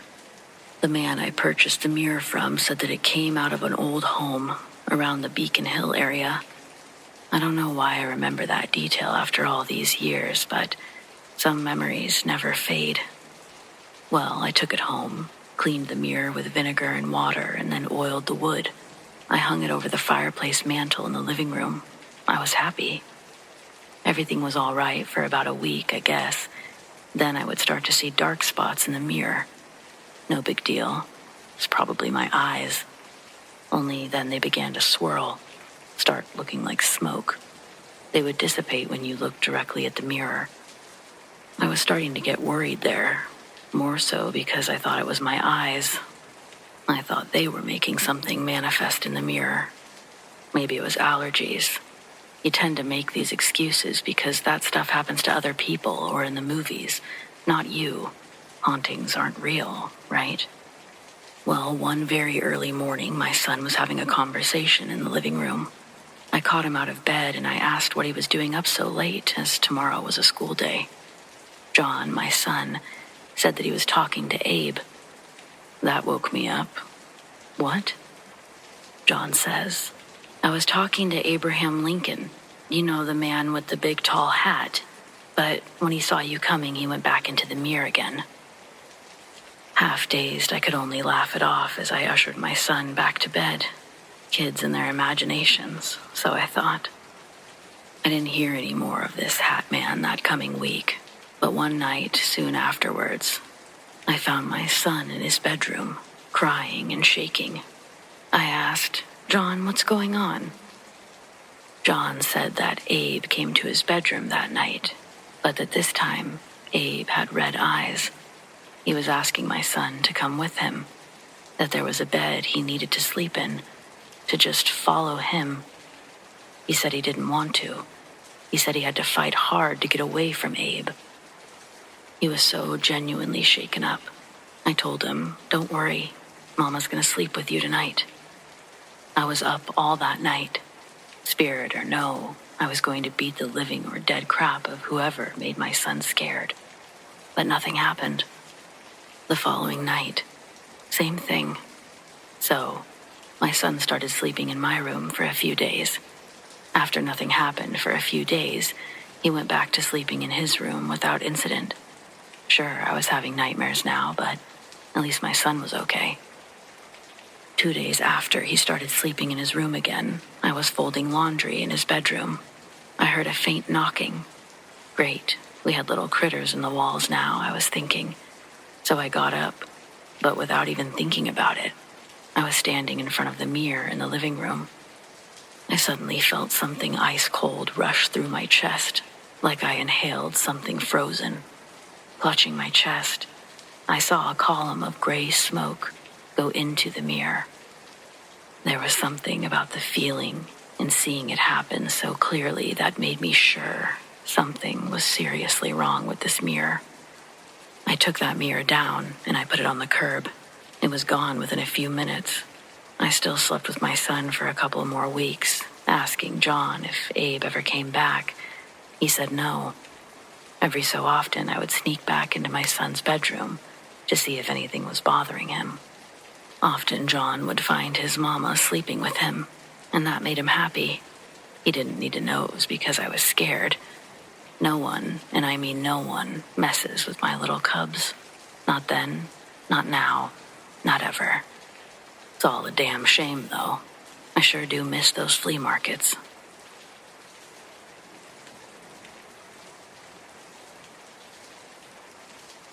I've been on the force for over 20 years, and I've seen my fair share of missing person cases over that time. Most of them start the same way. A concerned family member or friend comes in looking for someone who hasn't been seen or heard from in a long time. It's usually a mix of dread and hope that takes over. And this case was no different. Well, it was a little different. And that's why I'm here. The call came in on a Tuesday morning. A woman reported her adult son, Charlie, missing. She hadn't seen him in 3 days, which was unusual. Charlie was the kind of guy who called his mom every night, even if he didn't have much to say.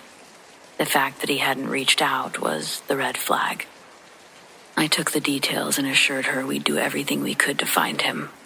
At first, it seemed like it might be a case of a guy needing to clear his head, go off the grid for a bit. But as the hours turned into days, I couldn't shake the feeling that something was off. His friends hadn't heard from him, and his phone had been off since the night he was last seen. We started digging deeper, checking his usual haunts, talking to anyone who might know where he could have gone, but nothing. Then something strange happened. Just when we were hitting a wall, a woman walked into the station claiming she was a psychic. Now, we get a lot of these, and sometimes the force themselves will reach out and bring someone in. I've never put too much stock into that kind of thing, but she was insistent. She said that she'd had a vision of Charlie, described him perfectly, right down to the scar above his left eyebrow. She told me that he was dead, that his body was in the backwater near a barn in a field not far from town. I remember feeling a mix of skepticism and desperation. We didn't have any other leads, so I figured it couldn't hurt to check it out. I took a couple of my guys and we drove out to the area that she described. The place was secluded, miles away from any main road. The barn was old, half collapsed, sitting in the middle of an overgrown field. And just like she'd said, there was a stagnant pond behind it, hidden from view. The sight that met us when we got there is something I won't forget. As we approached the water, I noticed something bobbing near the surface. My stomach dropped as I realized what it was. We called in the crime scene unit and they pulled Charlie's body from the water. The psychic had been right, eerily so. The location, the condition, everything. It was all exactly as she described. I couldn't explain it, but there it was. Plain as day. We had our missing person, but now it was a homicide. It turned out that Charlie had gotten involved with some dangerous people. When he tried to back out of a deal, they made sure that he wouldn't talk. We eventually tracked them down and brought them to justice, but that psychic's tip still lingers in my mind. In all my years on the force, I've never had a case take a turn like that one. Maybe there's more out there that we can't see or understand, but I know one thing for sure. I'll never look at missing persons reports the same way again.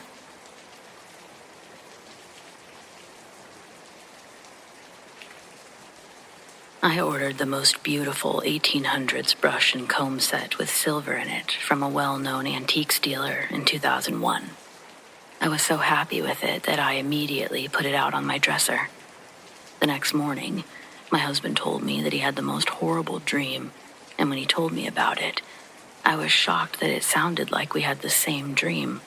Someone, a man in a bowler hat, standing over him, strangling him. I couldn't scream. He couldn't scream. It was the most bizarre collective experience we've ever had. After our initial discussion and shock, we didn't think much about it because what can we do, really? We didn't have any more weird dreams for a few days, but later that same week, our dogs refused to go into the bedroom. This was insane because our dogs always slept with us in our bed. Except now, they would snap at you if you tried to force them. And then the dreams started again. About a week later, I was downstairs while my husband went to bed early with a horrible headache. When I went up to bed, there was the man in the bowler hat bending over my husband, the same man from our dream. He looked at me and instantly disappeared, almost like he glitched away in the blink of an eye, yet I never blinked. The dogs had followed me and they were barking like crazy. When I woke my husband up to tell him what had happened, he told me he was having that same dream. I decided to call my priest, and I told him about what had been going on. He asked me if we'd brought anything new into the home recently, possibly any antiques. I told him nothing except my hairbrush set and that it was from New York, from a reputable dealer. He told me not to sell it because we might give the demon to whoever bought it. Demon. I was speechless. Actually, I was kind of a wreck. After calming me down some, he told me to get a small box and completely fill it with salt so that nothing of the set was touching cardboard, just salt, and then to take it way into the woods and bury it extremely deep. When I told my husband, he got excited and anxious, telling me, "Do you remember when we bought it? There was salt all in the package." He was right. At first I hadn't been sure what it was, but that's exactly what it was. So we hurriedly bought 5 pounds of salt and buried the box deep in the Smoky Mountains where hikers wouldn't find it.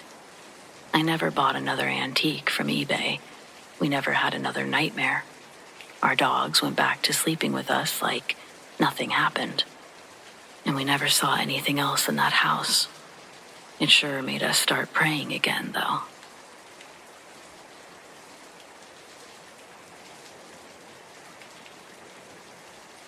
There's a wooden cross on the bend of a 2-lane highway just before taking the exit to my small town. I've lived here for years. Family lived out here, and after I graduated, I came to work for my uncle's roofing company. I casually gazed at this cross while passing by upwards between 3 or 4 times a day. It's a good reminder to slow down driving through these hills. The longer you live here, the easier twists and turns become. I'd like to hope I'm not the only one that pumps their brakes a little more when driving these roads.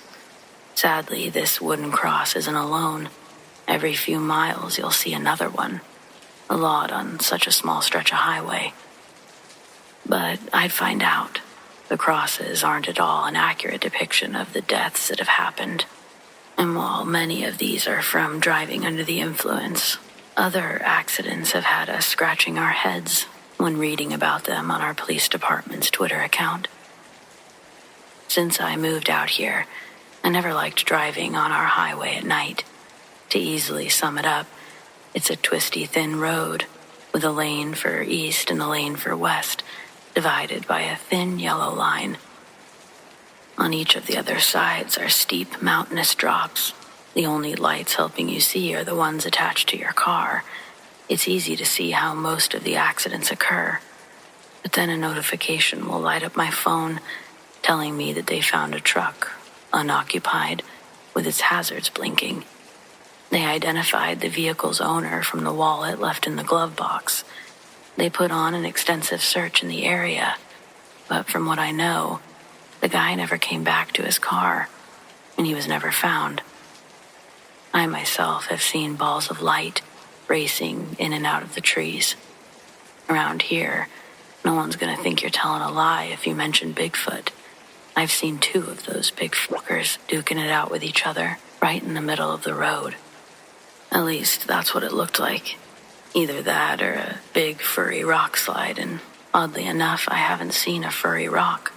Mossy rocks I've seen, but rocks screaming and swinging on each other like massive gorillas with long legs rolling down an embankment and off another. If I was any closer, They probably would have taken me off the edge with them. We think they live in the abandoned mining caves located around town. Guns don't work on them. My buddy tried blasting one in his backyard, but that just pissed it off. He ended up getting all of his windows smashed in by a showering of big rocks being thrown periodically through the night until sunrise. Most of the time, they just stay out of our way. It's rare to actually see one up close, but I wasn't trying to make this about Bigfoot. I apologize, because honestly, I don't think they're the ones to blame for the accidents. Driving down this highway, I've also seen spirits manifest in the road. If I didn't have my wits about me, I would have naturally cranked the wheel until my car went off a cliff from a 90-degree turning angle. The city repairs the thin metal barrier, but the rubber tire marks remain on the pavement for years. There's something deeply creepy about seeing these faded trails that lead straight off the edge of the road. From the stories I've heard from others that have seen them, they think the spirits are intentionally trying to scare the drivers off the cliff because they're lonely. With so many deaths, I don't know how they could be so lonely, though. There should be enough souls out there to throw a mini festival. Decades and decades of them. The county couldn't financially undertake the job that it would take to make this road safer, at least not anytime soon. All we could do is buckle up and drive cautiously. The wildlife around here stay mostly in the forested area. I've only had to slow down for a half full of deer crossing the road. But some people, they'll go as far as to tell you that the deer can't be trusted. This last one I actually heard a couple weeks ago down at the bar. A lady from one of our neighboring towns had walked into the bar, telling everyone that on her drive in, she saw a deer on the side of the road. It was standing up on two legs. Its face looked decayed, more skeleton than skin. It had huge black eyes, and it stared at her when she sped by. When she looked in her rearview mirror, it was chasing her. She floored it the rest of the way to the bar. The old pervs were the first to offer words of advice and trade horror stories in line with hers. One going as far as to blame these accidents on the deer. And at this point, I'd be a fool to rule anything out that seems too strange to be true.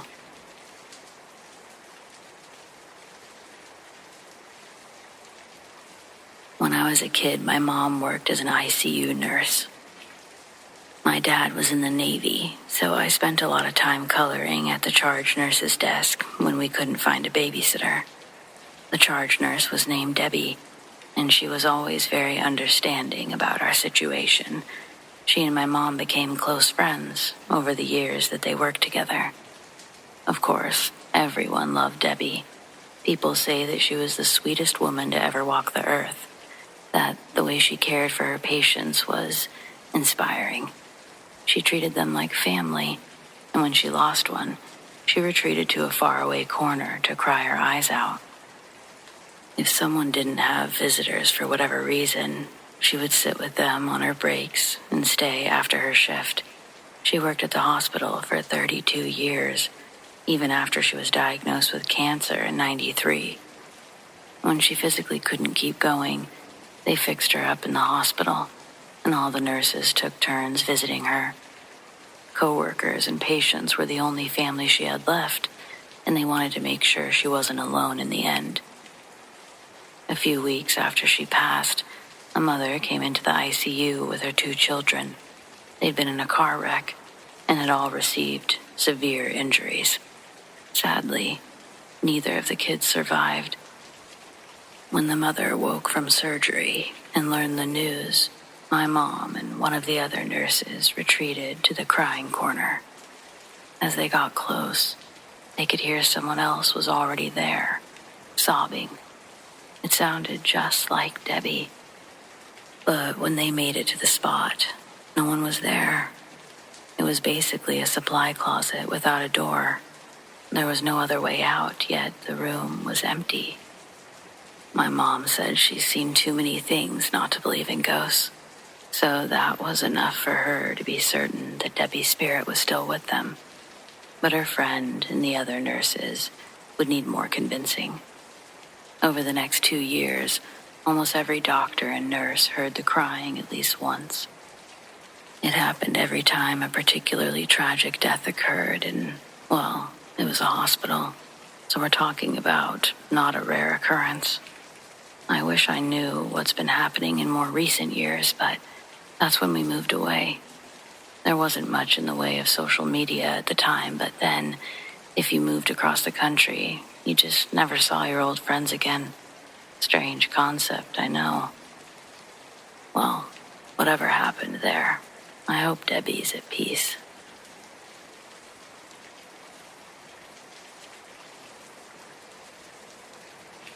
Very early on a winter morning, my colleague Pete and I were trying to stay inside the patrol car and out of trouble. We were halfway through a week of night shifts that had turned up a dead body on a bus, someone who had choked on their own vomit and fallen asleep on a rear bench, along with a dead body at a bail inquiry, 2 inches of dead flies up against the inside of a window, and an unaliving. We had just dealt with a 2-month-old baby left alone with 2 bottles of milk while his mother got pimped out around the corner at a rough club in Dalston. He'd been screaming since 9 p.m. That's what the neighbors said when they called at midnight. We hoofed in the door. The mother and her madam had been turned up, kicking off and demanding the kid back around 2 a.m. Pete and I had expended quite a bit of energy getting her into the cells. We go back out at the end of the witching hour, 4 a.m. Our skipper promises us the easy stuff, and we get a routine call. Woman heard screaming in the street, with a general location of a tower block not far from us. We get this call several times a night. Most times an area search reveals nothing. Sometimes it's amorous foxes or loud TV. We get this a lot with gunshots. People in tower blocks watch movies with headphones so they can turn the volume right up on an action flick. The headphone lead accidentally gets pulled out, sudden eruption of calls, shots heard. But you never know.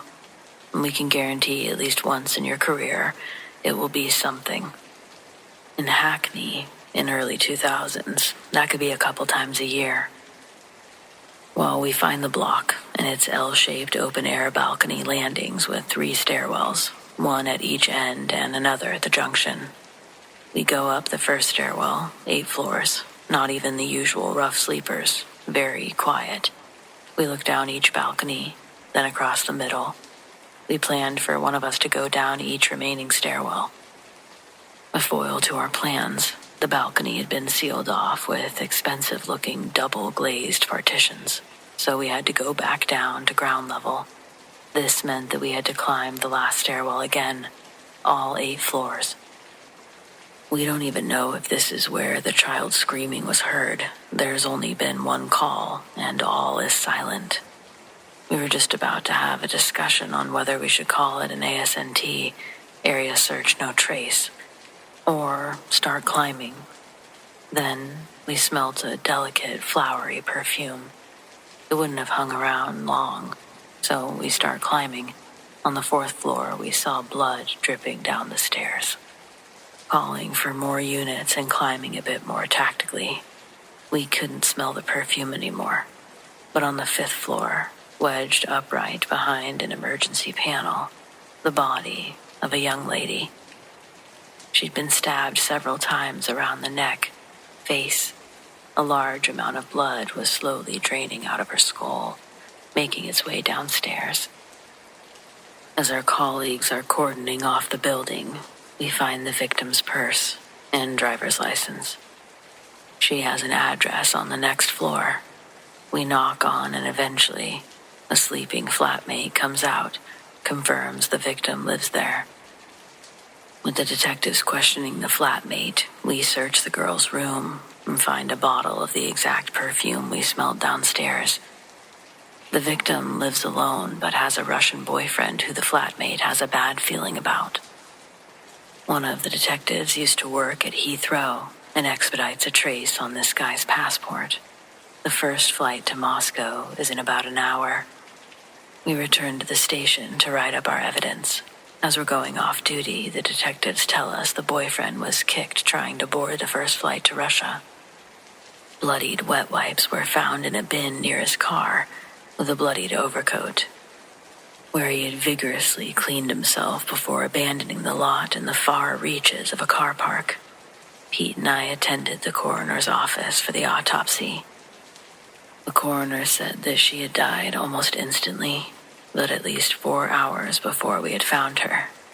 We asked about the perfume, and he said no trace was found on her.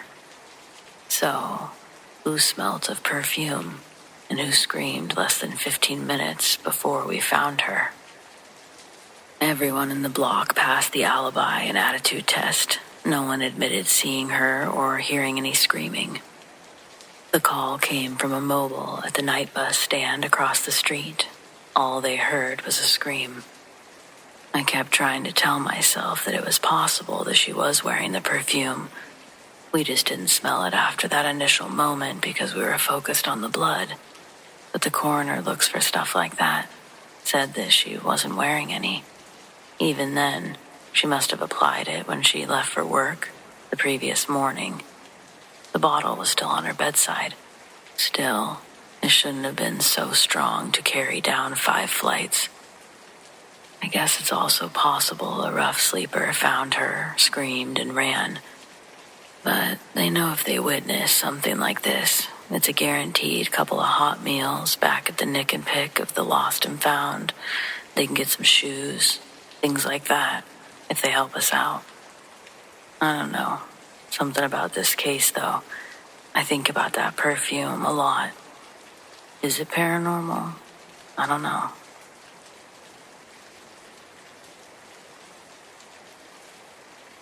My dad has several stories from hauling logs in Idaho and driving trucks through Utah and Nevada. But my favorite is actually from his days just driving his pickup truck through Utah. He said that there was a light keeping pace with him out in the desert on a moonless night. It kept pace for a minute before it disappeared, and then his truck turned off. He was stopped. He turned it back on and pulled off at the next diner. The folks in the diner called it a common occurrence. I always liked that one.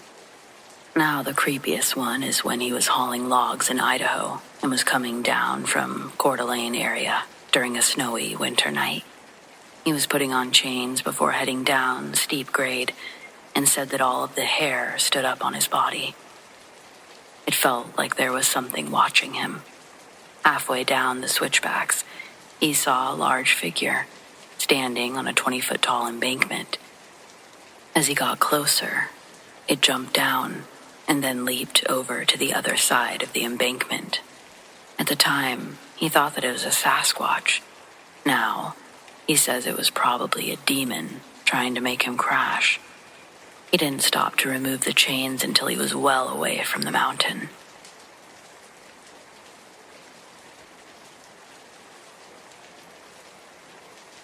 I used to take the same bus home from work every night.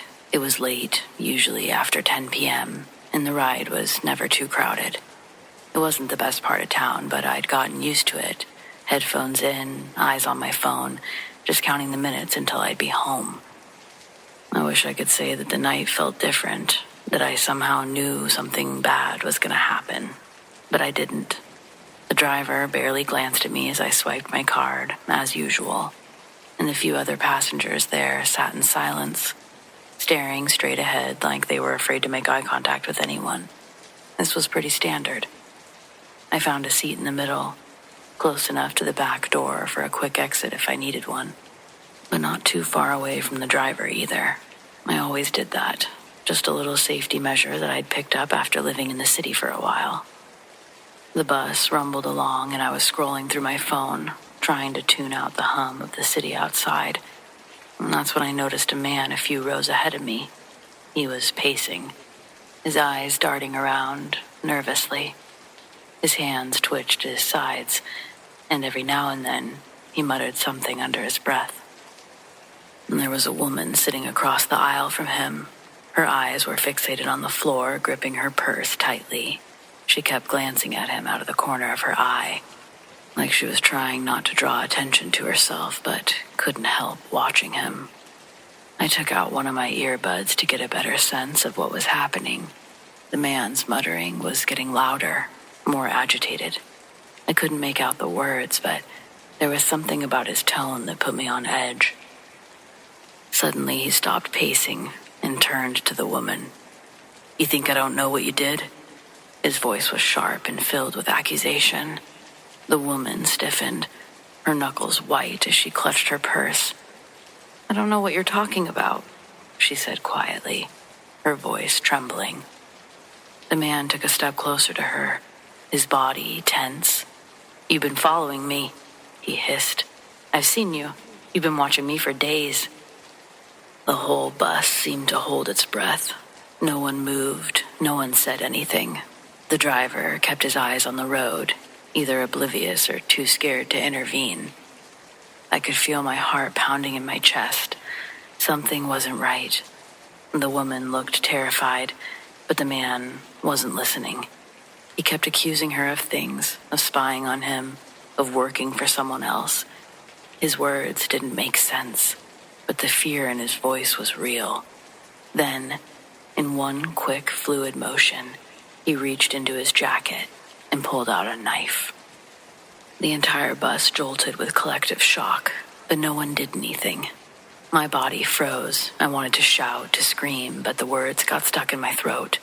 The woman gasped, backing up against the window, her eyes wide with panic. "Please," she whispered. "I don't know you. I haven't done anything." The man's hand shook as he pointed the blade at her. "Liar," he spat. "You're trying to ruin me. You think I don't know." I knew I had to do something. My mind raced, searching for options, but I was stuck in my seat, paralyzed with fear. The other passengers were just as frozen, all of us too scared to act. Just as I was about to force myself to stand up, someone else made the first move. A guy sitting near the front, a big guy, maybe mid-30s. He stood up and stepped forward, raising his hands in a calming gesture. "Hey man, let's all just calm down," he said, his voice surprisingly steady. "No one's trying to hurt you. Put the knife away." The man with the knife spun around, eyes wild. "Stay out of this," he shouted, his voice cracking with desperation. And then, everything happened at once. This woman made a sudden move, trying to dash past him towards the front of the bus. In an instant, the man lunged at her. Slashing wildly with the knife, she screamed, stumbling backwards, clutching her arm where he had cut her. Blood soaked through her sleeve. The big guy charged forward, trying to grab the man, but it was too late. In the chaos, the man turned and swung the knife again. This time, the blade was caught in the guy's stomach. I watched as he crumbled to the floor. Panic erupted on the bus, people screaming, rushing for the exits. The driver slammed on the brakes, the bus screeching to a halt in the middle of the street. I pushed my way to the back door, stumbling onto the pavement, gasping for air. Behind me, I could still hear the woman sobbing, the big guy groaning in pain. The man with the knife was shouting incoherently, his voice drowned out by the chaos around us. I ran. I didn't stop until I was blocks away, my hands shaking, my mind reeling. It wasn't until I reached safety, the safety of my apartment, that I realized I was covered in someone's blood. After following up with the police, they told me that the big guy had survived, but just barely. The woman had been stabbed too, though she'd escaped with only minor injuries. They arrested the man with the knife at the scene, but no one ever figured out what had set him off. I'm going to assume mental illness. He had no motive, no real reason for attacking that woman. It could have just as easily been me or anyone else there. It was horrifying for everyone.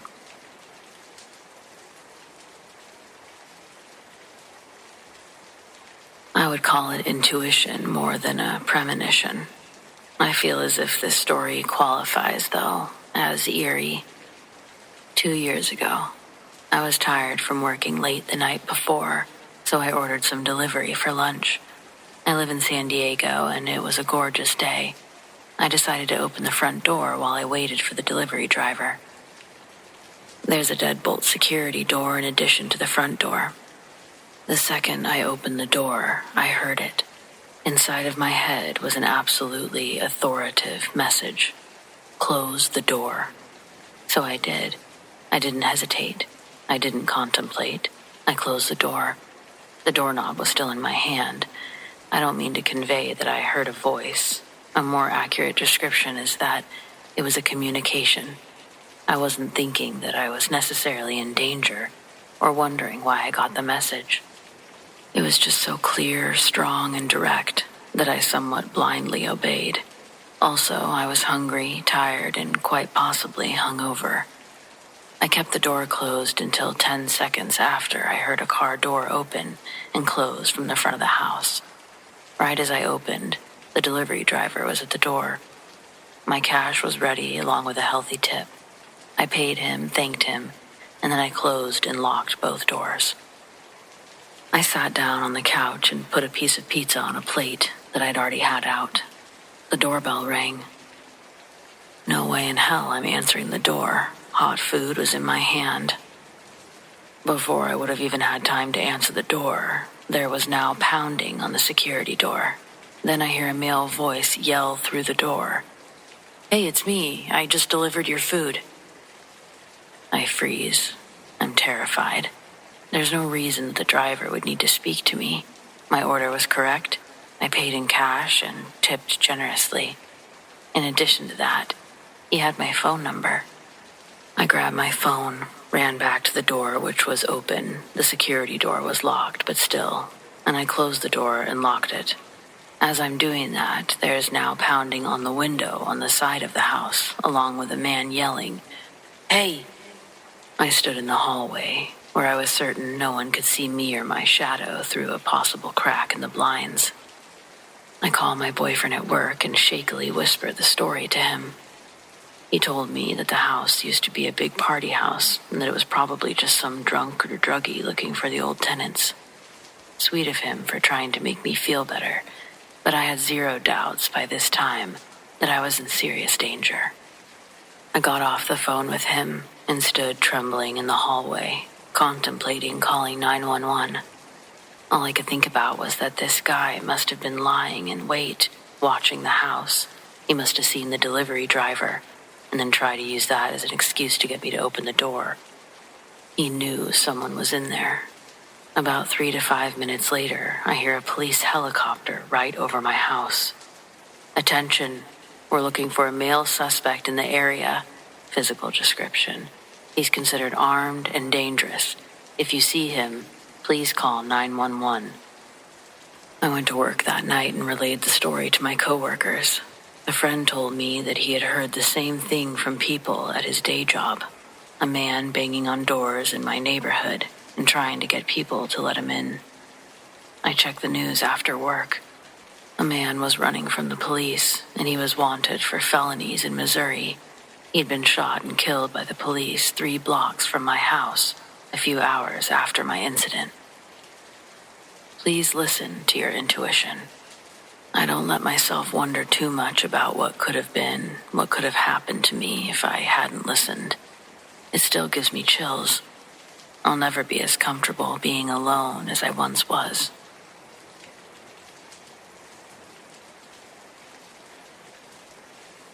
I've never really had a scary encounter with anything paranormal, but I was friends with the ghosts at my parents' grocery store. We lived in a small town. It's pretty generous to call that tiny building a grocery store, but we loved it. My parents have since upgraded, but I'll always have a special fondness for that building. When I was 14, my parents often had me restock the shelves after closing. My dad always joked about having a ghost, but I never took him seriously. Then one day, I was on a stepladder and accidentally bumped my cart, sending it rolling just out of my reach. I jokingly said, "Hey, if there's a ghost in here, can you push that back over?" The cart had been completely still when I said that, but then it slowly inched back, gently bumping the ladder. I couldn't believe it, like that wasn't really a ghost, right? But I said thanks anyway. When it was time to move the ladder down, I left the cart where it was and asked the ghost to push it again. Just like before, it rolled to me, nice and easy. I did the same thing with the rest of the inventory and talked to the ghost while I worked. I told it my name, who my friends were, stuff that was going on at school. When I was finished restocking, I grabbed a can of raviolis and laid it on the floor. The plan was to ask the ghost questions, have it roll the can forward for yes or backwards for no. Unfortunately, it didn't move that night, but it worked a few weeks later. Maybe she was still getting to know me. She didn't answer many questions in a single night, but this was a 2-year relationship. I eventually learned that she was 12 years old, had died in a car accident right outside our store. The rest of her family survived. It happened sometime in the 70s. I once asked if she liked my family because we reminded her of her own, and she said yes. She also had a brother, so maybe I reminded her of him. I never saw her appear in physical form, but there were a few times I thought I heard her call my name. Then, when my grandmother passed away, I swear I felt her squeeze my shoulder while I was crying. When I eventually had to tell her my parents bought a bigger building, several cans went flying off the shelf. It was the only time I'd ever seen her angry. Hell, I was angry too. I asked if she could come with us, but she said no. Whether she really couldn't or just didn't want to, I'll never know. I tried going to see her in the years before I graduated, but she didn't communicate with me anymore. Once I moved away for college, I tried to put it behind me, but now it's more than 15 years later, and I still think often about her. I hope she made new friends over the years.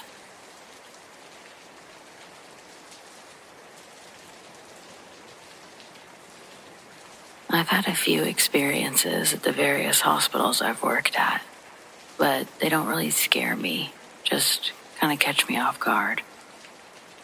I've never worked the night shift before, but one time the company suggested we stay the night in the building because there was a hurricane in the city. A lot of people decided to risk it and go home, while I decided to stay because I had to cross a river to get home. So it was maybe around 10 p.m. I was waiting for the elevator so I could go downstairs to find something to eat. I see the elevator door open and a man walked in. Then I walked in. The elevator was empty. About 2 years before, a coworker had taken his own life in the building. I think it may have been his wandering soul. The next one also intrigues me more than frightens me. About 3 years later, I had a new job, working the afternoon shift. I would get off around 11 p.m. As I was walking to the bus stop, I looked up and saw a huge white ball. I thought to myself, what a bright moon we have today. Then I looked elsewhere in the sky and saw the moon. What? Didn't I just see the moon? So I looked back at the first moon, and it flew away at the speed of light. I wasn't the only person to have seen this. A couple of nurses said they could see it from the hospital. True story.